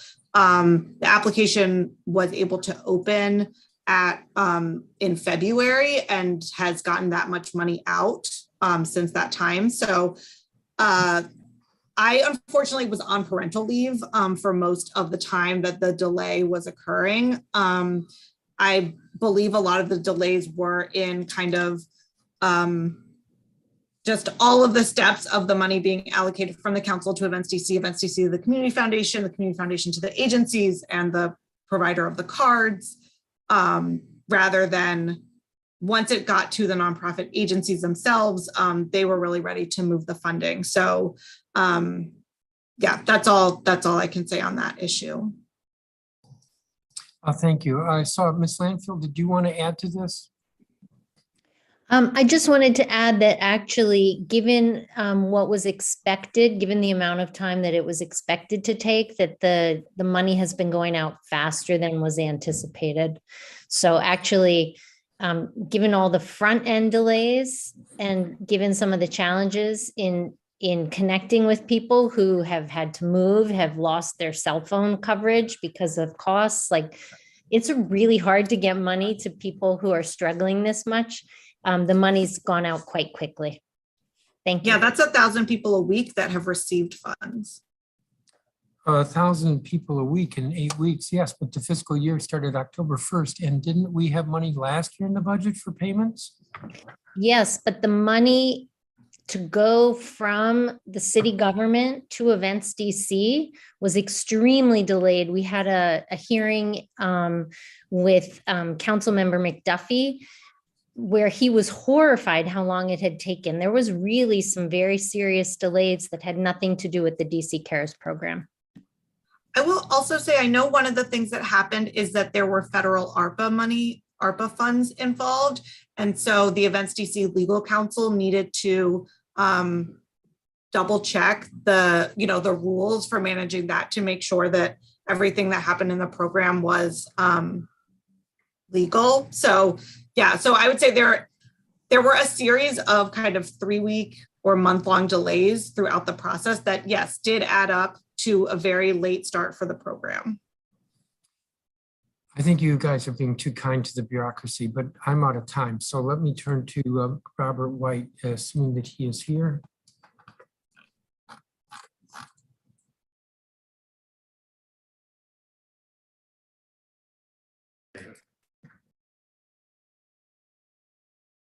I believe Councilmember White is left.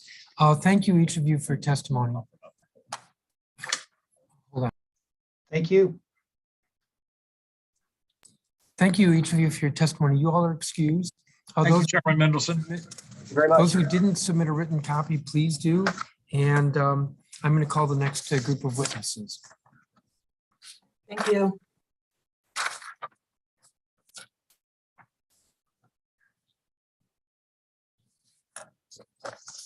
Jesse Lovell, Daniel Del Pielago, who's with Empower DC, Rick Amarato, who's with the DC Bid Council, Emily Tatro, Executive Director of the Council for Court Excellence, Sabrina Rhodes, who's a Commissioner with ANC 5D01, Patricia Sanabria with Empower Ed, Ariel Jehobo, Dawn Dalton, who's Executive Director of the DC Coalition Against Domestic Violence, Anthony Evans, President of the National Black Church Initiative, Bernadette Maya, who put down that she's representing the Committee of the Whole hearing, Robert Warren, Founder and Treasurer of People for Fairness Coalition, Trish McFadden with Community Builder, Kadir El Amin with A Right to Life A40, Debbie Shore, who's Executive Director of Sasha Bruce Youth Work, Tariq Harencia with the Fair Budget Coalition, Jasmine Joyner, also with the Fair Budget Coalition, Andra Henderson, also with the Fair Budget Coalition, Rachel Usden with Peace for DC, Deshaun Jones with PAVE Ward 8, Datis Frazier with PAVE Ward 8, Takaya Worthy with PAVE Ward 7, Tawanda Clemens with PAVE Ward 8, Shanal Cheney, Don Squires, and Benjamin Sharp, who's with Jews United for Justice. Mr. Lovell is first. Mr. Lovell, if you're ready, please proceed, and good afternoon. Thank you. Thank you for the hearing. My name is Jesse Lovell. While I'm speaking for myself today, I am a member of DC for Democracy's Affordable Housing Working Group and have also served as chair of the Ward 3 Democratic Committee's Housing and Homelessness Task Force. First of all, I want to echo others who've stressed the urgent need to prevent a family evictions crisis, as more than 900 families in the rapid rehousing program find their rental assistance terminating. I stand with more than 50 organizations now, which have asked the mayor to use existing surpluses in our budget to extend rents for rapid rehousing families in their current apartments until permanent affordable housing becomes available.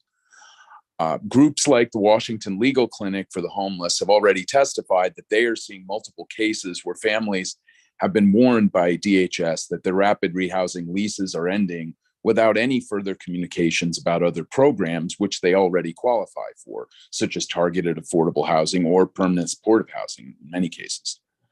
It cannot come as a surprise to anyone that the large majority of these families find themselves without adequate funds to even pay for groceries after the cost of rent without continuing subsidies, much less various other necessary expenses. Despite the mayor's praise for rapid rehousing as it is functioning today, the rapid rehousing program includes only minimal case management for client families with no jobs or income program component at all. I'm sympathetic to those who argue that it might be better to put more of the current rapid rehousing case management funds into supplemental income for families, at least in the short term. Alongside rapid rehousing reform, I join with members of the Fair Budget Coalition who've called for investments in permanent supportive housing and local rent supplement program vouchers, and especially for targeted affordable housing for families needing stable, permanent housing in the next year and, importantly, in the years to come. In similar fashion, the Housing Production Trust Fund needs to make major progress at this point after years of extreme underfunding of apartment construction below 30% AMI. I want to endorse the Legal Aid Society's proposal that the Budget Support Act break HPTF into separate accounts corresponding to income levels in order to hopefully reduce the likelihood of continued misappropriation of these funds. Looking at the long-term record of the Tenant Opportunity to Purchase Act and the District Opportunity to Purchase Act, which provide crucial affordability for current and future relative few, it seems clear that we need to do a lot more if we're to see the beginnings of a serious progress on affordable housing construction in our city. After this many years with TOPA and DOPA, now alongside pilot programs for community land trusts and cooperatives, we simply need to see more projects qualify for more funding now. And we need to see our housing administrators commit to seeing these projects through and recommitting additional funds to whichever of the variety of programs will get these buildings built and will serve the most people in need. Thank you. Thank you, Mr. Lovell. Daniel Del Pilago. Thank you, Chairman. Yes.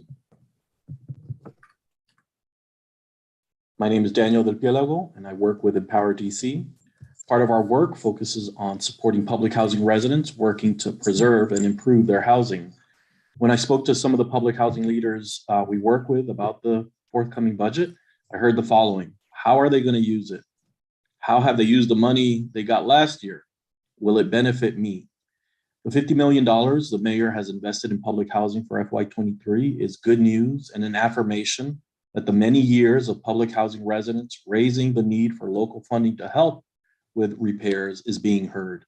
We hope that the ask we've been raising up, along with the Fair Budget Coalition and other advocacy groups, of $60 million a year on an ongoing and reoccurring basis also reaches the ears of decision makers. We've lost too many traditional public housing units, properties to redevelopment because they have been allowed to fall into disrepair. Funding repairs at the annual $60 million level will go a long way in ensuring properties don't end up like Berry Farm and Park Morton. Speaking of Berry Farm and Park Morton, I'm concerned that the mayor continues to fund the failed New Communities Initiative.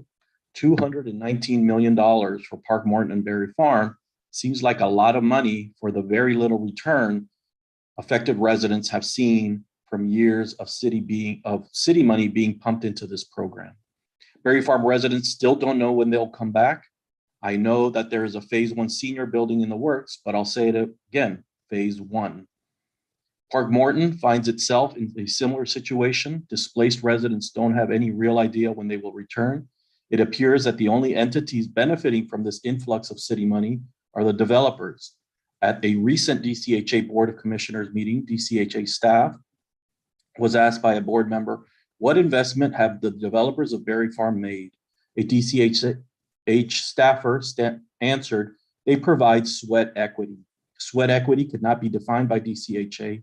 And when further pressed on this, we learned that the developers actually get paid an administrative fee. So it's not sweat equity.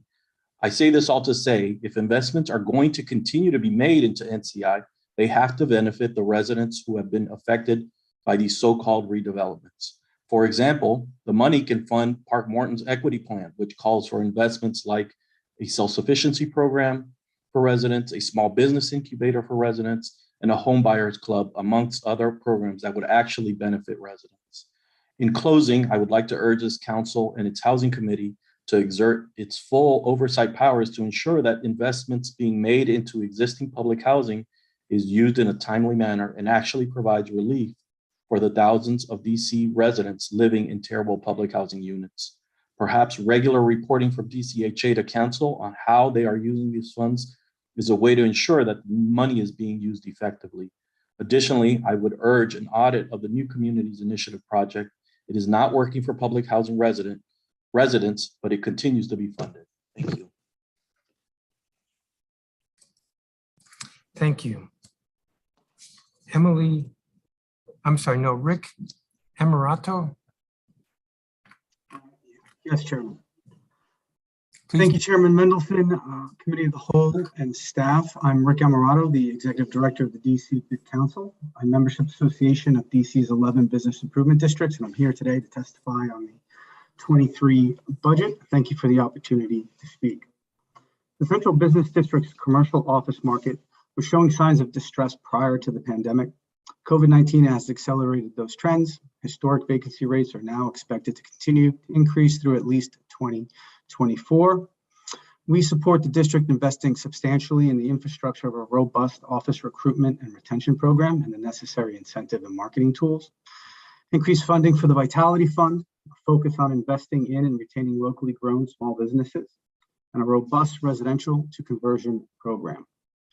As organizations whose core services include outreach to individuals experiencing homelessness, we support the CARES pilot. This pilot's the best effort we have seen towards identifying new solutions to address chronic and unsheltered homelessness for individuals and getting them into housing. We recommend that DHS continue and expand the CARES pilot throughout the district and include chronically unsheltered citizens not living in encampments. Well-maintained public spaces are critical infrastructure for healthy, thriving urban centers. The district bids believe funding for the maintenance of these spaces need to be robust and consistent. The DC Bid Council is requesting that the council work with us on a 4-year public space maintenance and capital program, which includes public transit ways, spaces, parks, medians, and rights of way, and develop a multi-year funding mechanism for such a program.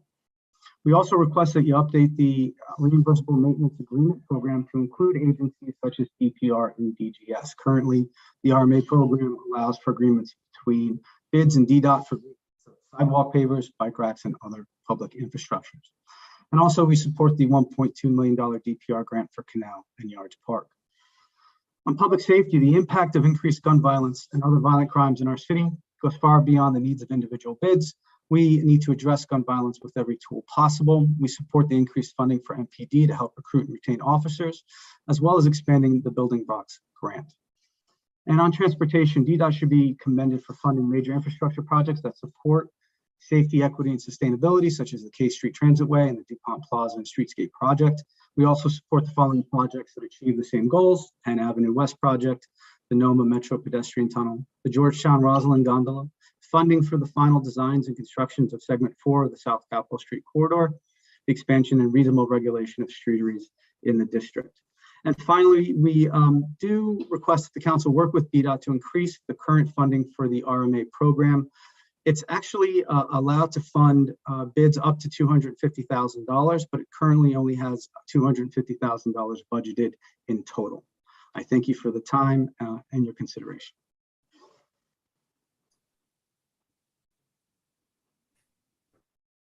Thank you. Emily Tetro. Good afternoon. My name is Emily Tetro, and I'm the Deputy Director of the Council for Court Excellence.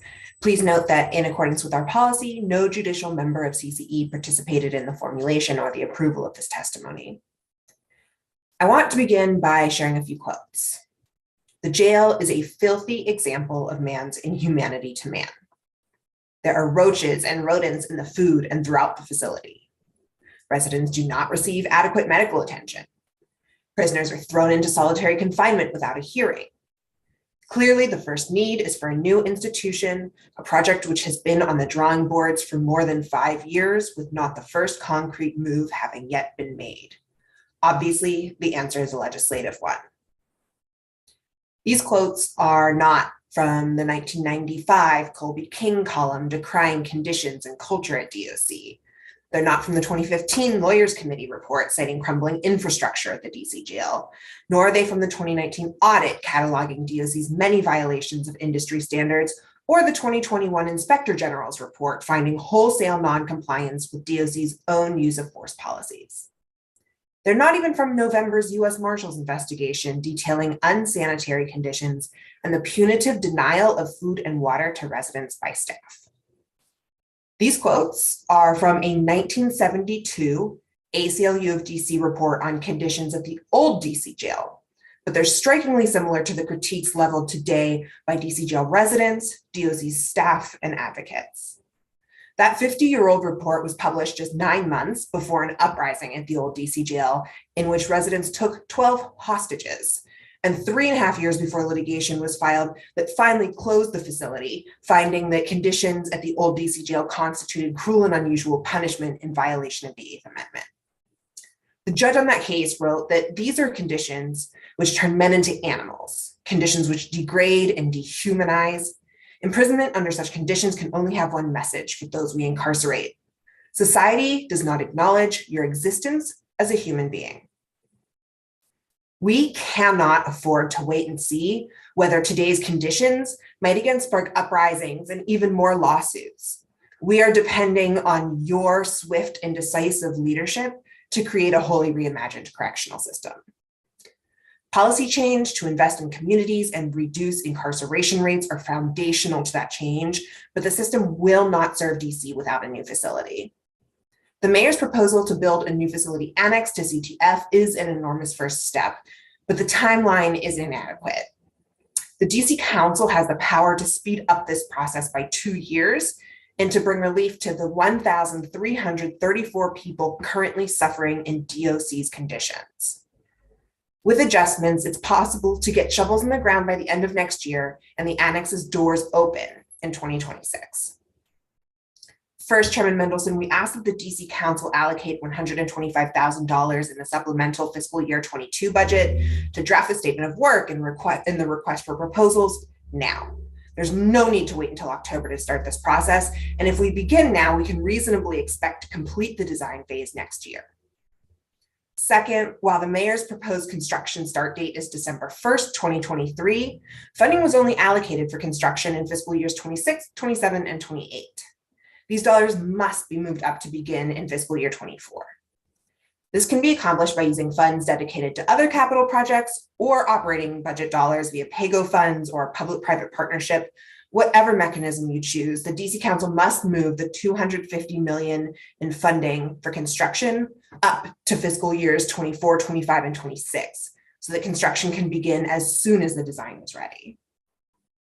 After opening the annex, the district must complete follow through to construct a main building for the new facility, demolish both DC Jail and CTF, and end DC's use of the Bureau of Prisons. Following this plan, by fiscal year 30, DC can have a new and innovative facility to house every single person who our justice system has determined cannot live safely in the community, even with robust supports. We will have to cut our incarceration rate in half and be able to move funding now used by law enforcement and corrections to prevention, intervention, and reentry. Only then will we achieve the wholesale transformation that has been demanded by DC residents. Thank you. Thank you, Ms. Tetro. Sabrina Rhodes. Hello, good afternoon, Chairperson Mendelson, Committee, Council, and witnesses.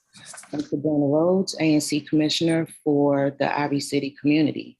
As a resident, organizer of Empowered DC, member of Friends of Cromel, member of the Cromel Planning Advisory Board, and ANC, I live and represent a community that is rich in culture and pride, but has been overlooked and neglected for many years.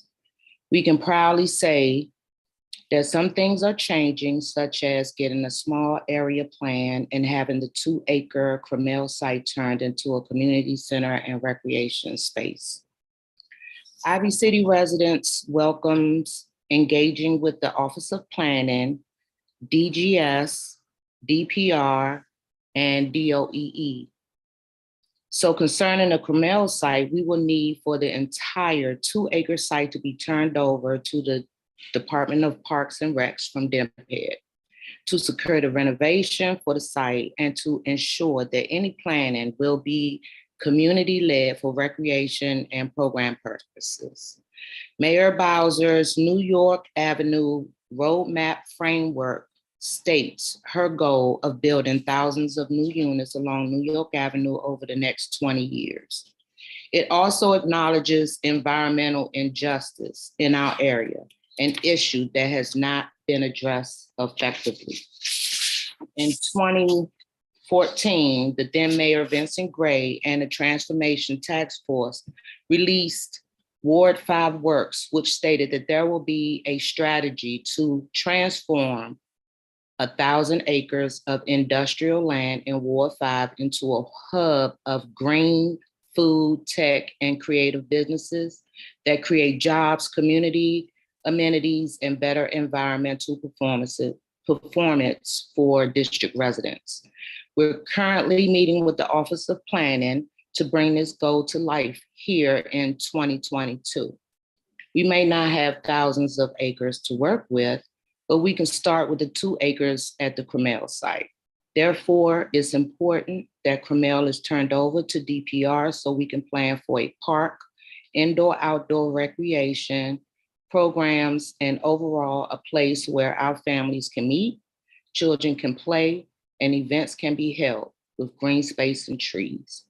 Something that we've longed for and it's been taken out of the hands of DMPED to prevent any future plans being made that's not in line with what the community is asking for. Thanks for allowing me to testify. Thank you, Ms. Rhodes. Patricia Sanabria.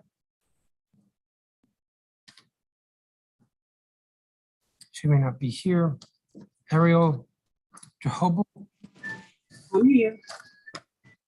You're next.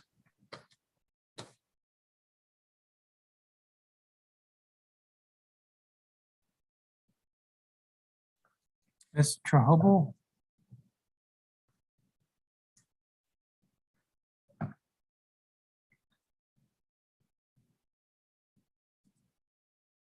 All right, I called for Ariel Jehobo and somebody said I'm here and now I'm not hearing anything.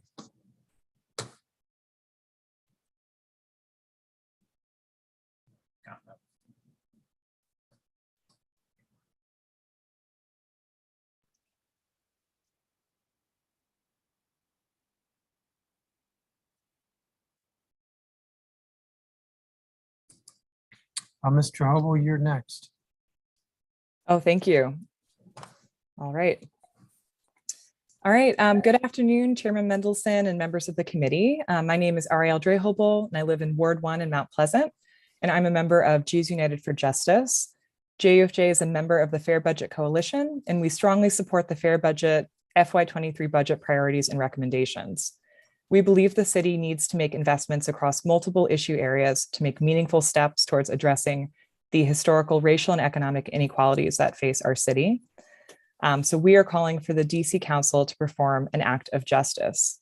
In particular, I ask that the council demand that the mayor immediately withdraws all time-limited termination notices that have been issued by the Department of Human Services, devote surplus funds to maintain rapid rehousing, rent support until every participant has resources that they need to afford housing, increase permanent affordable housing vouchers in next year's budget so that rapid rehousing participants can transition into a program that better maintains housing stability, including targeted affordable housing for families and local rent support program tenant vouchers, and also reform rapid rehousing legislatively so that DC residents cannot be terminated for a time limit until they can afford rent without further assistance.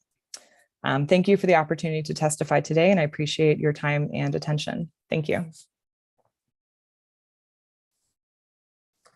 Thank you, Mr. Hobo. Don Dalton. Oh, and Mr. Hobo, I don't think we have a copy of your statement. I will send that in. Thank you. Don Dalton, are you here? I am, Chairman. Proceed. Can you hear me? Yes. Okay. Good afternoon. My name is Dawn Dalton, and I am the Executive Director for the DC Coalition Against Domestic Violence. Thank you, Chairman Mendelson, council members, and staff for the opportunity to testify regarding the FY23 proposed budget for the District of Columbia. DCCADV is the federally recognized statewide coalition of domestic violence service providers in the district. Our members are on the front lines each day, providing life-saving services to more than 30,000 district residents each year. DCCADV is also a member of the Fair Budget Coalition, and we strongly support FBC's FY23 budget priorities and recommendations. Domestic violence continues to be a leading public health and public safety concern for Washington, D.C.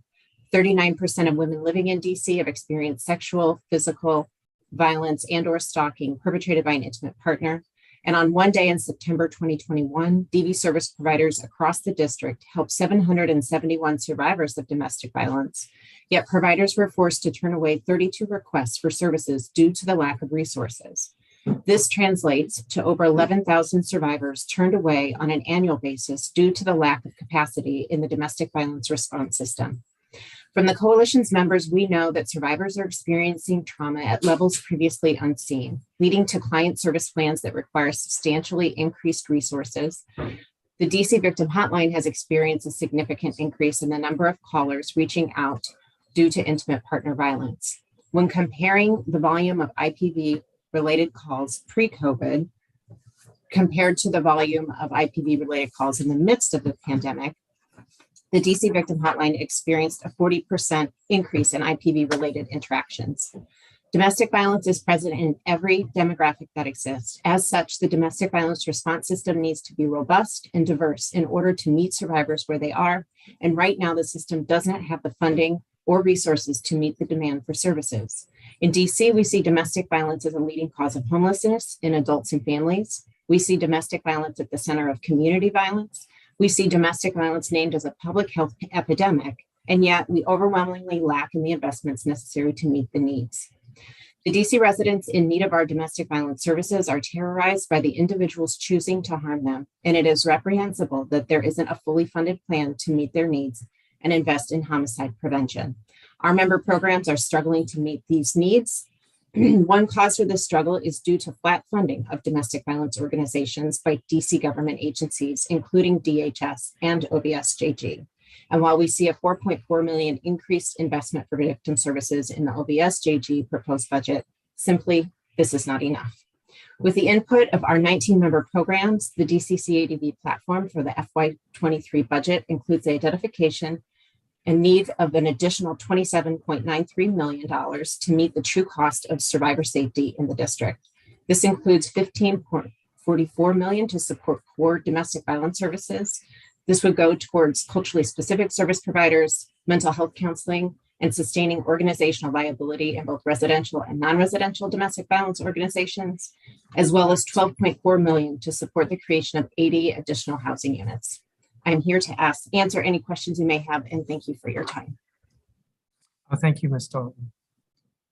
Anthony Evans. I'm told he's not here. Bernadette Maya. I'm told she's not here. Robert Warren. Yes, thank you. Please proceed.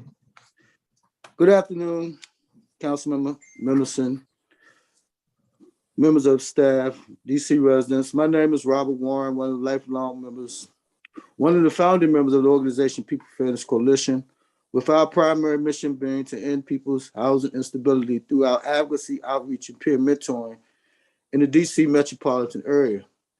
As we acknowledge 14 years of housing advocacy for ourselves and other low-income residents, alongside our coalition partners, which have been many, to bring about fair budgetary housing support for lifelong, long-time residents here in Washington, D.C., a human rights city. Working alongside organizations like Vets Helping Vets for Life to address the plight of homeless veterans here in Washington, D.C., working with the National Coalition for the Homeless to pass the Michael Stoops anti-discrimination legislation that our homeless neighbors may not be discriminated against because of their homelessness. I'm proud to say, working with the Way Home campaign and Murray's Kitchen advocacy staff to end chronic homelessness in the District of Columbia, along with the Legal Clinic for the Homeless, for an overall policy that will give people universal housing rights in the District of Columbia. Working also with the Grassroots Planning Organization and many other groups to promote fair development and residents' input into development of housing properties to rebuild our social housing stock along with the NH Council on Homelessness and giving feedback on Homeward DC 2.0, the city and the mayor's plan to end homelessness in the District of Columbia as we know it. The investments made by the mayor and her budget over the last 2 years has been a movement in the right direction. And we thank her and the city council for these much needed life-saving programs, but we are still not quite there yet. We still have a very high population of people in the community, aging into being senior citizens on fixed incomes in our homeless system or continuum of care. We believe Goal 12 of Homeward DC 2.0 to look at ways to create a mandatory budget of housing policy for those who qualify for housing assistance is to make housing a human rights and not a discriminatory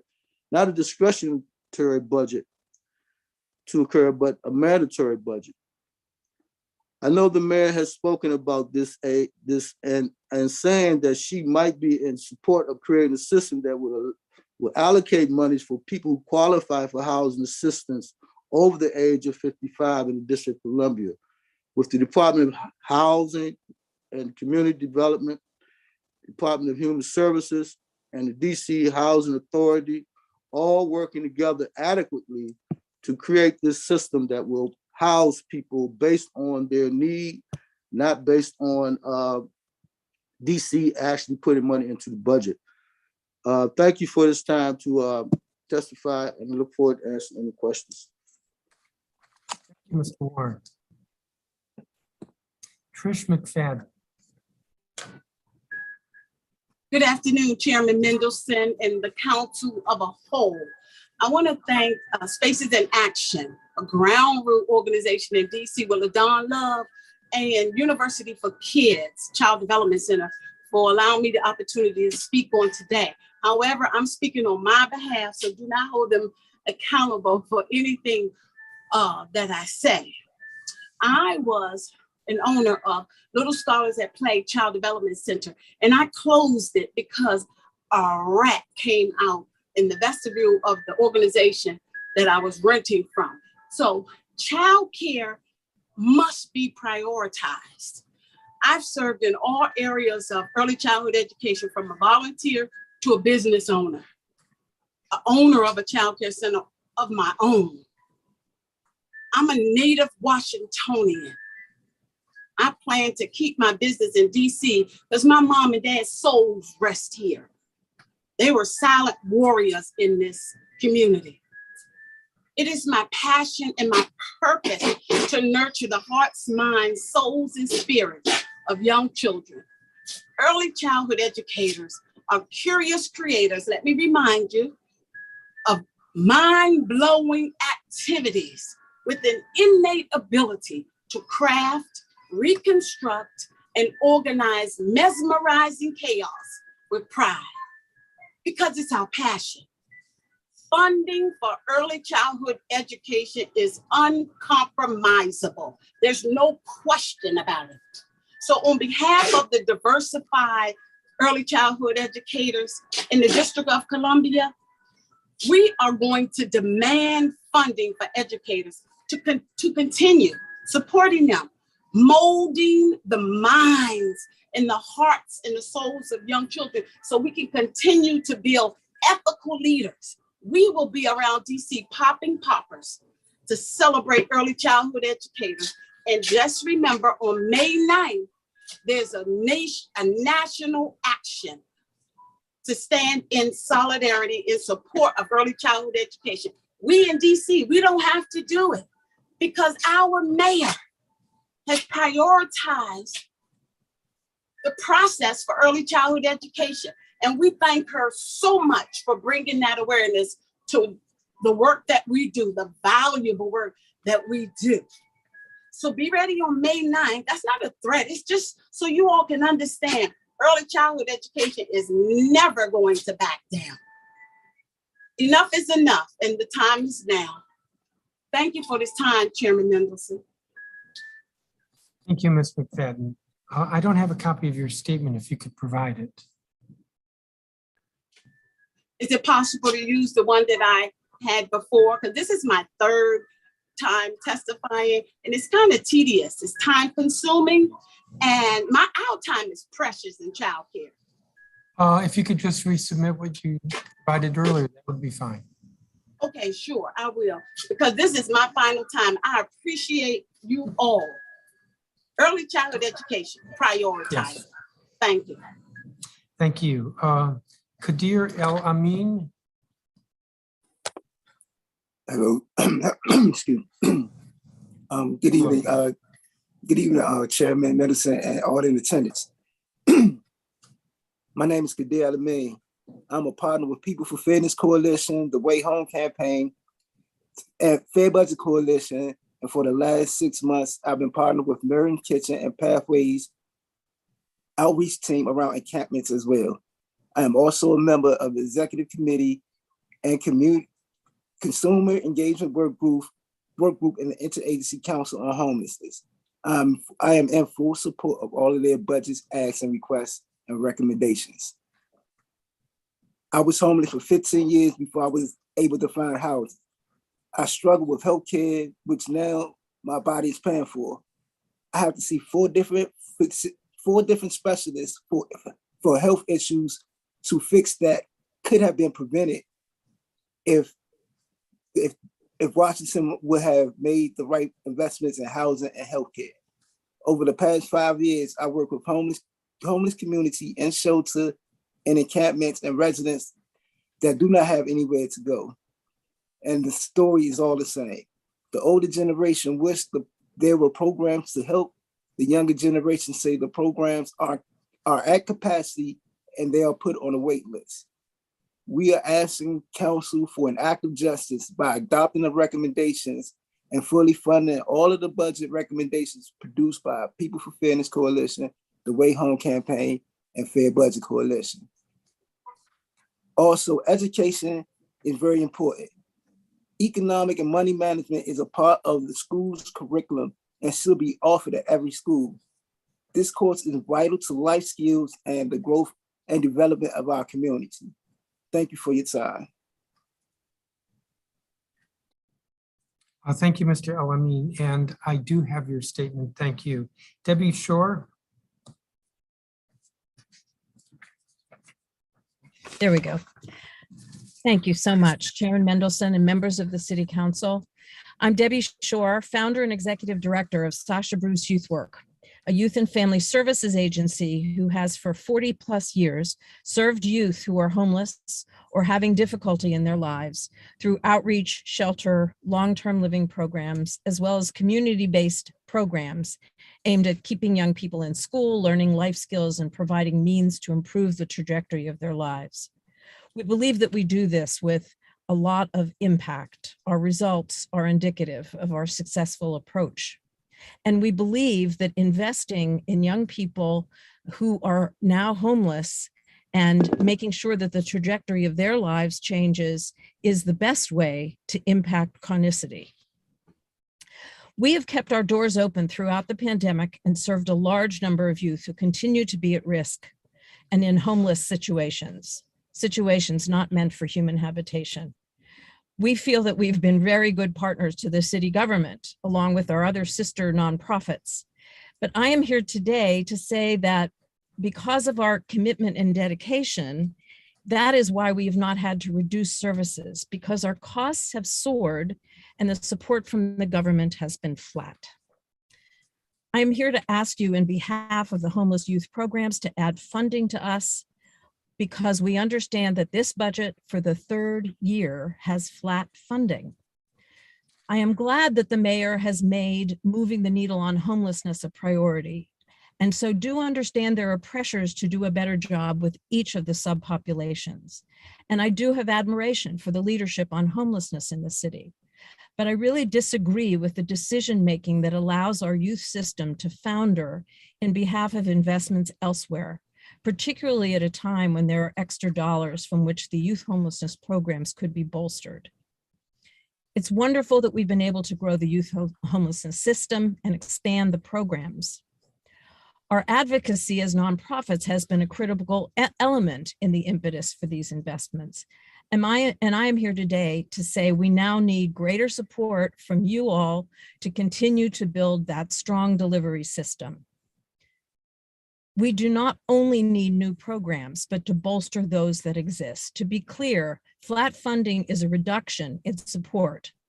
Last year, the inflation was 5.7%. Plus, we've had additional pandemic-related expenses and natural increases in staff supports. I support the DC Fiscal Policy Institute, who did some calculation of what we need. and I would support that. I have asked for 15% increase. And I would like to say that that 15% would, I think, at least include the Nonprofit Fairness Reimbursement Act law increases that have not been calculated in either.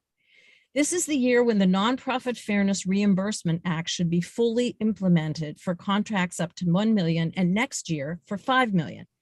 The implementation at OCP has been spotty and without coherence, and it is not clear that there's been any real calculation of the increased costs for nonprofits.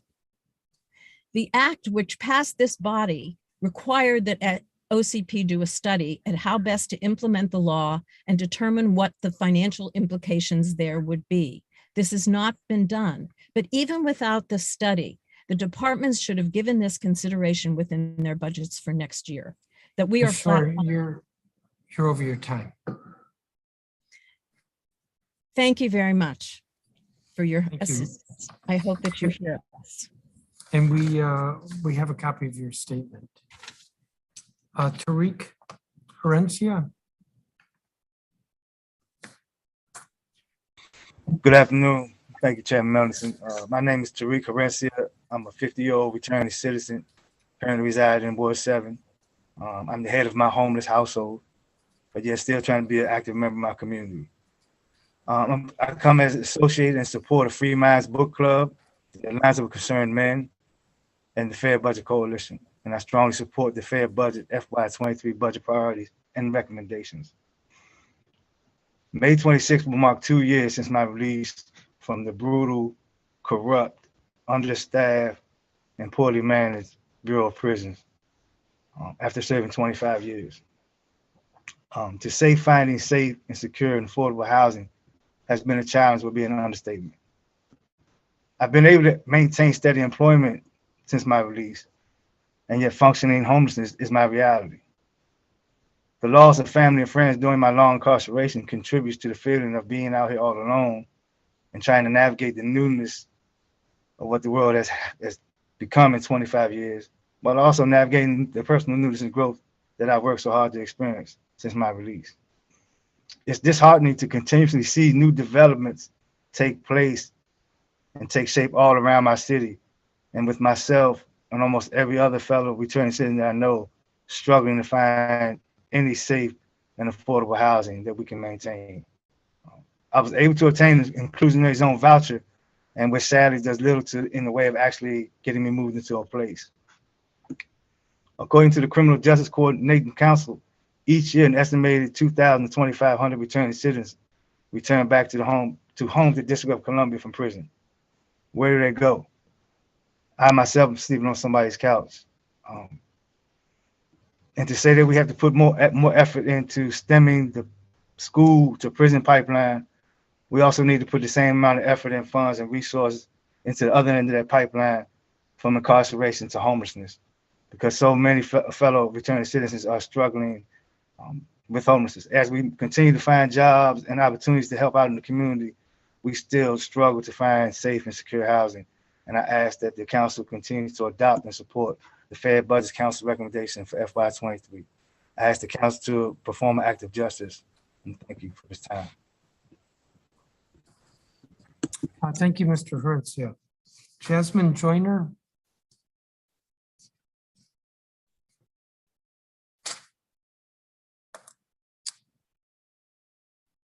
I was about to say you're muted, but you're unmuted now. Please proceed. Okay, good morning, Chairman Mendelson, committee staff, and all in attendance. First, I would like to thank all parties for the opportunity to speak and be heard. My name is Jasmine Joyner. I am a returning citizen, a participant in the National Reentry Network for Returning Citizens, and an advocate dedicated to restoring the lives of all DC residents returning home from incarceration. You just muted yourself. Okay, can you hear me now? Yes. Sorry. And lastly, I'm an ally standing in solidarity with the Fair Budget Coalition. I served a 15-year and 8-month sentence and returned home in July of last year. DC residents returning from incarceration often come home to homelessness, which means that the district's efforts to reduce homelessness should and must include doing more to help returning citizens find stable housing. I was one of these individuals. I went to prison at the ripe age of 22 and returned home at the age of 37 years old. My mother, who was the only means of my support network, she died due to breast cancer. Therefore, I was homeless when I came home from prison. Almost 1/3 of the individuals who experience homelessness in DC connect that to their incarceration. The severe lack of affordable housing in DC leaves few options for those who make minimum wage, are unemployed, chronically ill, or have any sort of restricted income. The district has lost a significant portion of its affordable housing stock, and rent prices have risen dramatically. The negative consequences are seen and felt nowhere as keenly as in our homeless services system, especially for those affected by the criminal legal system. Although in collaboration with the DC Housing Authority, Mayor's Office of Returning Citizens Affairs, MORCA, provides 20 housing vouchers to returning citizens per year. Meanwhile, Washington DC's incarceration rate is 899 per 100,000 people, which means that the waiting list for the vouchers has closed because no more people can go on the waiting list. I have experienced firsthand being discriminated against in the housing market. I have not been approved because of my criminal history, even though my conviction was in 2005, 17 years ago. While searching for safe housing, I applied for a basement apartment in Ward 4 that I could afford. I was completely honest and transparent with the landlord. He told me that, why am I looking for housing in that area? I should be looking for housing in Southeast, even though I also shared with him that I changed my life and currently work in a job in which I teach adults and empower them to make better decisions. I was completely caught off guard and embarrassed, so I hung up the phone. These injustices from what we call a just country is not just at all. The powers that be are blindly attempting to keep us mentally in prison, and I am demanding that returning citizens be a protected class. I am demanding that the DC Council use their power to right these wrongs by using fiscal policy as a tool to build a better future of second chances for returning citizens all over the nation's capital. A first-time home buyers program should be funded for returning citizens to encourage generational wealth. Education has been proven to reduce recidivism. Why not fund more programs that educate people with criminal backgrounds that make a way more for college to be more affordable instead of funding more jails and institutions? So people like me, a leader of my community, a teacher, a survivor of my bad decisions, and an advocate for higher learning and a returning citizen can afford to live in a safe environment. The reason for my testimony is that— Ms. Joyner, you're over your time. Okay. I want to thank you for your testimony. I have a copy of your statement. Okay. Thank you. Andra Henderson. Ms. Henderson.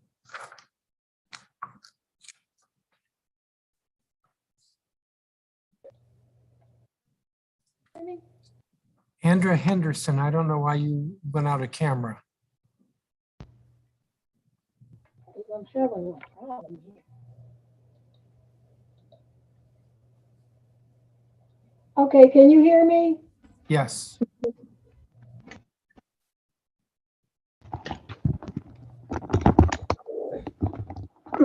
Good afternoon. Can you all hear me? Yes. Okay, good. I've been here since 9:15 and all of a sudden I have no audio. But anyway, good afternoon to all of you. My name is Andra Henderson, and I represent both the Fair Budget Coalition and the Client Leadership Council of the Capital Area Food Bank. The Capital Area Food Bank is a member of the Fair Budget Coalition, and we strongly support the Fair Budget FY23 budget priorities and recommendations. My personal focus is on food insecurity. I don't know what's going on with my video, but I'm 75 years old. I'm a retired resident of Ward 8 Bellevue community. I've lived in my home for 39 years. Though I worked nearly 50 years and earned 3 degrees as a non-traditional student, I did not prepare for my retirement properly, and time just ran out. Thus, my Social Security retirement is not enough to live comfortably in the District of Columbia. There is little money left over at the end of the month for buying food. When I choose to buy food, I still got bills. I experience food insecurity often. Before the pandemic, I was a member of my neighborhood wellness center, but since then, I have been almost isolated from everyone. As restrictions lifted, I found myself only leaving my home to visit the doctor. Being disconnected can cause all kinds of problems for a low-income senior living alone. I don't receive SNAP benefits. Several years ago, I applied but was offered only $11 per month. I did not accept them then. Too much of a hassle to apply. I am considering reapplying soon. I am enrolled in the Capital Area Food Bank's food box delivery system. It was and is still appreciated as it assures I have some food in my home on a regular basis. I am here with you today to shed more light on the stress some citizens experience, especially isolated seniors, with myriad health issues and lack of transportation when it comes to food insecurity. After seeing so little change over the past 39 years, I support full funding of the FY23 budget to include eradicating food insecurity and providing full access to healthy food for all citizens. I have already presented testimony on the No Senior Hungry Omnibus Amendment Act. We believe the city needs to make investments across multiple issue areas to make meaningful steps towards addressing historical, racial, and economic inequities. We are calling for council to perform an act of justice. Thank you all so much for your patience in listening. Thank you, Ms. Henderson. Rachel Usden. I believe she's not here. Deshaun Jones.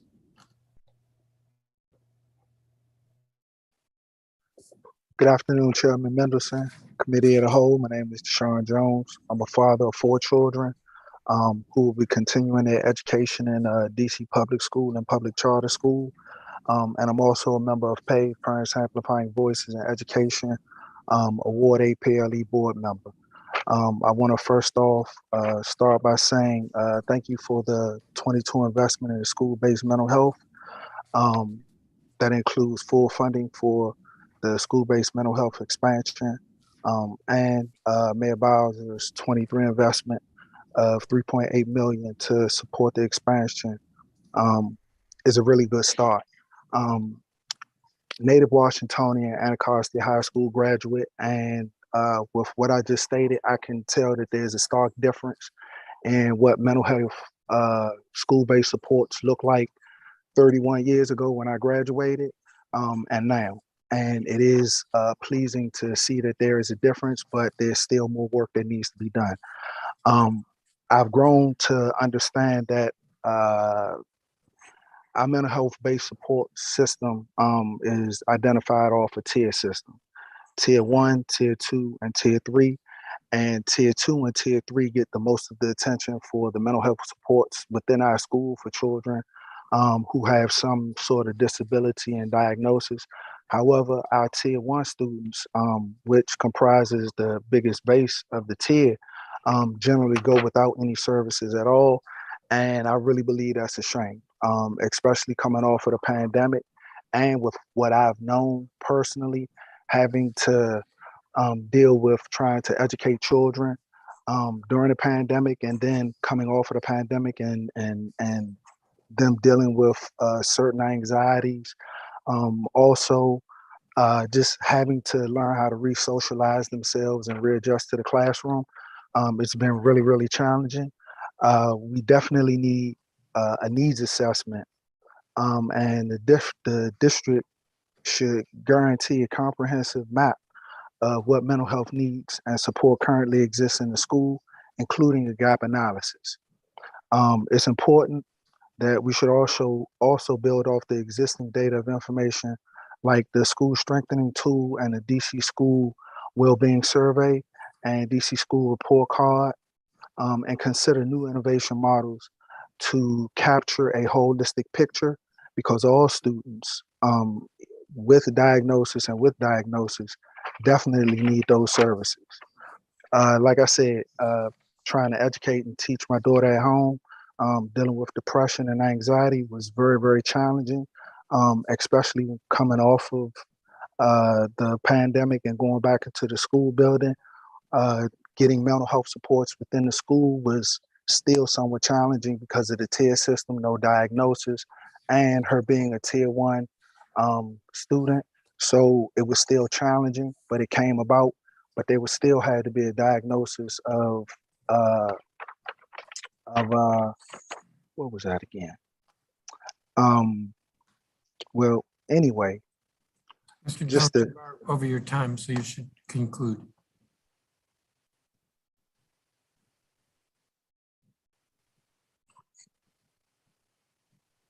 Thank you, Mr. Jones. Datis Frazier.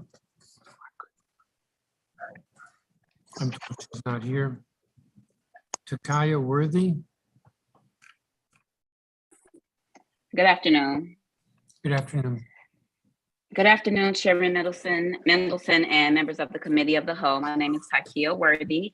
My son attends Elsie Whitlow Stokes East End Public Charter School, and I also serve with PAVE, Parents Amplifying Voices in Education. I'm a Ward 7 PLE board member. I want to first thank the mayor for investing $15.3 million in out-of-school time programs, including the $5 million to extend out-of-school grant opportunities, the $3.9 million to expand out of OST recreation programs provided by DPR and other community-based organizations, as well as the $6.4 million to expand the Marion Barry Summer Youth Employment Program, which will result in about 4,200 additional slots. I think that these investments are very important, but we also need to have a city plan on how we're going to use this money to make sure the families who really need it receive it. We need to make sure that the funding is equitably distributed by creating a plan, a strategic one with families, educators, OST providers, community partners to ensure access and demand for all kids. This plan should include an up-to-date needs assessment and a community engagement effort around OST programs. I have a son, he's in 2nd grade. I pick him up from school. He's running from the house from school to the house. He's bursting at the seams. He has so much energy. I've found opportunities to channel his energy in OST programs, but they are all mostly outside of my ward. So now I'm driving from Deanwood to Shaw in rush hour to get him to different events and activities. And that shouldn't be when there are multiple wrecks around my area. I would much rather spend a lot of that additional time on academics, to be perfectly honest.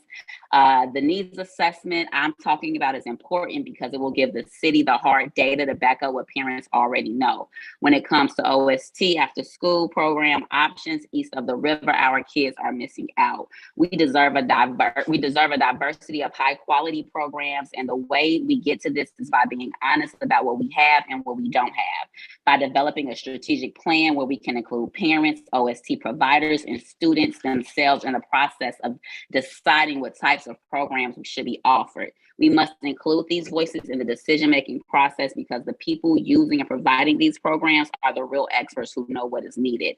I want all kids to have access to great programs, regardless of ward or background. Thank you for allowing me to testify and share what I want to see for our kids, our district, and my son. Thank you, Ms. Worthy. Tawanda Clemens.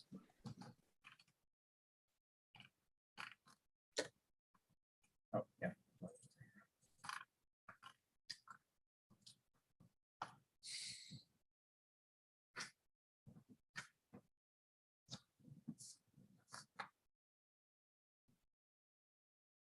Ms. Clemens, you're up.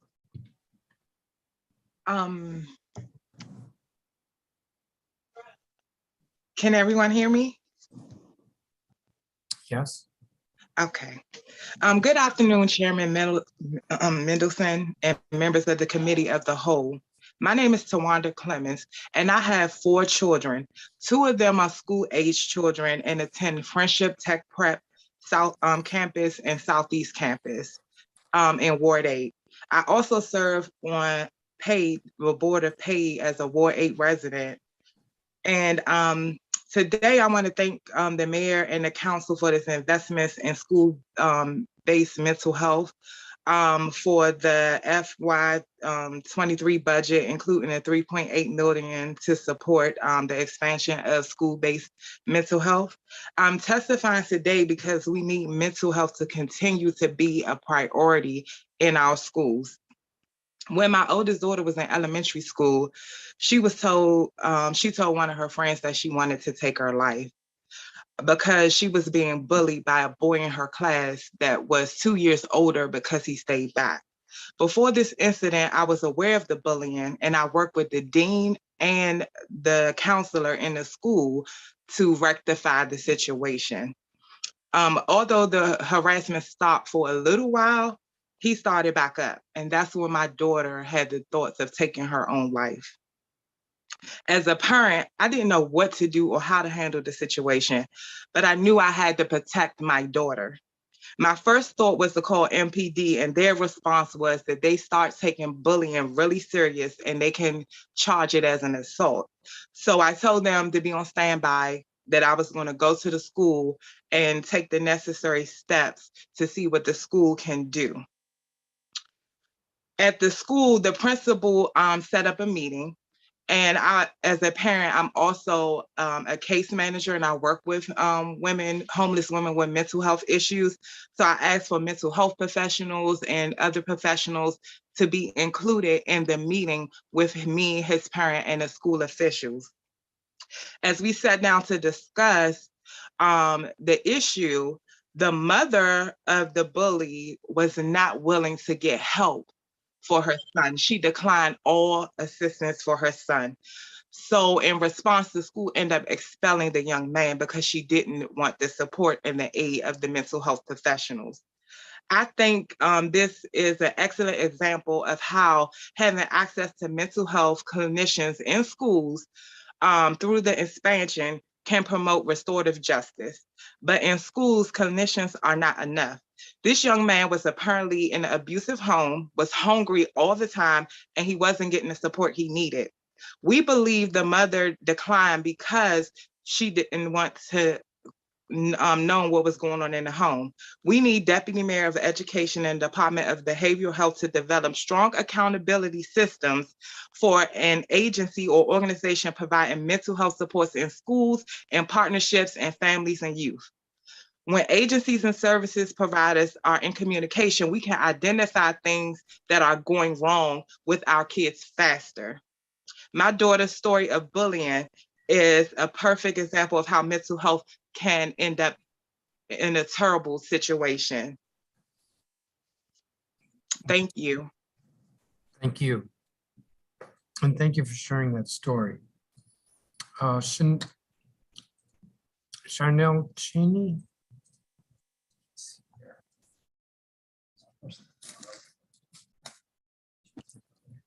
Yes, I am here. Please proceed. Good afternoon, Chairman, Committee, Council, and staff. My name is Chanel Cheney. I'm the owner and operator of Bold Yoga, a trauma-informed yoga and meditation practice. Thank you for letting me be here today to talk about healing and how the budget could impact and enforce a growing movement of recognizing trauma and beginning the healing that our city has pleaded for. I see a few opportunities for the city to invest in healing. First, the mayor proposed $1.7 million for the ones and Cure the Streets life coaches. I support Peace for DC. I'm sorry. I support Peace for DC's recommendations that the program needs 10 times that investment for $35,000 per person for the 500 people identified in the National Institute of Criminal Justice Reform's program analysis. 17.5 million is such a small figure when we talk about what this programming could provide for 500 people and families and communities. Education, workforce development, substance use, cognitive behavioral therapy, mentoring, healing. There should be grant funding to ones and cure CBOs to enhance their VR work to do long-term And this is how we heal. We invest in people. All right. Next, the budget should double the mayor's proposed $500,000 investment to capacity building for community violence prevention intervention programs through the Office of Gun Violence Prevention and OVSJG to $1 million for $1,000 capacity building grants and training and technical assistance to CBOs. Focused on community violence intervention programs per organization, as well as grants to a qualified professional development organization to provide capacity building trainings to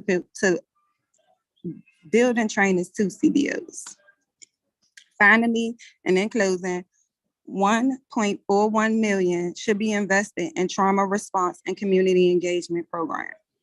Install deterrents is great work being done, and the 2 additional sites should be stood up and fully invested in. We know there are a number of community member and organizations in both sites that are skilled in healing trauma, and with increased funding could execute these programs. Thank you for hearing my testimony today. I know that with the investment in healing focused on intentions, we can finally begin to be the city we all deserve. Thank you. Thank you, Ms. Cheney. And we don't have a copy of your statement. If you could submit that, please. Okay. I believe he's not here. And Benjamin Sharp.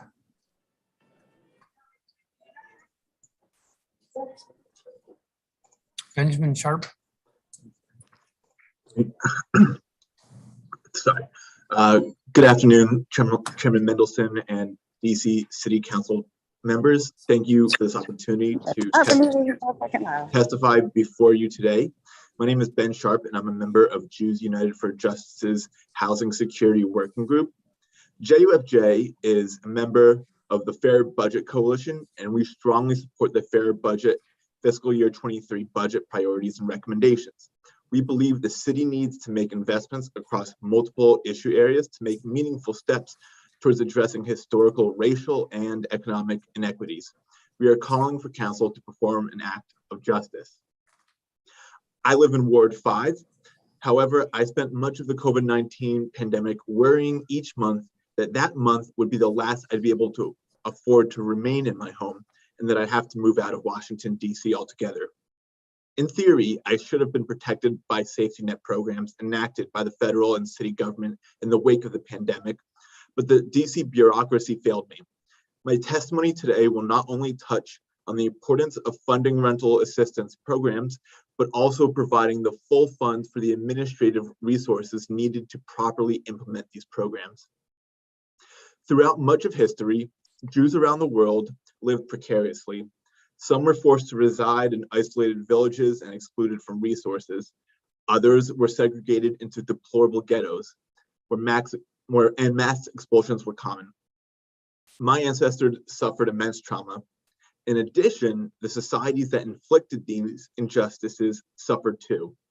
A pattern of prosperity in the most inclusive cities developed because those cities provided greater opportunities for all their residents to live up to their fullest potential and contribute that potential towards the well-being of the community. Unfortunately, my experience makes me question if the district has learned from history. I returned to DC in March 2020, following a brief stint on a political campaign in North Carolina. All of a sudden, my job offers were rescinded when the pandemic began to wreak havoc. Determined to pursue my career and make a home in DC, I applied for unemployment benefits so I could remain here as I job hunted. Week after week, I called DHS and received assurances that I qualified and received my stipends in a matter of weeks. 10 months passed before I received a single penny. I can only imagine how many others faced the same experience. Fortunately, I was privileged to have generous roommates who offered to cover my portion of the rent until I was able to pay them back. But I doubt many others enjoyed this privilege. Losing those residents was a loss to the city's potential. It's for this reason that I implore this council to increase funding to expand programs that keep DC residents housed expand affordable housing units, end chronic homelessness, and provide the administrative resources needed to implement these programs. Specifically, Jews United for Justice and our partners at the Fair Budget Coalition are calling for a minimum of $200 million in rent relief for fiscal year 23 and an additional $187 million during fiscal year 22 using the fiscal year 21 surplus, reserves, or other unallocated funds. DC cannot live up to its fullest potential unless it's a place that everyone can call home and contribute to the district's fullest potential. Thank you again for the opportunity to testify today. Thank you, Mr. Sharp. That's going to conclude the testimony from this group of witnesses.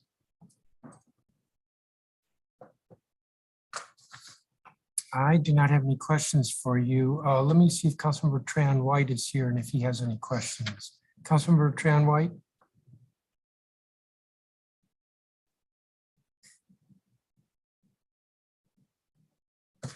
He's not responding. Thank you again for your testimony. Some of you didn't submit your testimony. If you would do that, please do. You all are excused, and I'm going to call the next group of witnesses. Okay.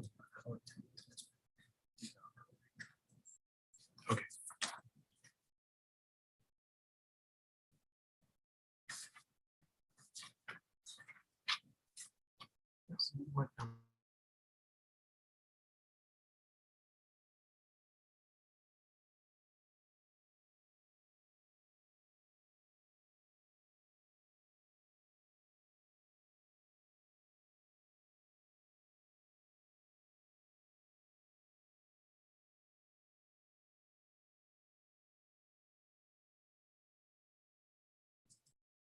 Getting some last minute notes here. Howard Templeton was called much earlier and he has, I think he dropped off, so he's come back. So Howard Templeton, you'll be first up. Paige Grzelak, Vice President of Development at Western Development. Joshua Burris at People for Fairness Coalition. Jair Lynch, who's President and CEO of Jair Lynch Real Estate Partners. Rico Harris, Executive Director, I'm not sure I understand this, Executive Director, Volunteer, Community for Creative Nonviolence. Andrew Anderson with the People for Fairness Coalition. Van Credo, Christian Green, who's a licensed independent clinical social worker. Renee Bowser, who's an ANC Commissioner for ANC 4D, Single Member District 2. Kimberly Holmes, who lives in Southeast. Reginald Black, who's Executive Director of People for Fairness Coalition. Stuart Anderson, Executive Director, Family and Friends of Incarcerated People. Awad Bilal, who's a tenant organizer at the Latino Economic Development Center. Carla Reed-Witt, listed here as a Ward 7 Citywide Board Member of PAVE. Monique Cole-Gary, Ward 6 Organizing Captain with PAVE. Rastina Miller, Ward 8 PLE Board Member with PAVE. Tara Maxwell, Latino Economic Development Center. Angela Franco, who's CEO and President of the DC Chamber of Commerce. Bill Mefford, who's Executive Director of the Festival Center. I believe that's on Columbia Road. And Katie Hodge. I will begin with Mr. Templeton. Good morning, Chairman Mickelson. My name is Howard Templeton. It's Good morning. Good afternoon. afternoon. Good afternoon, Chairman Mickelson. I'm Howard Templeman. I'm a Ward 6 resident, I'm a lifelong resident of Washington, D.C. When the pandemic came in March 2020, it was very stressful, because bills don't get sick. They stay healthy. They keep coming. Because of the type of work I do, work has been extremely slow because the U.S. Capitol has not opened up fully because of the insurrection. The insurrection has really slowed. The insurrection has really slowed the workforce up because I'm a banquet waiter. These events have led me to support a UBI or guaranteed income program. I'm asking the council to designate 13.5 million to fund guaranteed income pilots for the fiscal years 2023 to 2025. The funding will provide a minimum of $500 per month to 750 participating families for 3 years.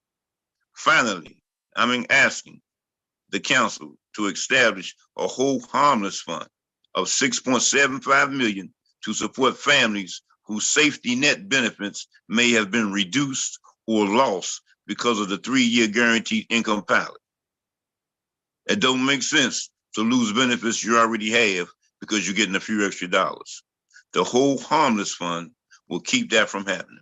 I thank you for your time. Thank you, Mr. Templeton. And we have a copy of your statement. Paige Grzelak. I'm told she's not here. Joshua Burris. I'm told she's not here. Jair Lynch. I'm told he's not here. Rico Harris. I see Rico Harris. Yeah, I'm here. Well, it's your turn. All right. Chairman Mendelson and the members of the Council of the District of Columbia's Committee of the Whole, thank you for your time and hearing this testimony. I, Rico Harris, Volunteer Executive Director on behalf of the Community of Creative Nonviolence, CCNV, am requesting legislation from you to approve an abatement of real property tax and the interest to date that was added, that was assessed and billed by the Office of Tax and Revenue for the year 1994. In 1993, CCNV Shelter acquired 12 lots of real property through the federal government's HHS McKinney-Vento Homeless Assistance Act for $1 to help provide homeless and shelter services to the city's homeless community. Since 1990, CCNV is a federal and DC registered 501c corporation that is tax exempt in the District of Columbia. The last 32 years, CCNV operated a full service 24-hour emergency shelter that was run by its volunteer homeless residents, which is an all volunteer staff, no employees, at 425 2nd Street Northwest, also known as Federal City Shelter, the building owned by the District of Columbia to accommodate 700 plus clients. In addition, CCNV provides these services with no grant funding, private or government, for program operations. We operate solely on donations from the public. The 12 lots that are in question is the entire parking lot and a small building behind Federal City Shelter. Since 1993, the small building has been used for arts and education to provide various types of training for shelter and homeless, for shelter and homeless clients to get back into mainstream society. In addition, the other 11 lots was a parking lot to provide parking for no charge for CCNV volunteers and CCNV associate homeless service providers, which provide services directly to the homeless community. And they are Unity Health Clinic, DC Central Kitchens, Clean and Sober Streets, Jobs at Priority. In 1993, CCNV acquired the Title V property, and we filed an application for exemption for real property taxes for the 12 lots December the 6th, 1993. During that time, the exemptions for real property, if approved, became effective the following real property year. The following real property year began October 1, 1994, which is a real property year for 1995. Consequently, the real property taxes assessed prior to October 1, 1994 date have remained due and payable, which is the 1994 taxes. Through meetings with the staff at OTR, CCNV was informed that this issue, regardless of how long ago it had occurred, had to be expunged by DC City Council legislation.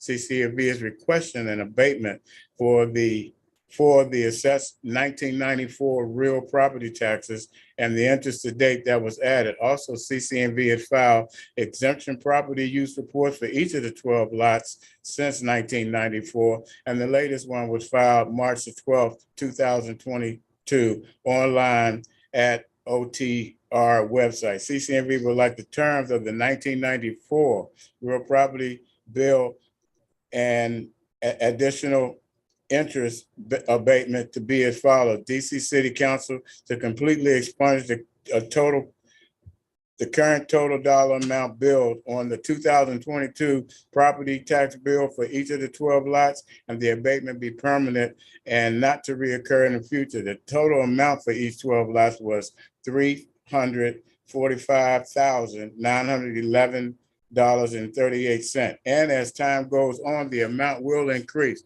CCNV truly can't and never could afford this 1994 property tax bill, and we definitely need your help.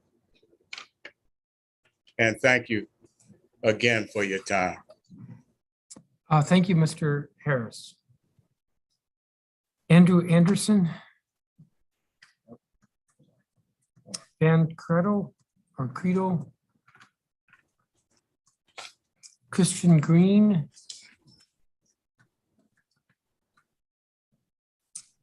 Renee Bowser, Commissioner Bowser. Kimberly Holmes. Reginald Black.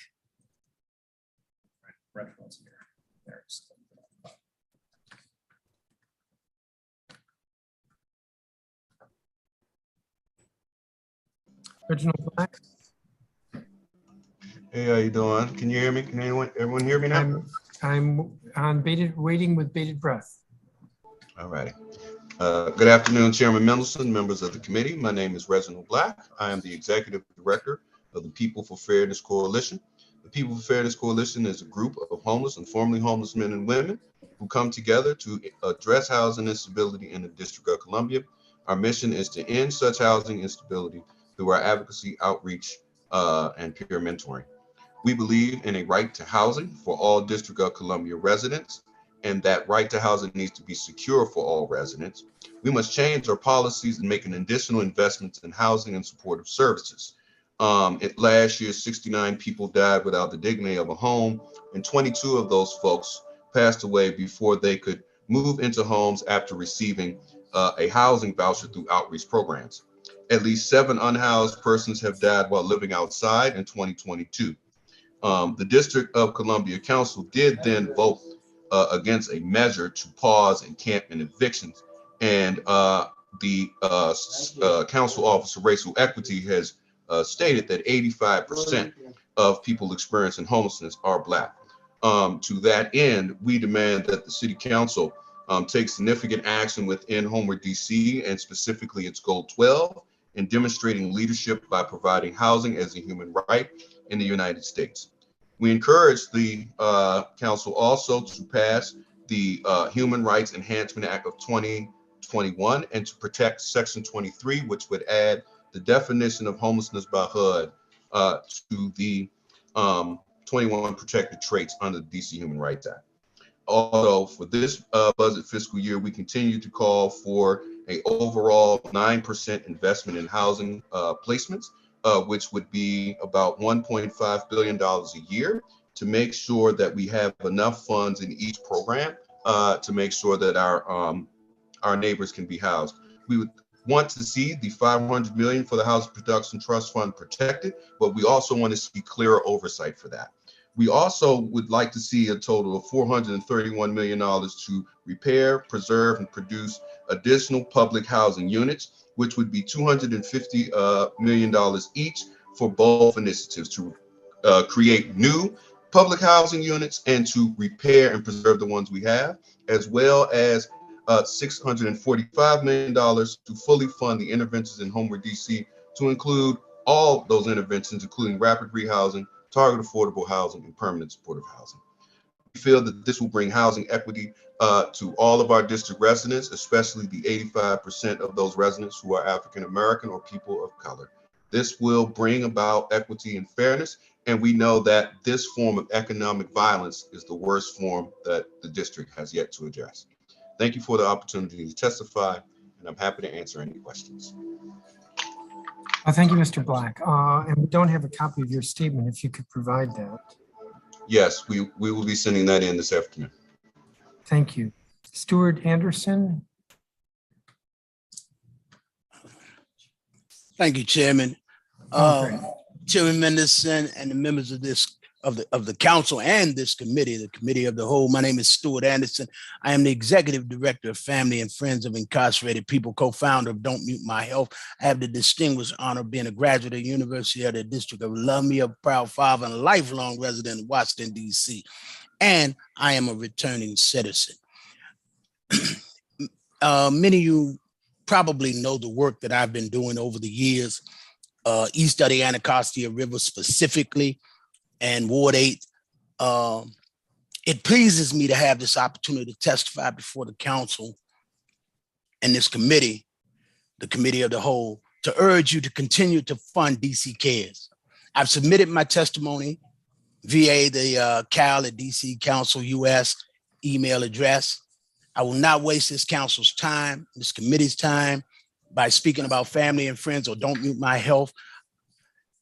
I'm here basically to talk about the value of the work that the Excluded Workers Coalition has been doing. And that is the work that also DC Cares does. Since 2020, at the beginning of the pandemic, the Excluded Workers Coalition, a coalition that I've worked with, has fought hard and advocated for direct cash assistance to support DC residents, including undocumented community members, members of the cash economy, and returning citizens. I have been a part of this effort from the very beginning.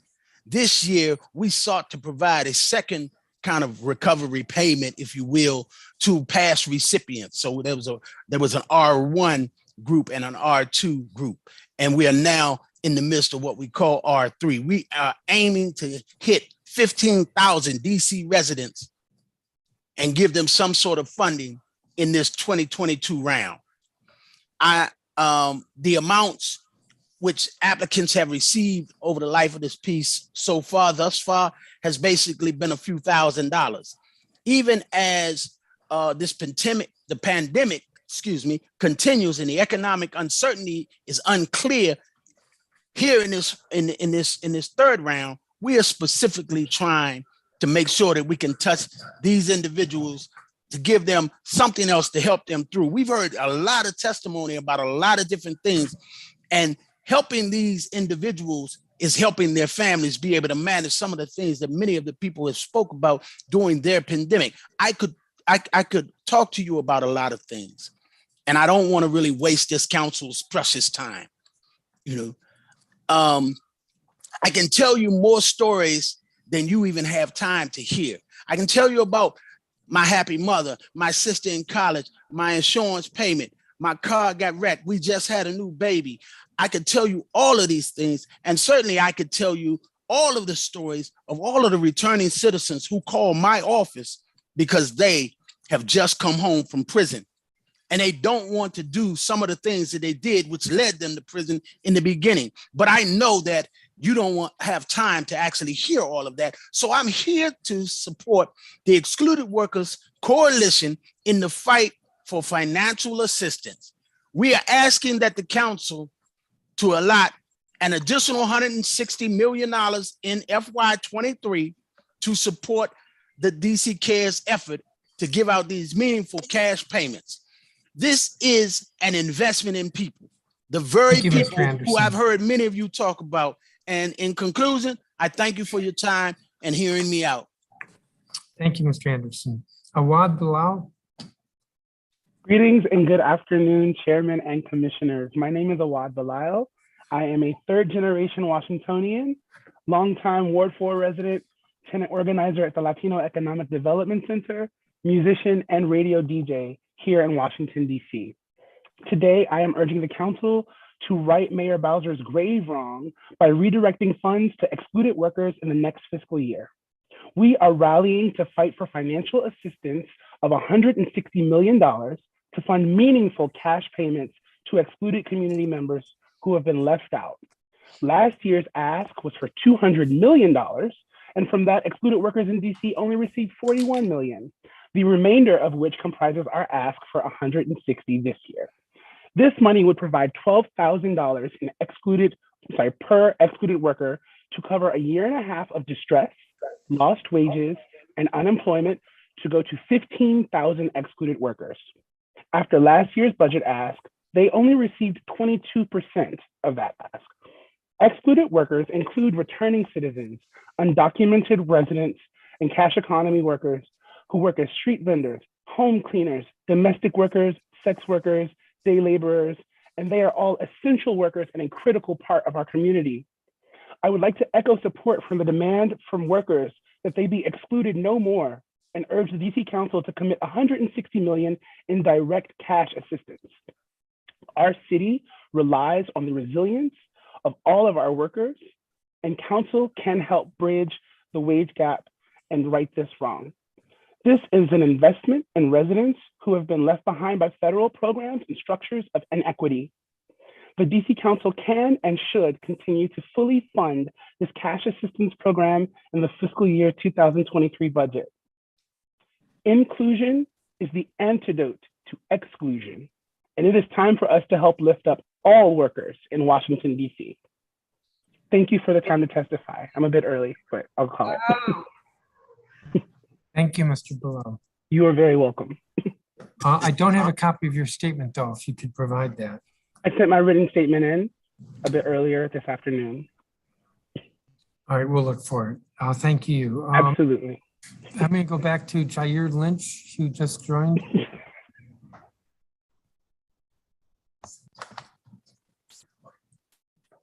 Chairman Mendelson, can you hear me? Yes, I can. Great, thank you so much. Good afternoon to yourself and other council members. My name is Jair Lynch, and I'm the president and CEO of Jair Lynch Real Estate Partners.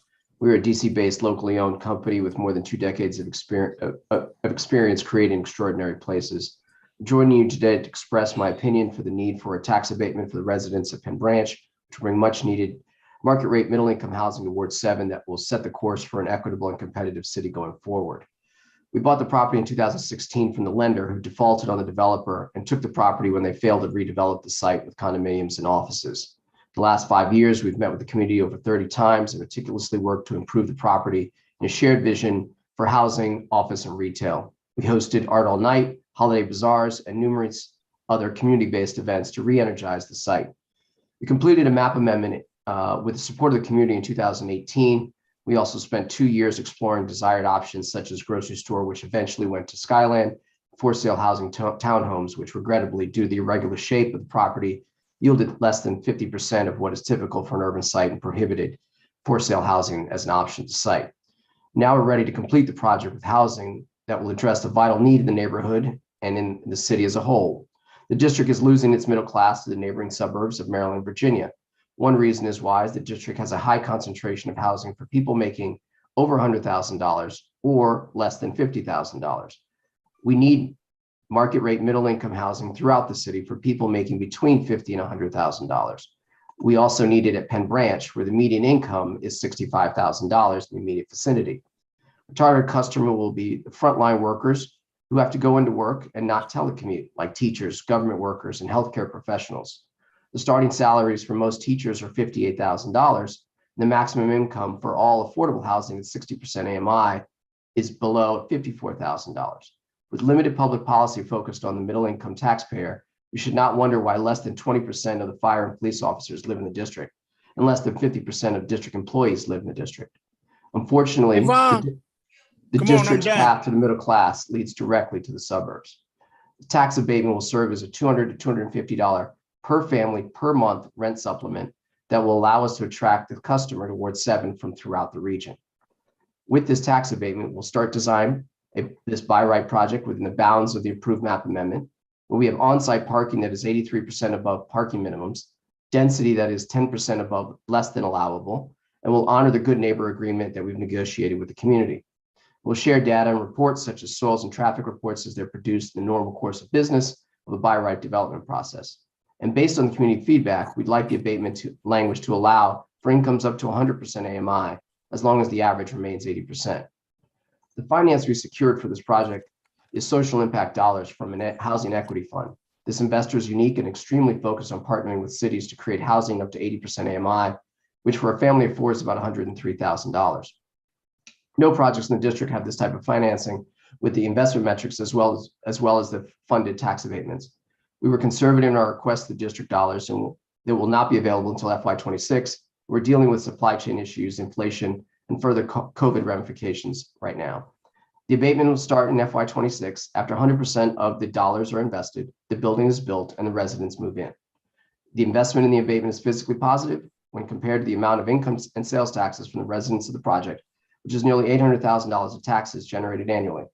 The project will not occur for the abatement, and I'll end my testimony and take any questions. Thank you, Mr. Lynch. And I don't have a copy of your statement, if you could provide that. I will get that into Evan Cash right away. Great, thank you. Carla Reed-Witt. All right. Hello, I'm Carla Reed-Witt. I'm a native Washingtonian and a Ward 7 PLE and citywide board member for PAVE. I've been an advocate for education, special education, and disability justice for about 20 years. And for the last 3 years, I have been an active advocate for the right to read. However, today I am here to speak about school mental health. Over the last 20 years, I have contemplated adding mental health advocacy to my work.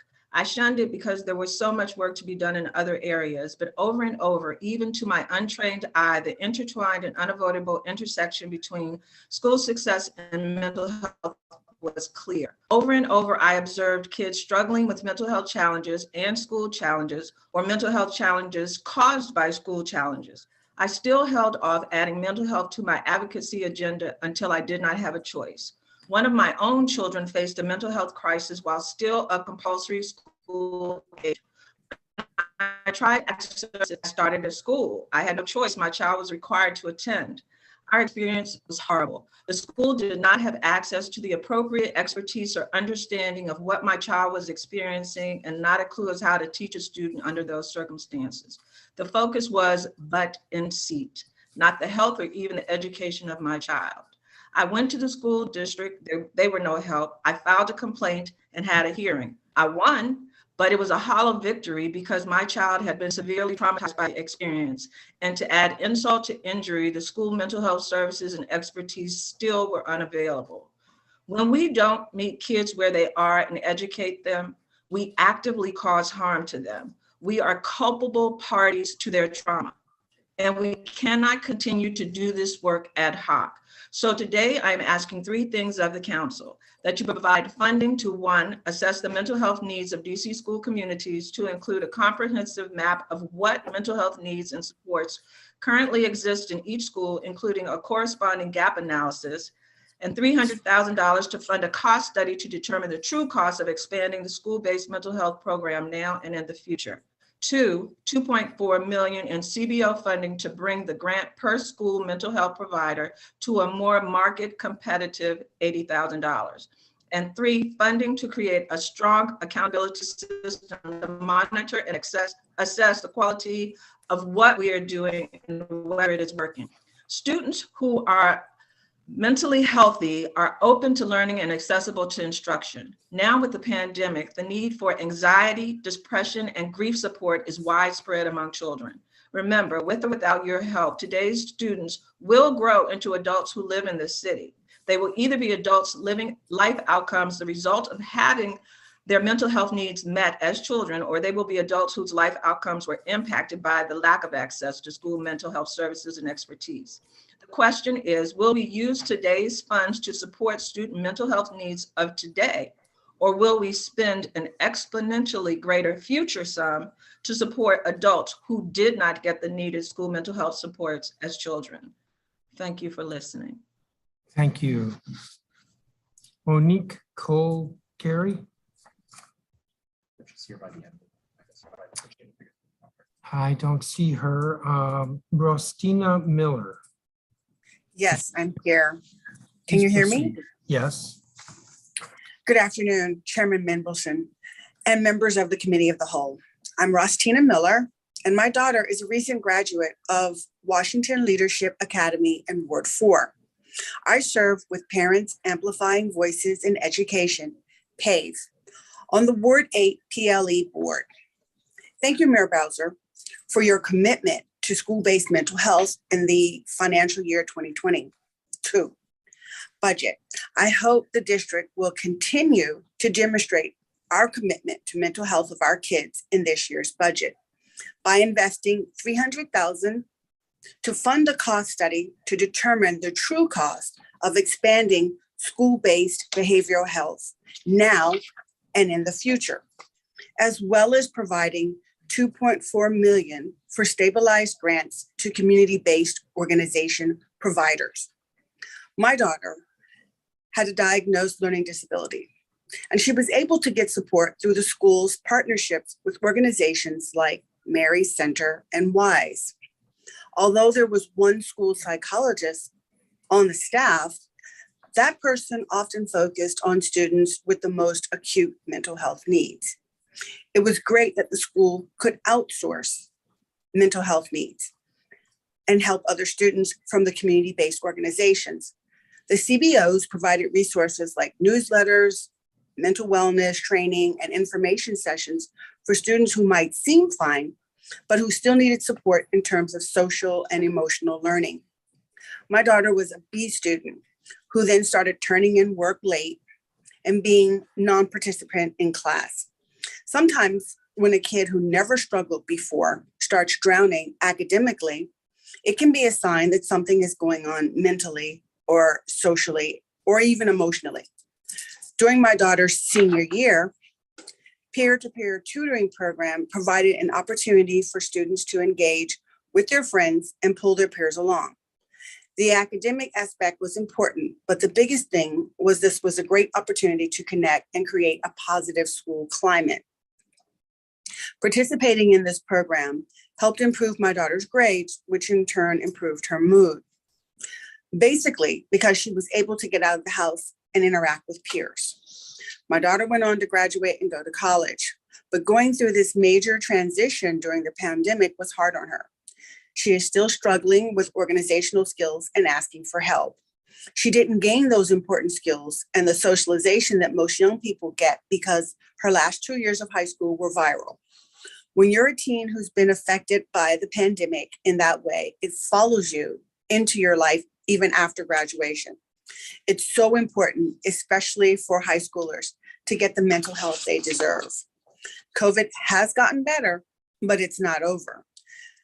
They're still suffering from the effects of isolation and the missed learning opportunities. Let's give our young people the confidence and social emotional skills to be successful after they graduate. Thank you for allowing me to testify and share what I see for our kids in the district. Again, I hope you will make this a reality by investing $300,000 to fund a cost study to determine the true costs of expanding the school-based behavioral health program, as well as providing $2.4 million for stabilized grants to community-based organizational providers. Thank you. Thank you. Thank you, Ms. Miller. Tara Maxwell. Is she here?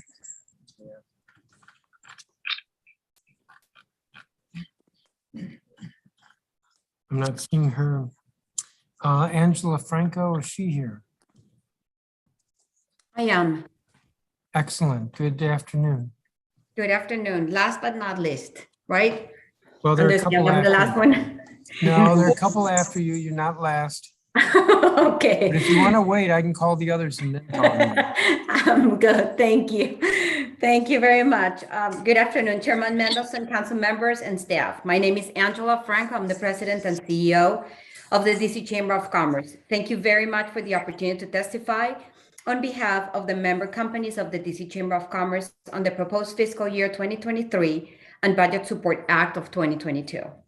In the last 2 years, the district has faced unprecedented challenges that have altered the lives of district residents and added uncertainty to the stability of district businesses. Washingtonians have been called upon to confront two crises at once: a public health emergency necessitated by a deadly viral pandemic and the resulting emotional, social, educational, and economic upheaval that has been thrust upon our residents, families, workers, and businesses. As we emerge from the pandemic, we need a budget that continues to focus on recovery while embracing the new realities by which we live. The Mayor's 2023 budget provides much needed investments for near-term pandemic relief and recovery, but it goes much farther to begin to address the transformational environment we all face as we begin to re-engage with our communities across the city. The vanishing activity in our central business district, if not addressed, can fundamentally change the district for generations to come, and the rippling effects will be felt citywide. It is why funding in the mayor's budget for the central business district might be protected, including the Vitality Fund, the Business Retention, Expansion, and Attraction Program, and small and local retail pilot. These and other targeted investments in our central business district will help to ensure that the district can fully recover and once again thrive.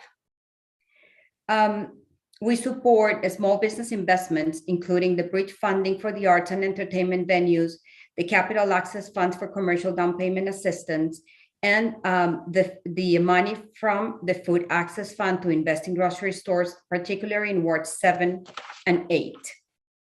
One big challenge we face, of course, every year at this time, the tendency to view the budget as a zero-sum game business interest against those who support a robust social and human services safety net to serve our most disadvantaged residents.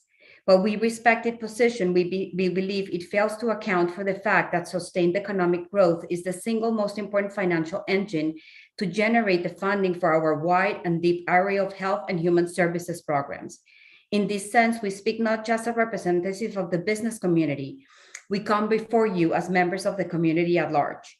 We share the goals of increasingly generous public investments in our most important resource, the people of the district. And in order to fulfill that goal in a truly sustainable way, we advocate for budget policies that contribute to the long-term economic health and dynamism of our city. We believe an economically vibrant district combined with thoughtful public investments in local health and human services priorities will continue to redound to the benefit of our fellow residents across all 8 wards. We also support public safety and the money that is put towards public safety and the police officers. And I know my time is up, so you have a copy of our testimony, and we thank you very much for your time and happy to answer any questions. Thank you, Ms. Franco. And yes, we do have a copy of your testimony. Bill Mefford? Yes, I'm here. You're up. Well, thank you so much, Mr. Chairman, and to the council members and the committee of the whole and the staff. Appreciate this opportunity to testify. Appreciate your patience during this long day. I'm the executive director of the Festival Center. We're located in Adams Morgan. We're a community center providing practical support to faith communities and justice-seeking organizations in DC. I'm going to limit, just mercifully, I'm going to cut short what I submitted already as a testimony, because I know we're at the end of a long day. And I just want to say first, how much I appreciate to the staff and to you, Chairman Mendelson, the opportunity to have interpretation services so that people who are non-English speaking can participate as well. A number of my colleagues with the Excluded Worker Coalition were able to speak earlier, and really appreciate you granting them that opportunity. That means a great deal. I also want to endorse what my colleague, Mr. Anderson, and other colleague, Awad Bilal, said earlier. Appreciate their words and wholeheartedly endorse what they shared. I too was concerned and disappointed in the mayor's budget. And so for leaving out any cash assistance for excluded workers, they were excluded from her budget. And that was disappointing. But I want to just sum up my remarks with this one statement. I support the demand from workers that they be excluded no more. And I urge the DC City Council to commit $160 million in direct cash assistance. Our city relies on the resilience of all of our communities. This is an investment in people who have been left behind by federal programs and structures of inequity. The DC City Council can and should continue to fund this cash assistance program in the 2023 budget. Excluded workers deserve our support and our appreciation for their contributions. Thank you so much for allowing me this opportunity. Thank you, Mr. Mefford. Katie Ha.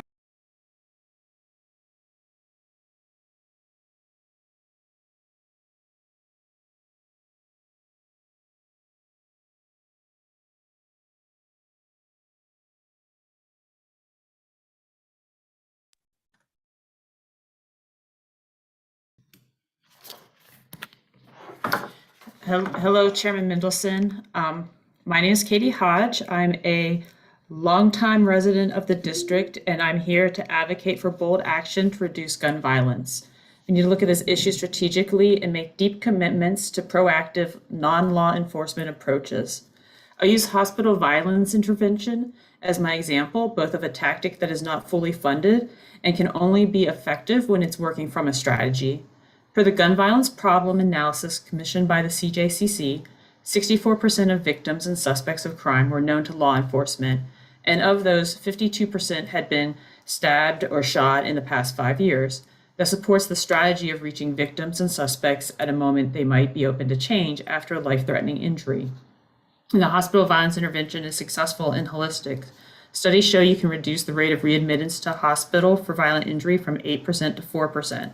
And studies also show that a previously employed patient who shows signs of PTSD or depression is 3 times more likely not to return to work, 6 times more likely if they show both. And successful interventions from the hospital programs can help with that. It happens that the DC Council passed the NEAR Act, which called for these programs. MedStar Hospital has a team of violence interrupters, but there's only a handful of people who work from 9 to 5. Even if MedStar was staffing their violence interrupters 24/7, they rely on making referrals to other organizations for non-medical services, mental health supports, job training, legal services from many providers that you're already familiar with and heard from probably, like ONC and the Pathways Program, Cure the Streets, Training Grounds, etc. For the work to be effective, for the MedStar and the hospital violence intervention to be successful, it relies on all these other groups to also have the resources they need. So if we only fund bits and pieces, tools and tactics without regard to how it fits into a cohesive strategy, then we're planning to fail, which none of us here are about. I really believe that. And so I feel we all need to step back from the boundaries that are necessary when we're administering budgets or people, when we're first making our plans, to implement a cross-boundary program and then plug the monies back in. And to wrap up, that's why I think we need to have bold action to build a comprehensive system of safety and health that includes intervention, prevention, and transformation. That's why I support the budget asks I believe you heard from earlier today from Peace for DC. I included those in my written testimony. I had some conflicts, so I submitted that a little bit late, but I will make sure that Mr. Cash has that to pass on. And thank you. Thank you, Ms. Hodge. Yes, we do have, I have your statement, and on the back is the table with the budget ask. Awesome. Great. Thank you very much. We do have that. That's going to conclude all the testimony for this group of witnesses. I have a couple of questions. Rico Harris. Is the Office of Tax and Revenue trying to collect these overdue taxes from, give me a second here, 26 years ago? Yes, and it was brought to my attention in 2019. Actually, I ignored it because I thought it was, when I saw 1994, I was like, well, this got to be a mistake. And then they had sent me another tax bill, and then they sent me a letter that said that the property was going to be put on a tax sale. That's when I went to the office to find out what exactly had happened. Then the pandemic came, and the tax sale was postponed, I believe, 2 years in a row.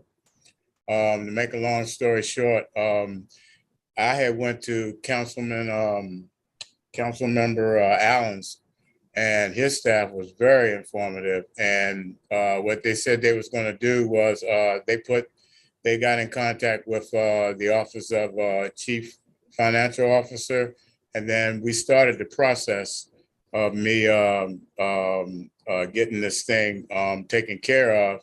And the process is legislation.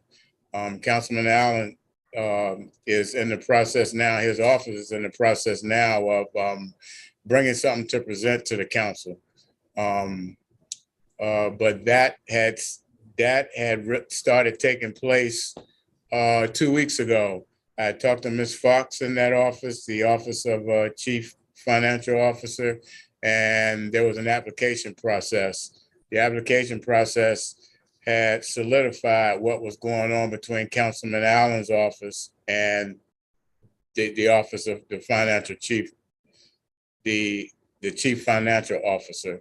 So, and they justified, or they verified with me and Councilman Allen's office that legislation has to be done. And that I'm going to jump in because you've used up half of my time here. So, okay, I think you've answered my question though. I had a question for Jair Lynch. The tax abatement is for how much? Are you still talking to me? No, I'm talking to Jair Lynch. Oh, okay. Who seems not. Mr. Chairman, he doesn't look like he's still. Okay, well, you won't answer that question then. Councilmember Tran White, are you here? Yes, I'm here, Chairman. Do you have any questions? I don't. We're just taking it all in. It's been a long day, but I don't have any questions. I want to thank everyone who testified today. Special shout out to those from Ward 8. Yeah, absolutely. But no, I don't have any questions. I'm glad you're favoring one ward over the others. I happen to like all the wards, but I guess you're the Ward 8 council member and I'm at large. Thank you, council member. I do not have any more questions for any of you. Thank you though for your time and for your testimony. Those of you who have not submitted a copy of your statement, please do so. That would be very helpful. And that's going to conclude this hearing. Before I actually adjourn us, let me just check something with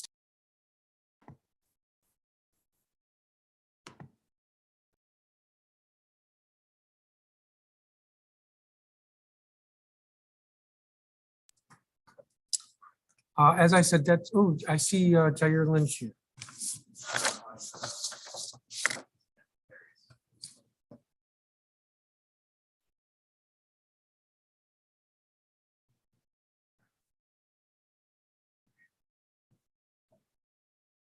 Mr. Lynch, it looks like you're connecting to audio.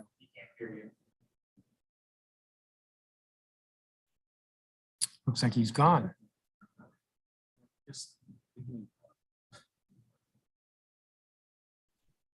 Okay.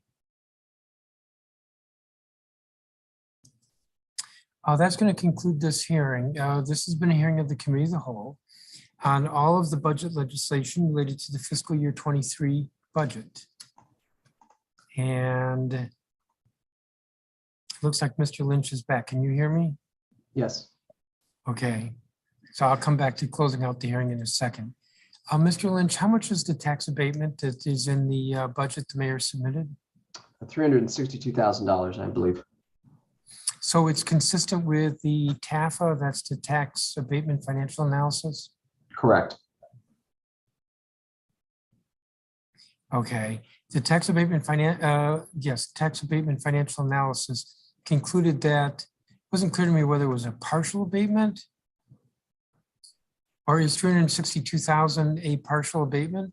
I believe it's a partial abatement. It'll depend on, because this is will be new territory in terms of delivering this type of product to Ward 7. There's some debate on what the OTR would use, but it looks like it would likely be a partial abatement. Okay, give me a second. Thank you for coming back. I think you've answered my question. No problem at all. You could stick around though for me to just end the hearing, which I will do in about 20 seconds. So this has been a hearing of the Committee of the Whole on all of the legislative measures submitted by the mayor. The committees are scheduled to meet and mark up their recommendations on the budget April 20th and April 21st. The Committee of the Whole will take those recommendations in addition with today's testimony, and we'll put together a committee print for consideration by the committee on May 10th. That's also the day the council is scheduled to vote on the budget first reading. So there's still an opportunity for individuals to submit testimony if they want to the different committees. But we are beginning to see the end date when we will be voting on the budget. I want to thank everybody again for their time. And with that, I will say it's 3:41 in the afternoon.